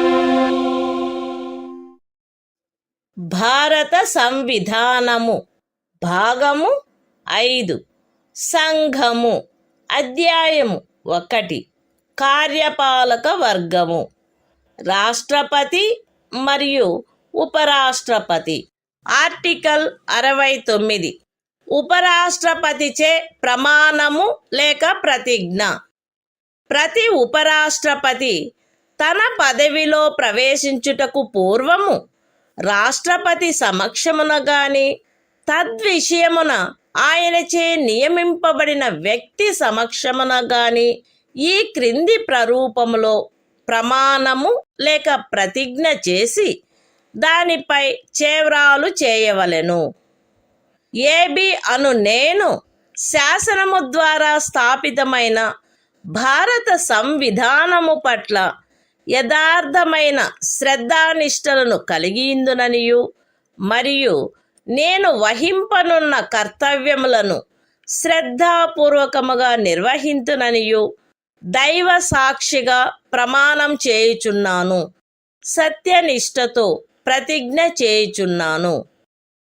The Constitution of India, Part 5, The Union. Chapter 1. The Executive. The President and Vice President. Article 69. Oath or affirmation by the Vice President. Every Vice President shall, before entering upon his office, make and subscribe before the President or some person appointed in that behalf by him an oath or affirmation in the following form, that is to say, I, A.B., do swear in the name of God, that I will bear true faith and solemnly affirm allegiance to the Constitution of India, as by law established, and that I will faithfully discharge the duty upon which I am about to enter.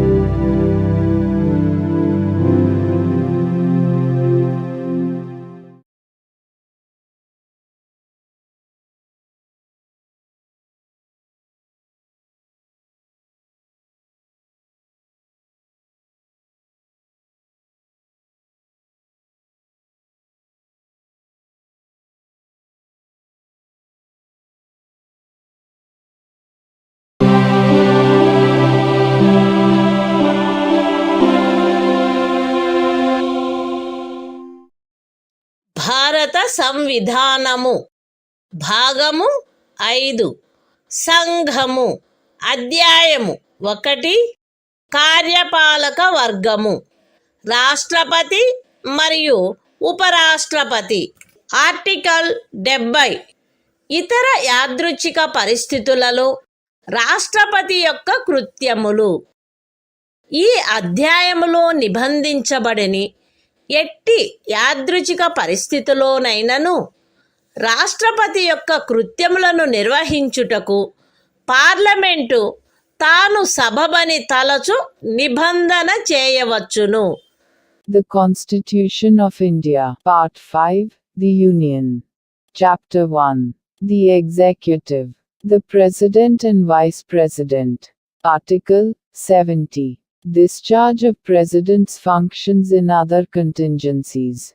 Parliament may make such provision, as it thinks fit, for the discharge of the functions of the President, in any contingency, not provided for in this chapter.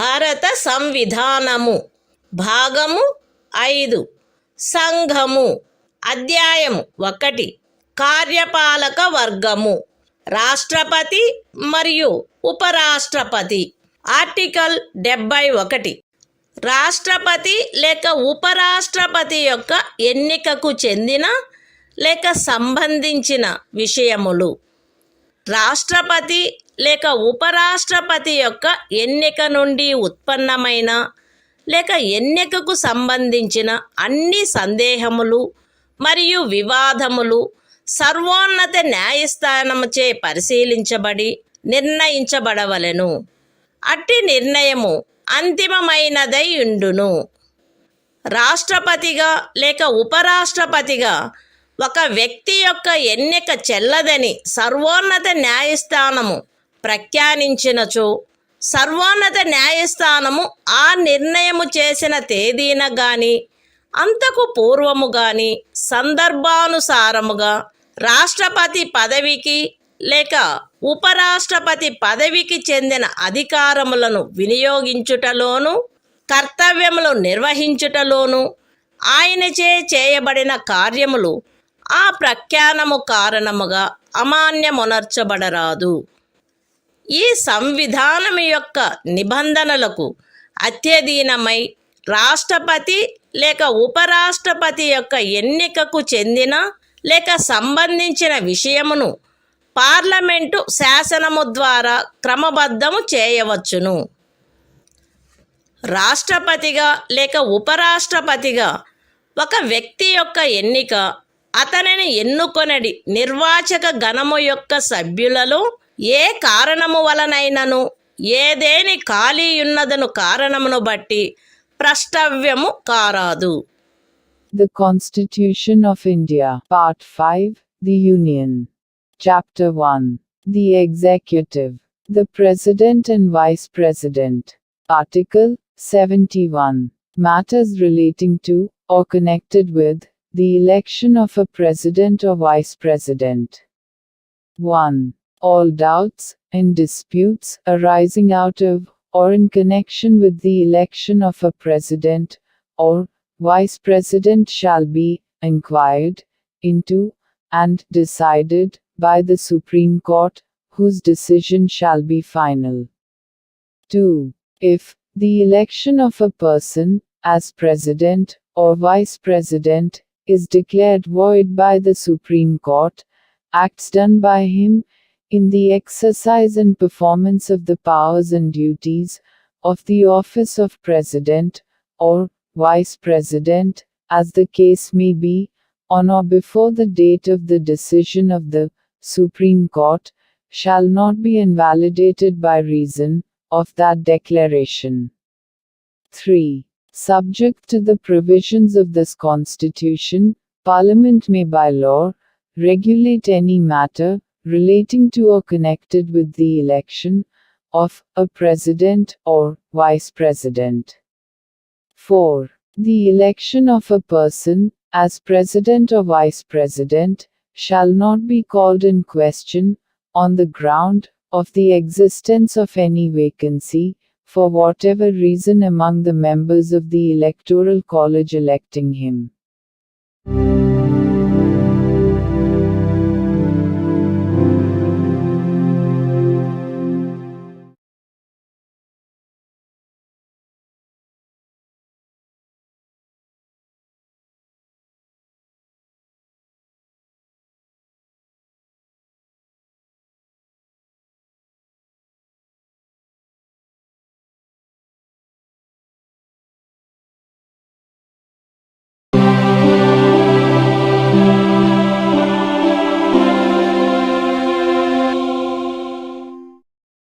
భారత సంవిధానము భాగము 5 సంఘము అధ్యాయము 1 కార్యపాలక వర్గము రాష్ట్రపతి మరియు ఉపరాష్ట్రపతి article 72 కొన్ని సందర్భములలో క్షమాపణలు మొదలైన వాటిని మంజూరు చేయుటకు మరియు దండనోత్తర్వును సస్పెండ్ చేయుటకు పరిహరించుటకు లేక లఘూకరించుటకు రాష్ట్రపతి యొక్క అధికారము.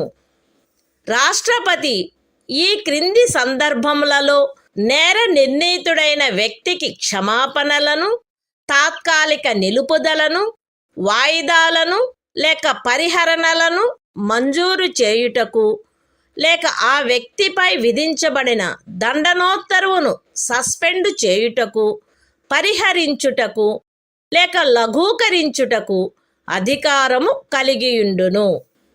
శిక్ష లేక దండనోత్తరువు సైనిక న్యాయస్థానముచే విధించబడిన అన్ని సందర్భములలో సంఘము యొక్క కార్యపాలనాధికారంలో చేరియున్న విషయమునకు సంబంధించిన ఏదేని శాసనమునకు విరుద్ధమగు అపరాధమునకై శిక్ష లేక దండనోత్తరువు విధించబడిన అన్ని సందర్భములలో దండనోత్తరువు మరణ దండనోత్తరు అయిన అన్ని సందర్భములలో ఏదేని సైనిక న్యాయస్థానముచే ఇవ్వబడిన దండనోత్తరువును సస్పెండు చేయుటకు, పరిహరించుటకు లేక లఘూకరించుటకు సంఘమునకు చెందిన సాయుధ బలముల యొక్క ఎవరేని అధికారికి శాసనము ద్వారా ప్రదత్తము చేయబడిన అధికారమునకు ఖండము 1 యొక్క ఉపఖండము ఏలో ఉన్నదేదియు భంగము కలిగించదు. మరణ దండనోత్తరువును సస్పెండు చేయుటకు, పరిహరించుటకు లేక లఘూకరించుటకు తత్సమయమున అమలులోనున్న ఏదేని శాసనము క్రింద ఒక రాజ్య గవర్నరుచే వినియోగించబడదగు అధికారమునకు ఖండము 1 యొక్క ఉపఖండము సిలో ఉన్నదేదియు భంగము కలిగించదు. The Constitution of India, Part 5, The Union. Chapter 1. The Executive. The President and Vice President. Article 72. Power of President to grant pardons, etc.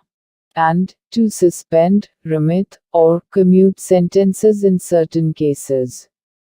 1. The President shall have the power to grant pardons, reprieves, respites, or remissions of punishment, or to suspend, remit, or commute the sentence of any person convicted of any offense, in all cases where the punishment or sentence is by a court-martial. B. In all cases where the punishment or sentence is for an offense against any law relating to a matter to which the executive power of the Union extends. C. In all cases where the sentence is a sentence of death. 2. Nothing in sub-clause A of clause 1 shall affect the power conferred by law on any officer of the armed forces of the Union to suspend, remit, or commute a sentence passed by a court-martial. 3. Nothing in sub-clause C of clause 1 shall affect the power to suspend, remit, or commute a sentence of death exercisable by the governor of a state under any law for the time being in force.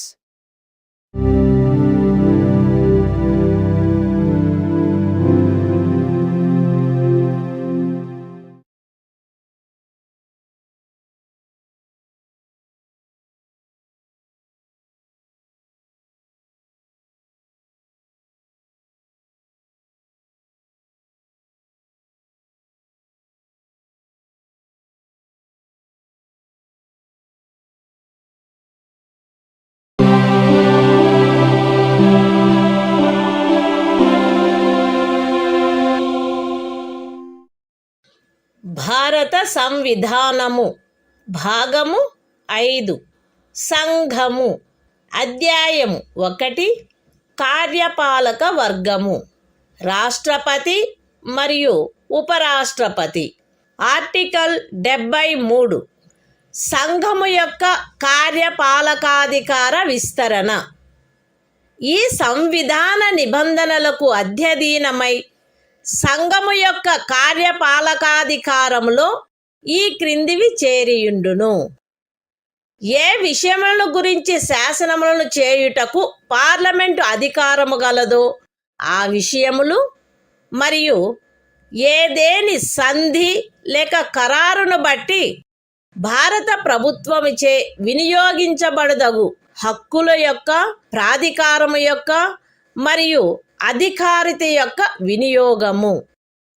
అయితే ఈ సంవిధానములో గాని పార్లమెంటుచే చేయబడిన ఏదేని శాసనములో గాని అభివ్యక్తము కాని నిబంధించబడినట్లు తప్ప ఏదేని రాజ్యములో ఏ విషయములను గురించి శాసనములను చేయుటకు ఆ రాజ్య శాసన మండలికి కూడా అధికారము కలదో ఆ విషయములు ఉపఖండము ఏలో నిర్దేశించబడిన కార్యపాలకాధికారములో చేరియుండవు.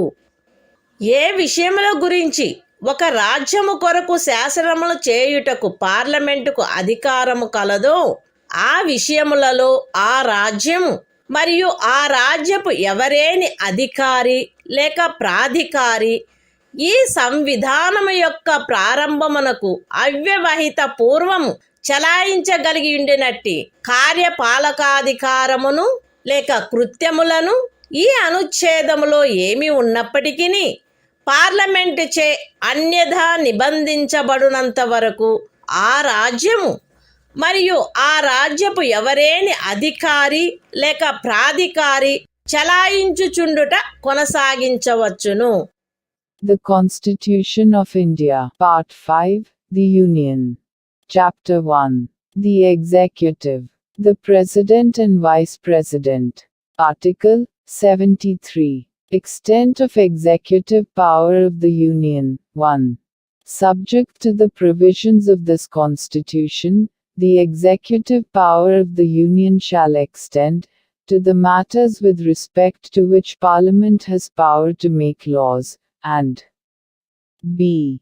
to the exercise of such rights, authority, and jurisdiction as are exercisable by the Government of India, by virtue of any treaty or agreement, provided that the executive power referred to in subclause A shall not, save as expressly provided in this Constitution, or in any law made by Parliament, extend, in any state to matters with respect to which the legislature of the state has also power to make laws.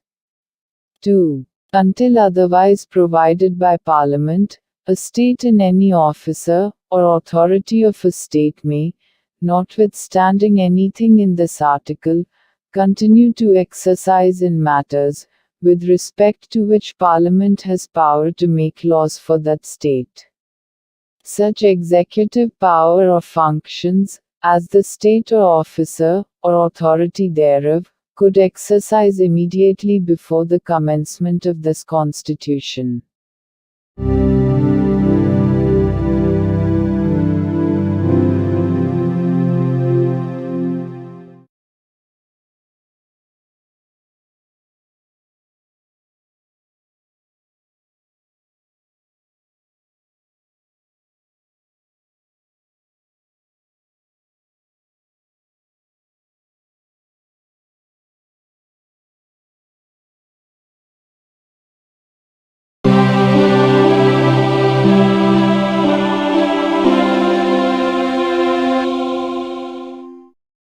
భారత సంవిధానము భాగము 5 సంఘము అధ్యాయము 1 కార్యపాలక వర్గము మంత్రి పరిషత్తు article 74 రాష్ట్రపతికి సహాయపడుటకును సలహానిచ్చుటకును మంత్రి పరిషత్తు రాష్ట్రపతికి సహాయపడుటకును సలహానిచ్చుటకును ప్రధానమంత్రి ఆధిపత్యమున ఒక మంత్రి పరిషత్తు ఉండవలెను.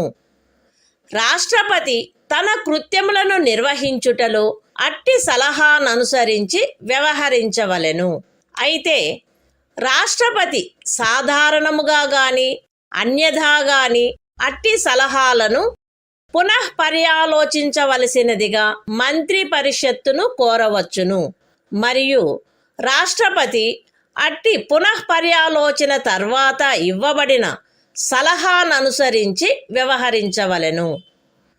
రాష్ట్రపతికి మంత్రులచే ఏదేని సలహా ఇయ్యబడినదా, అట్లయినచో అది ఏది అను ప్రశ్న ఏ న్యాయస్థానమందును పరిశీలించబడరాదు.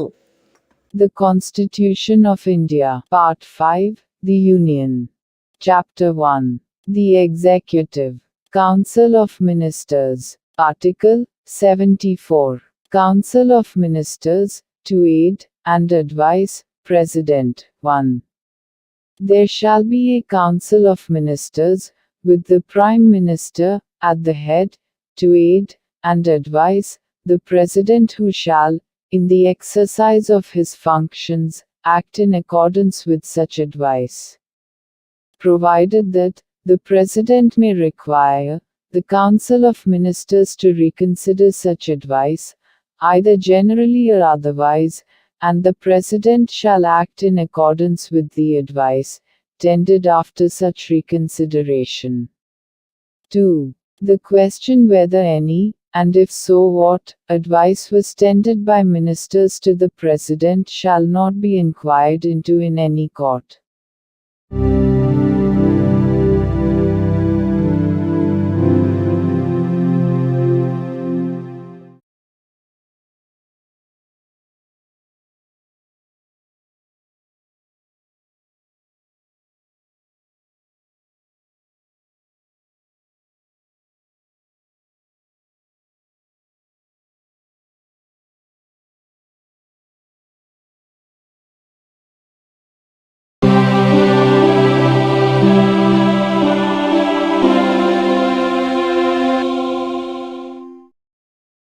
భారత సంవిధానము భాగము 5 సంఘము.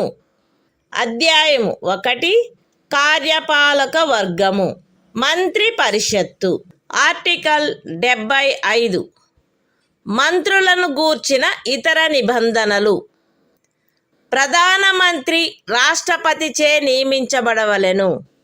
ఇతర మంత్రులు ప్రధానమంత్రి సలహాపై రాష్ట్రపతిచే నియమించబడవలెను. మంత్రి పరిషత్తులో ప్రధానమంత్రితో సహా మొత్తము మంత్రుల సంఖ్య లోక్సభలోని మొత్తము సభ్యుల సంఖ్యలో 15% మించరాదు. 10వ అనుసూచి యొక్క 2వ పేరా క్రింద పార్లమెంటు ఉభయ సదనములలోని ఏదేని రాజకీయ పార్టీకి చెందియుండి ఆ సదనము యొక్క సభ్యునిగా ఉండుటకు నిరర్హుడైన ఒక సభ్యుడు అతని అనర్హత ప్రారంభపు తేదీ నుండి అట్టి సభ్యునిగా అతని పదవీ కాలావధి ముగియునంత వరకు లేదా అతను అట్టి కాలావధి ముగియకముందే పార్లమెంటు ఉభయ సదనములలో ఏ సదనము యొక్క ఏదేని ఎన్నికకు పోటీ చేసి ఎన్నికైనట్లుగా ప్రఖ్యానింపబడు తేదీ వరకు, వీటిలో ఏది ముందుగా వచ్చునో అంతవరకు ఖండము 1 క్రింద మంత్రిగా నియోజితుడగుటకు కూడా నిరర్హుడగును. మంత్రులు రాష్ట్రపతి అభీష్టముండునంత వరకు పదవి యందుందురు. మంత్రి పరిషత్తు లోక్సభకు సమిష్టిగా ఉత్తరదాయి అయి ఉండును. ఒక మంత్రి తన పదవిలో ప్రవేశించుటకు పూర్వము పదవి యొక్క రహస్య గోపనమును గూర్చిన ప్రమాణములను 3వ అనుసూచిలో అందు నిమిత్తమై పొందుపరిచియున్న ప్రరూపములను అనుసరించి రాష్ట్రపతి అతనిచే చేయించవలెను. పార్లమెంటు యొక్క ఏ సదనములో గాని వరుసగా 6 మాసముల కాలావధి వరకు సభ్యుడిగా లేని మంత్రి ఆ కాలావధి ముగియగానే మంత్రి పదవిని కోల్పోవును. మంత్రుల జీతములు భత్యములు పార్లమెంటు ఆయా సమయములందు శాసనము ద్వారా నిర్ధారణ చేయునట్టువై ఉండును. పార్లమెంటు అట్లు నిర్ధారణ చేయ వరకు అవి 2వ అనుసూచిలో నిర్దిష్టపరచబడినట్లు ఉండును. The Constitution of India, Part 5, The Union. Chapter 1. The Executive. Council of Ministers. Article 75. Other provisions as to ministers. 1. The Prime Minister shall be appointed by the President, and the other ministers shall be appointed by the President, on the advice of the Prime Minister. 1a. The total number of ministers, including the Prime Minister, in the Council of Ministers, shall not exceed 15% of the total number of members of the House of the People. 1b. A member of either House of Parliament, belonging to any political party, who is disqualified for being a member of that House, under paragraph 2 of the 10th schedule, shall also be disqualified to be appointed as a minister under clause 1. For duration of the period commencing from the date of his disqualification, till the date on which the term of his office as such member would expire, or where he contests any election to either House of Parliament before the expiry of such period, till the date on which he is declared elected, whichever is earlier. 2. The ministers shall hold office during the pleasure of the President. 3. The Council of Ministers shall be collectively responsible to the House of the People. 4. Before a minister enters upon his office, the President shall administer to him the oaths of office and of secrecy according to the forms set out for the purpose in the 3rd schedule. 5. A minister who, for any period of 6 consecutive months, is not a member of either House of Parliament, shall at the expiration of that period cease to be a minister. 6. The salaries and allowances of ministers shall be such as Parliament may from time to time by law determine, and, until Parliament so determines, shall be as specified in the 2nd schedule.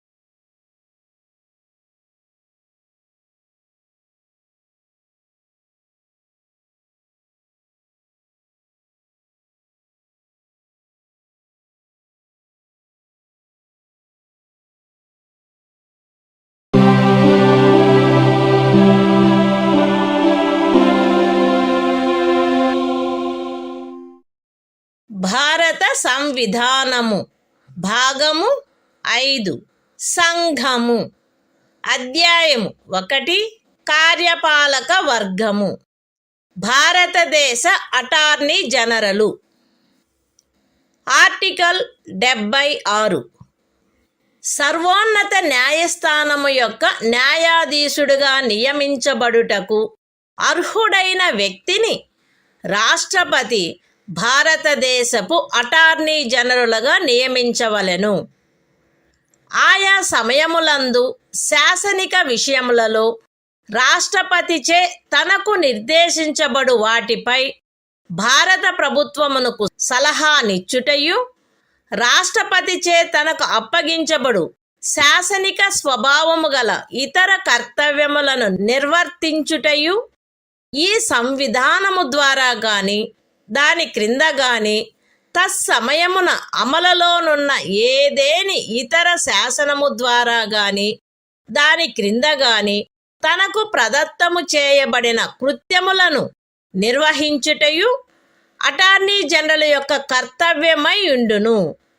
Attorney general తన కర్తవ్యములను నిర్వహించుటలో భారతదేశ రాజ్య క్షేత్రములోని న్యాయస్థానములన్నింటిలో వాదనాధికారమును కలిగియుండును. Attorney general రాష్ట్రపతి అనుగ్రహముండునంత వరకు పదవియందుండును మరియు రాష్ట్రపతి నిర్ధారణ చేయు ప్రతి మూల్యమును పొందవలెను. The Constitution of India, Part 5, The Union. Chapter 1. The Executive.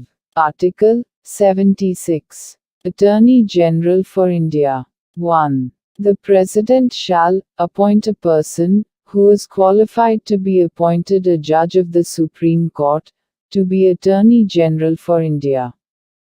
2. It shall be the duty of the Attorney General to give advice to the Government of India upon such legal matters, and to perform such other duties of a legal character as may from time to time be referred or assigned to him by the President, and to discharge the functions conferred on him by or under this Constitution or any other law for the time being in force.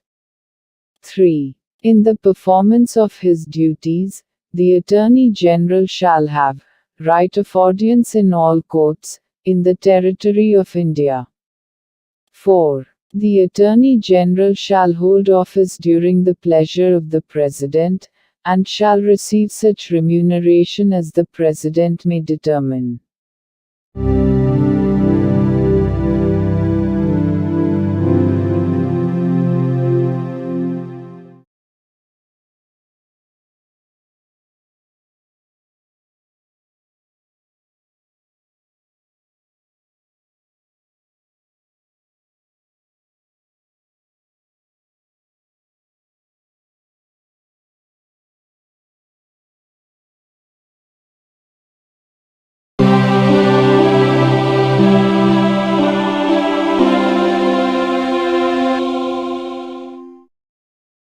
భారత సంవిధానము భాగము 5 సంఘము అధ్యాయము 1 కార్యపాలక వర్గము ప్రభుత్వము యొక్క కార్యకలాప నిర్వహణ article 77 భారత ప్రభుత్వమునకు చెందిన కార్యపాలక చర్యాంతయు రాష్ట్రపతి పేర తీసుకొనబడినట్లు అభివ్యక్తపరచబడవలెను.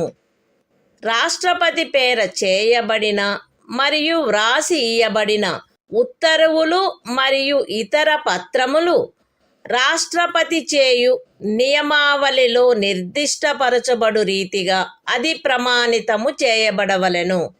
అట్లు అది ప్రమాణితము చేయబడిన ఉత్తర్వు యొక్క లేక పత్రము యొక్క మాన్యత అది రాష్ట్రపతిచే చేయబడినట్టి లేక వ్రాసి ఇయ్యబడినట్టి ఉత్తర్వు లేక పత్రము కాదనడి కారణమును బట్టి ప్రశ్నించబడరాదు.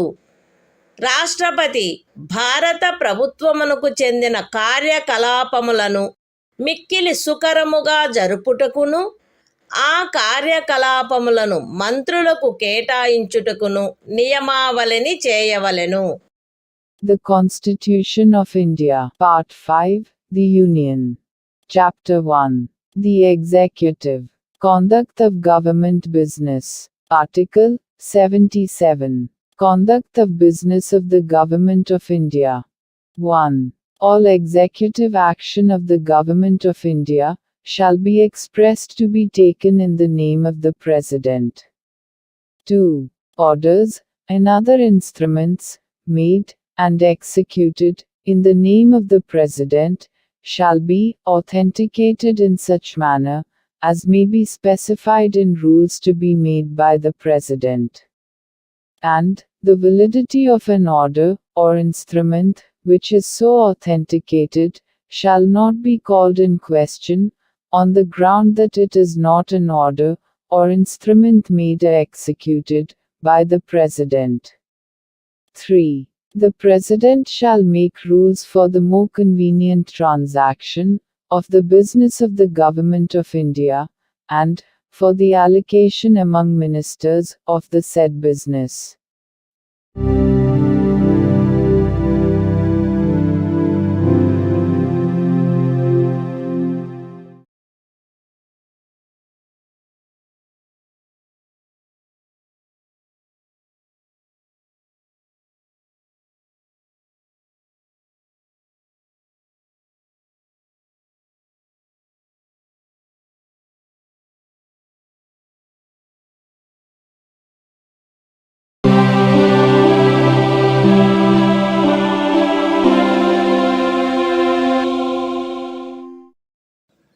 భారత సంవిధానము భాగము 5 సంఘము అధ్యాయం 1 కార్యపాలక వర్గము ప్రభుత్వము యొక్క కార్యకలాప నిర్వహణ ఆర్టికల్ 78 రాష్ట్రపతికి సమాచారమును అందచేయుట మున్నగు విషయములను గురించి ప్రధానమంత్రి కర్తవ్యములు ఈ క్రింద తెలుపబడినవి ప్రధానమంత్రి కర్తవ్యములై ఉండును.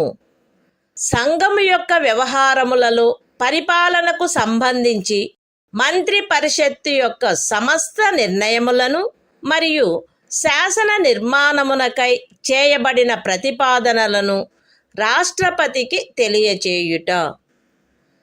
సంఘము యొక్క వ్యవహారముల పరిపాలనకును శాసన నిర్మాణమునకై చేయబడిన ప్రతిపాదనలకును సంబంధించిన విషయములలో రాష్ట్రపతి కోరు సమాచారమును అందజేయుట మరియు ఏ విషయమైనను ఒక మంత్రిచే నిర్ణయించబడి మంత్రి పరిషత్తుచే పర్యాలోచించబడి ఉండని ఎడల ఆ విషయమును మంత్రి పరిషత్తు యొక్క పర్యాలోచనకు సమర్పించవలసినదిగా రాష్ట్రపతి అపేక్షించినచో దానిని అట్లు సమర్పించుట.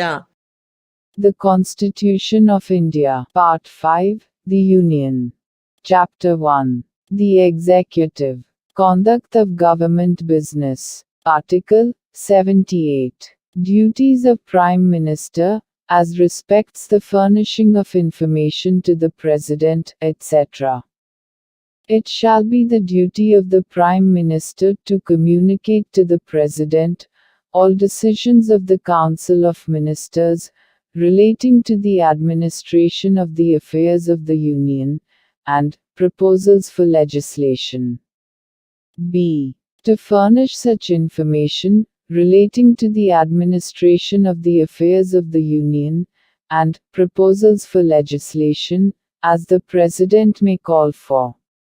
And C. If the President so requires, to submit for the consideration of the Council of Ministers any matter on which a decision has been taken by a minister, but which has not been considered by the Council.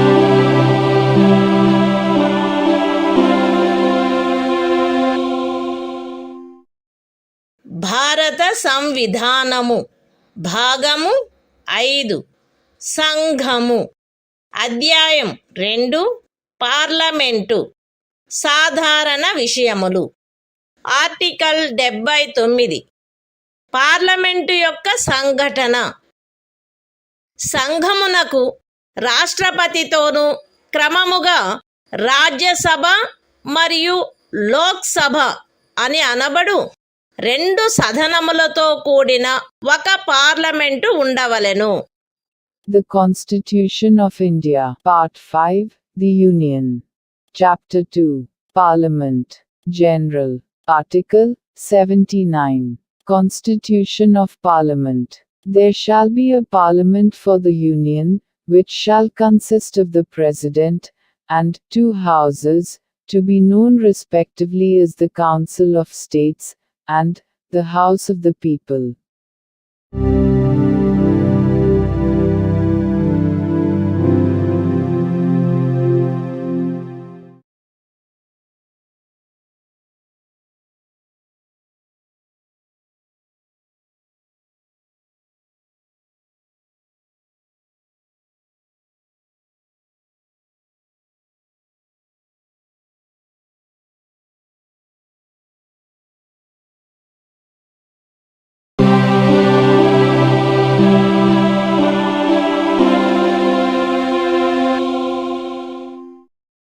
భారత సంవిధానము భాగము 5 సంఘము.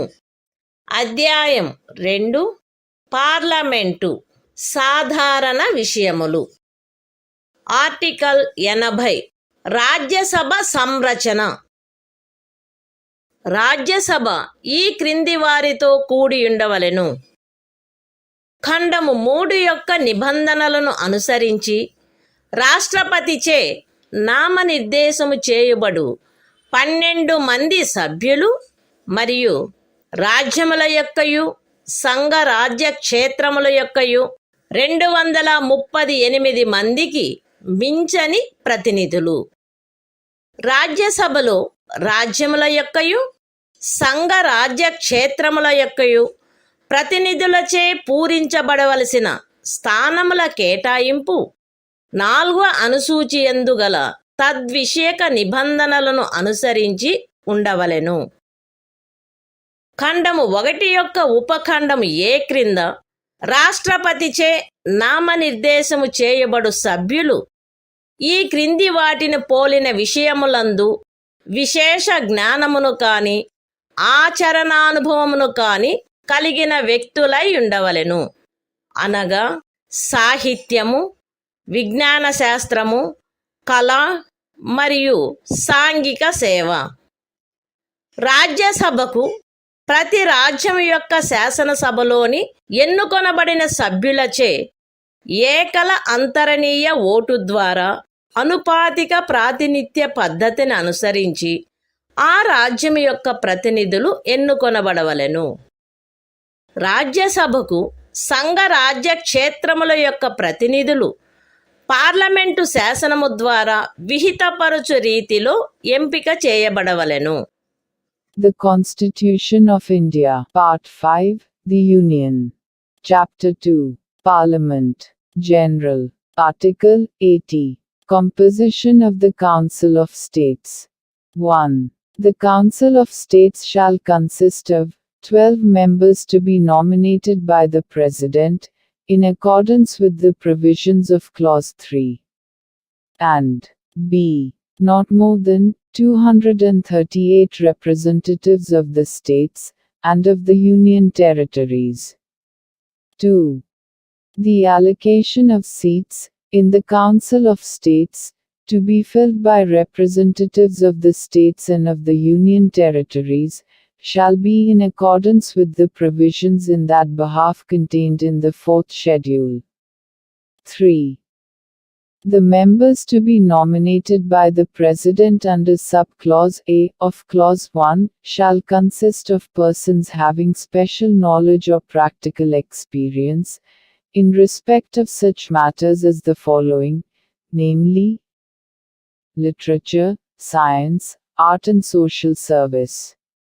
4. The representatives of each state, in the Council of States, shall be elected by the elected members of the Legislative Assembly of the state, in accordance with the system of proportional representation, by means of the single transferable vote. 5. The representatives of the Union territories in the Council of States shall be chosen in such manner, as Parliament may by law prescribe.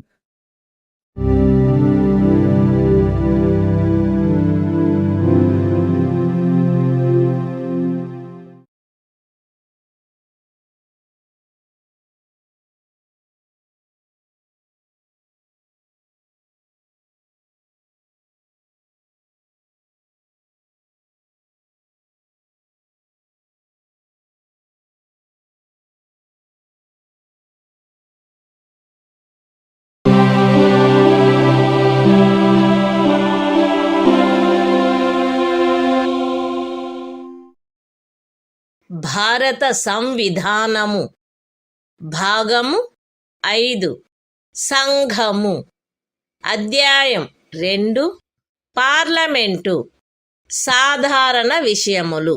Article 81 Lok Sabha సంరచన. 1. 331వ అనుచ్ఛేదము యొక్క నిబంధనలకు అధ్యయనమై లోక్సభ ఈ క్రింది వారితో కూడి ఉండవలెను. ఏ. రాజ్యములలోని ప్రాదేశిక నియోజకవర్గముల ప్రత్యక్ష ఎన్నిక ద్వారా ఎంపిక చేయబడిన 530 మందికి మించని సభ్యులు. బి. పార్లమెంటు శాసనము ద్వారా నిబంధించిన రీతిగా ఎంపిక చేయబడి సంఘ రాజ్య క్షేత్రములకు ప్రాతినిధ్యం వహించు 20 మందికి మించని సభ్యులు. 2. ఖండము 1లోని ఉపఖండము ఏ నిమిత్తము ఏ. ఒక రాజ్యపు స్థానముల సంఖ్యకును దాని జనసంఖ్యకును గల నిష్పత్తి ఆచరణీయమైనంత మేరకు అన్ని రాజ్యములకు ఒకే రీతిగా ఉండునట్లు లోక్సభలోని స్థానములు ప్రతి ఒక్క రాజ్యమునకు కేటాయించబడవలెను. మరియు బి. ప్రతి ప్రాదేశిక నియోజకవర్గపు జనసంఖ్యకును ఆ నియోజకవర్గమునకు కేటాయించబడిన స్థానముల సంఖ్యకును గల నిష్పత్తి ఆచరణీయమైనంత మేరకు రాజ్యము అంతటును ఒకే రీతిగా ఉండునట్లు ప్రతి రాజ్యము ప్రాదేశిక నియోజకవర్గములుగా విభజించబడవలెను. అయితే ఏదేని రాజ్యమునందలి జనసంఖ్య 60 లక్షలకు మించనంత వరకు ఆ రాజ్యమునకు లోక్సభ స్థానములను కేటాయించు నిమిత్తము ఈ ఖండము యొక్క ఉపఖండము ఏలోని నిబంధనలు వర్తించవు. 3. ఈ అనుచ్ఛేదములో జనసంఖ్య అను పదమునకు కడపటిదియు అందుకు సంబంధించిన అంకెలు ప్రచురణ చేయబడినట్టిదియు అగు జనగణనలో అభినిశ్చితమైన జనసంఖ్య అని అర్థము.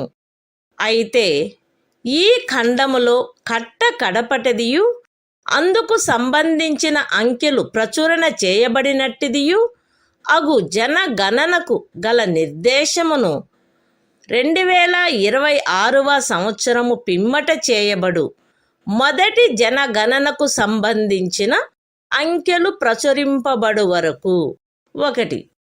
ఖండము 2 యొక్క ఉపఖండము ఏ మరియు ఆ ఖండమునకు గల వినాయింపు నిమిత్తము 1971వ సంవత్సరపు జనగణనకు నిర్దేశమైనట్లు మరియు 2.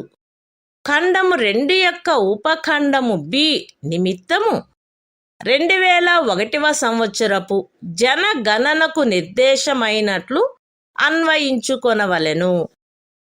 The Constitution of India, Part 5, The Union. Chapter 2, Parliament, General. Article 81. Composition of the House of the People. 1. Subject to the provisions of Article 331, the House of the People shall consist of a. Not more than 530 members chosen by direct election from territorial constituencies in the states, and b. Not more than 20 members to represent the Union territories, chosen in such manner as Parliament may by law provide. 2. For the purposes of sub-clause A of Clause 1, there shall be allotted to each state a number of seats in the House of the People, in such manner that the ratio between that number and the population of the state is, so far as practicable, the same for all states. And b. Each state shall be divided into territorial constituencies, in such manner that the ratio between the population of each constituency and the number of seats allotted to it is, so far as practicable, the same throughout the state. Provided that the provisions of sub-clause A of this clause shall not be applicable for the purpose of allotment of seats in the House of the People to any state, so long as the population of that state does not exceed 6 millions. 3. In this article, The expression population means the population is ascertained at the last preceding census, of which the relevant figures have been published. Provided that the reference, in this clause, to the last preceding census of which the relevant figures have been published, shall, until the relevant figures for the first census taken after the year 2026 have been published, be construed, 1. For the purposes of sub-clause A of clause 2, and the proviso to that clause, as a reference to the 1971 census. And 2. For the purposes of sub-clause B of clause 2, as a reference to the 2001 census.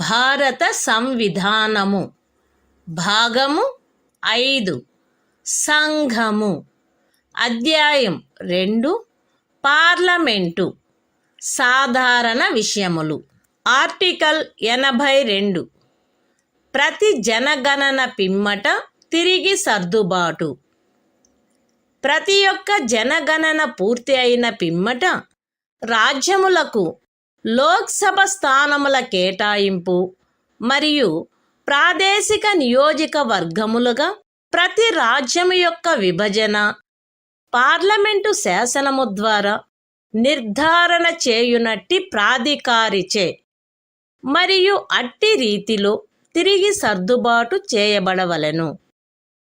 అయితే అట్లు తిరిగి చేయబడిన సర్దుబాటు అప్పుడు అస్తిత్వములోనున్న లోక్సభ విఘటితమగు వరకు ఆ సభలోని ప్రాతినిధ్యమునకు భంగము కలిగించరాదు. అంతేగాక అట్లు తిరిగి చేయబడిన సర్దుబాటు రాష్ట్రపతి ఉత్తర్వు ద్వారా నిర్దిష్టపరచు తేదీన అమలులోనికి వచ్చును మరియు అట్టి సర్దుబాటు అమలులోనికి వచ్చు వరకు ఆ సదనమునకు చెందిన ఏదేని ఎన్నికను అట్టి సర్దుబాటునకు పూర్వము ఉన్న ప్రాదేశిక నియోజకవర్గముల ప్రాతిపదికపై జరపవచ్చును. అంతేగాక ఇంకను 2026వ సంవత్సరము పిమ్మట చేయబడిన మొదటి జనగణనకు సంబంధించిన అంకెలు ప్రచురించబడు వరకు ఈ అనుచ్ఛేదము క్రింద 1. 1971వ సంవత్సర జనగణన ప్రాతిపదికపై తిరిగి సర్దుబాటు చేయబడినట్లు లోక్సభలో రాజ్యములకు స్థానముల కేటాయింపును చేయుటను. 2. ప్రతి ఒక్క రాజ్యమును 2001వ సంవత్సర జనగణన ప్రాతిపదికపై తిరిగి సర్దుబాటు చేయబడు ప్రాదేశిక నియోజకవర్గములుగా విభజించుటను తిరిగి సర్దుబాటు చేయుట ఆవశ్యకము కాదు. The Constitution of India, Part 5, The Union. Chapter 2, Parliament, General. Article 82, Readjustment after each census. Upon the completion of each census, the allocation of seats in the House of the People to the states, and the division of each state into territorial constituencies, shall be readjusted by such authority, and in such manner as Parliament may by law determine, provided that such readjustment shall not affect representation in the House of the People until the dissolution of the then existing House. Provided further that such readjustment shall take effect from such date as the President may, by order, specify. and until such readjustment takes effect, any election to the House may be held on the basis of the territorial constituencies existing before such readjustment. Provided also that, until the relevant figures for the first census, taken after the year 2026, have been published, it shall not be necessary to readjust the allocation of seats in the House of the People to the states, as readjusted on the basis of the 1971 census. And 2. The division of each state into territorial constituencies, as may be readjusted on the basis of the 2001 census, under this article.